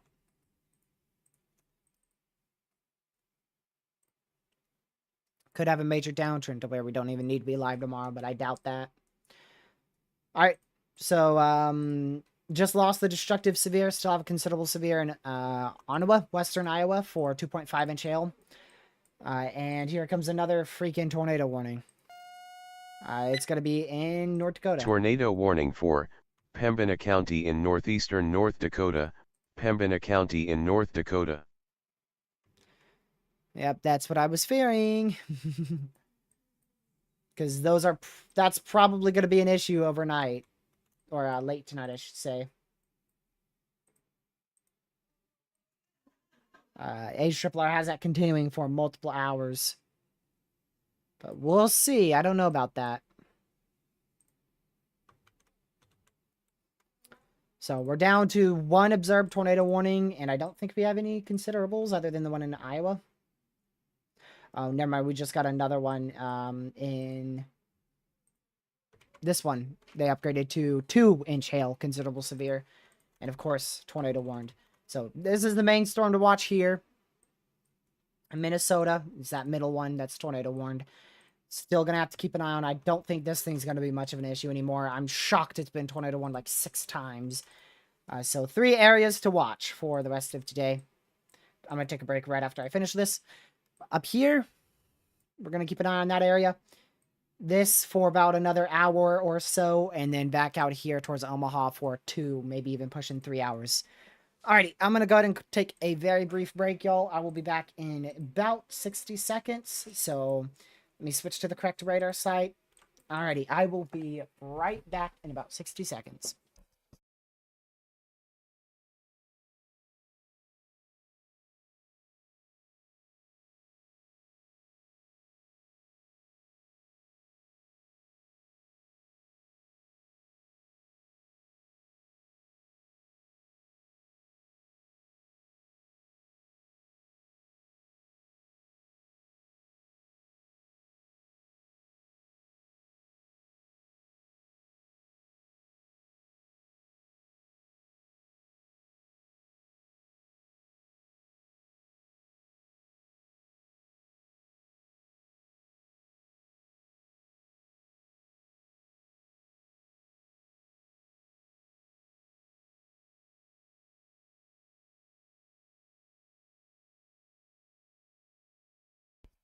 Alrighty, I am back.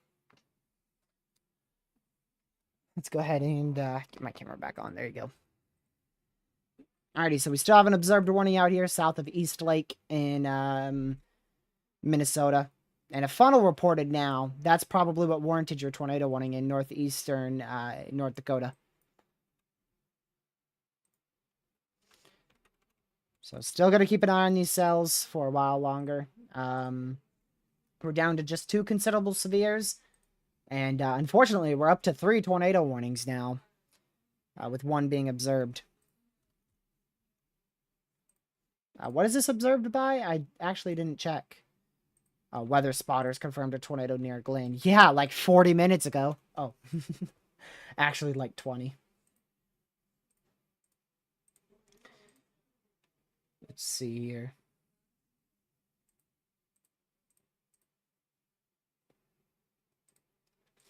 I'm gonna go try to see if anybody has this.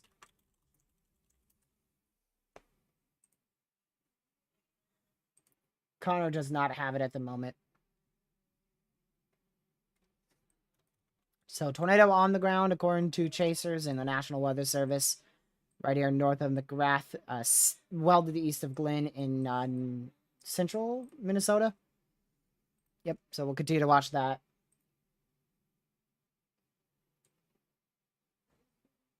So we'll see. This southern cluster could be a brief tornado threat later down the line, but is mainly a wind threat and isolated very small hail threat north of the Twin Cities. This stuff, we'll see what happens here with these storms, but they're definitely a more notable threat. Let's see here.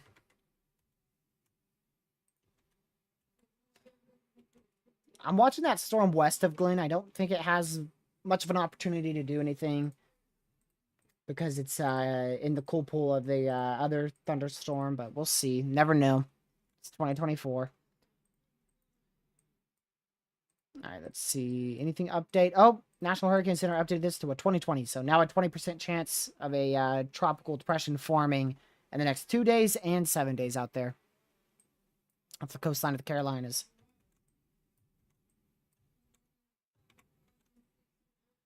Let's see here.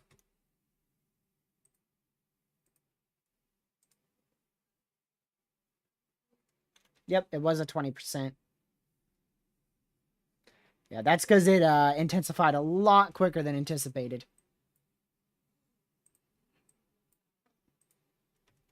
All right, we'll just stay on this one because it's observed, but I don't think there's much to it.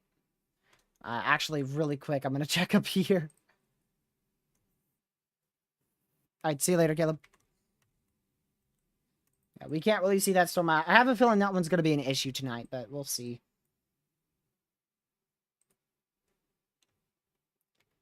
So continue to watch this tornado warning in central Minnesota that is currently observed. And this stuff's just going to be a hail threat, big hail threat, wind threat. Brief tornado can't be completely ruled out here in east central Nebraska, western Iowa. All right, we'll stay right here. Oops. Let's see. Connor just said there is no tornado on the ground. So this is observed from spotters from like 20 minutes ago. It's not on the ground at the moment. Here's proof for you. No tornado. No tornado. So there's no tornado on the ground at the moment. Even though National Weather Service has it as confirmed. So hopefully they'll fix that. That feed I just used was Connor Croft, of course.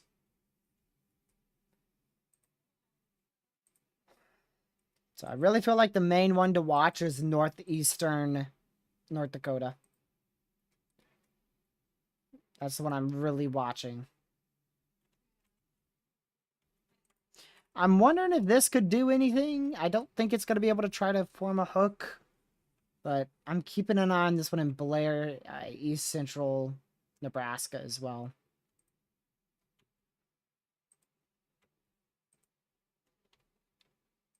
But, yep, we'll just wait for the new SPC Outlook.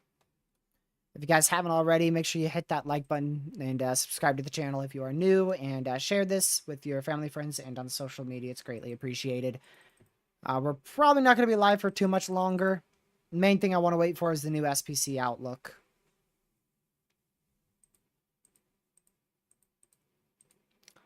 All right, let's see this terrible 00ZHRRR. Has that storm in west central Iowa becoming an issue for the next most likely 3 to 4 hours. Storms in Minnesota begin to die off very soon. Very, very soon these storms should die off. But it actually keeps this one. Not that one. Not that one. Not that one. This one. HRRR keeps this one alive, being a decent wind threat for all the way until 11 p.m. midnight Eastern time. And the one in Iowa till about 11 p.m. as well, so we'll keep an eye on this stuff. Severe weather is probably not going to rapidly decrease for a little while. We're probably still going to deal with severe storms till 11, but the threat should still gradually decrease. And the HRRR cannot acknowledge that this storm in northeastern North Dakota is in North Dakota and not northwestern Minnesota. We're left with one tornado warning in northeastern North Dakota, and then our confirmed warning is still in effect out here in Minnesota, despite there not being a tornado at this moment. Rain waves, it did a classic 2024 moment and popped off when nobody was anticipating it.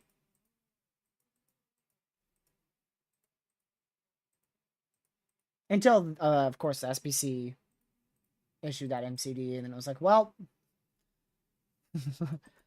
honestly, they did a good job for it. They said a tornado watch was possible southeast of the current convection. I was looking out here, not where they actually issued the tornado watch. I'm surprised they did that. So there's no longer any area rotation with this storm. We're good. Long story short. So just keep an eye on northeastern North Dakota up here. So still keep an eye on this. Keep an eye on this one for like the next 30 minutes or so. We'll keep an eye on this one for the next 2 hours. Then we could go back down here to Nebraska. We're going to be watching these storms for probably the next 2 to 3 hours as well. So, yeah, next 2 to 3 hours, yeah. I have not eaten dinner, Caleb. I did not get the opportunity to. Let's see here. This is warned for 2-inch hail here, and this one's warned for 2.5-inch hail. So both of these are considerable, aka significant severes.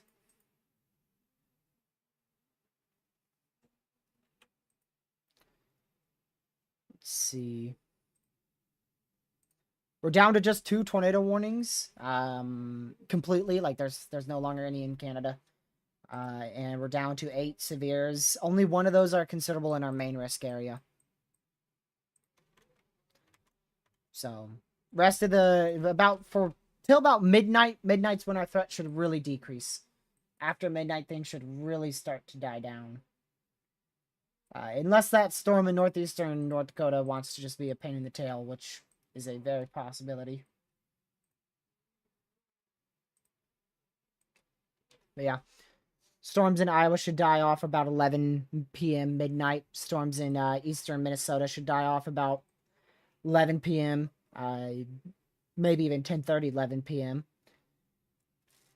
And that storm in North Dakota, models don't have it dying off until like, I don't even know, a long time. So we'll see. But we're gonna wait for the new SPC outlook. See what that says. Confirmed warning lasts for 17 more minutes, so we may actually end with that overlay still up.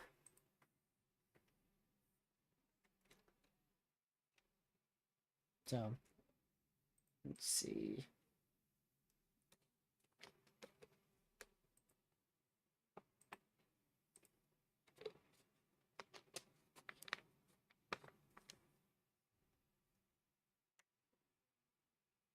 Alrighty. Close out all these chasers here. So we'll just wait for these storms. Let's see if they die out. I'll be monitoring it for the next like 40 minutes after I'm done the live stream. 40 to 50 minutes. If we manage to see a strong tornado, I'll come back on here. Preferably a strong tornado. It would have to be in a radar, near a radar. So I don't know. I may go live even if there is a strong tornado. I may still debate. So we'll just see. 4.5 hours of coverage is pretty good for an enhanced. Considering I plan to do 2 to 3. More of 3. Let's see here.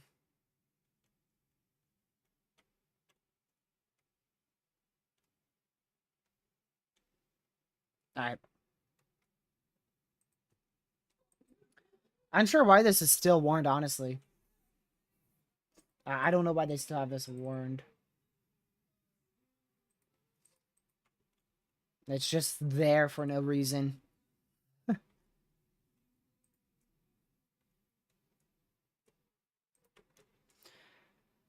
Yeah, we're going to conclude here in about 10 minutes unless this SPC outlook is very late. Yeah, Connor said he's probably going to just stop now.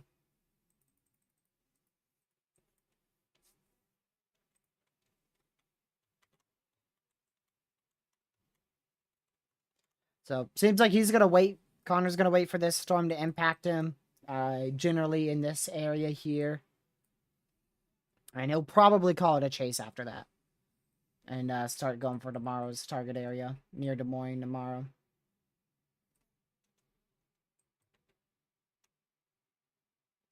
Let's see.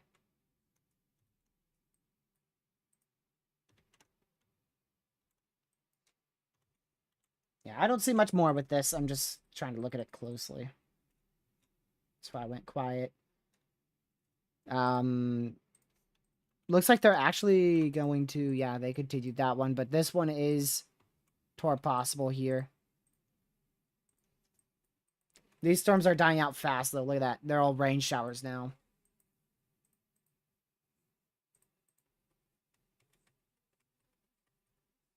Oh, did that just get downgraded? Nope, still torp possible 2-inch hail. So most of these are just normal severes. Main region to watch, honestly, is going to be this in western Iowa, eastern Nebraska, the one in northeastern North Dakota. That's really it. We'll keep an eye out for a threat to develop here in Minnesota out of one of these or both of these storms over the next hour. We'll just keep an eye on just in case, but I'm probably just gonna call it quits. Stop monitoring as well.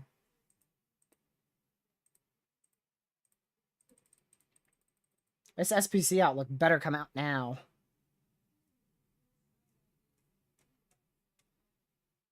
Come on, SPC. Let me go to the SPC. Oh, they just issued it. Enhanced risk is no longer out. Enhanced risk has been canceled. Weird, because they've actually maintained the entire slight risk. So the enhanced risk is gone, but they have maintained the entire slight risk. Slight risk now goes all the way down to even northwestern Missouri. 5% tornado risk still maintained out here. That is a very large 5%. Honestly, I thought they would have shrunk it to like right here. So interesting on why that 5% is so large. Hatched wind threat has been added. We now have a 15 hatched wind and hail threat out here in southwestern Iowa and eastern Nebraska. And they still kept it 2% up here, so they don't see much potential with that. But there's still the potential that we see an isolated tornado up in this region tonight. Still the potential that we see a tornado out of these storms as they approach the lake here. And still the potential for an isolated tornado as these start to weaken over the next 2 hours here in Minnesota. And also still the potential for a brief tornado to spin up in west central Iowa, extreme east Nebraska. It is time for me to go to sleep. We're left with just one tornado warning in northeastern North Dakota, and that is it. That is our last tornado warning. So we've got a torp possible, considerable severe out here in Minnesota. The other severes are normal. And then eastern Nebraska, western Iowa to keep an eye on, northeastern North Dakota. So still a few things to watch. But enough to the point where I'm going to quit and end the stream and get me some food. And then get ready for tomorrow because we got to do it all over again tomorrow. Woohoo! So if you guys haven't already, once again, make sure you hit that like button, subscribe to the channel with the notification bell set to all, and we're going to conclude very, very shortly here.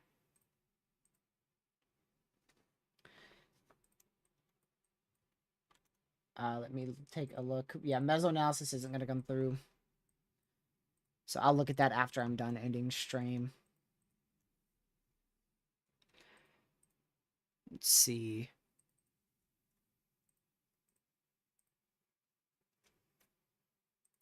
I'll quickly check this.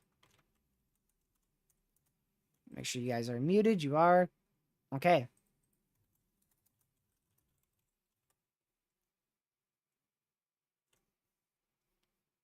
I think we're okay to end. I don't think we'll miss much. And if we do miss something, it's going to be within the next hour. I don't know what the HRRR is doing with supercells randomly developing. I don't see that being a possibility. That's 10 o'clock. So if HRRR is correct, there should be 2 supercells right here, right now, and there's not. So I don't know what HRRR is on, but that's going to be it. We're down to just one. Radar indicated tornado warning. We're down to, unfortunately, 3 considerable severes, but down to 7 severes overall. So that is it. I'm going to go eat. That's what I'm going to go do. I'm going to go eat. So thank y'all for tuning in. Greatly appreciated. I will see you guys for most likely another 3 to 5 hour live stream tomorrow. Flash warning in the background. And yeah. Massive shout out to Connor Croft for letting us use his feed. If you guys haven't already, once again, make sure you hit that like button. We have destroyed today's like goal of 100 likes. We are at 115. Thank you guys for helping me reach over 2,000 people today with the word of severe weather. And I will see you guys right back at it again tomorrow. Planning to be live at 3 p.m. I pray that it will be later, so that way I could just get more stuff done. And hopefully we don't end up with another situation like today. But yeah, that is going to be it. Thank you guys so much for tuning in. Thank you, mods, for modding the chat. Thank you for all of our supporters who have just been here. It's greatly appreciated to have each and every one of you in here, as well as the people who donated. Lisa and Kelly, thank you for your donations. Thank you guys so much for watching. I'll see you guys in the next one. Stay safe, watch severe weather in the tropics. Have a great rest of your night. Goodbye.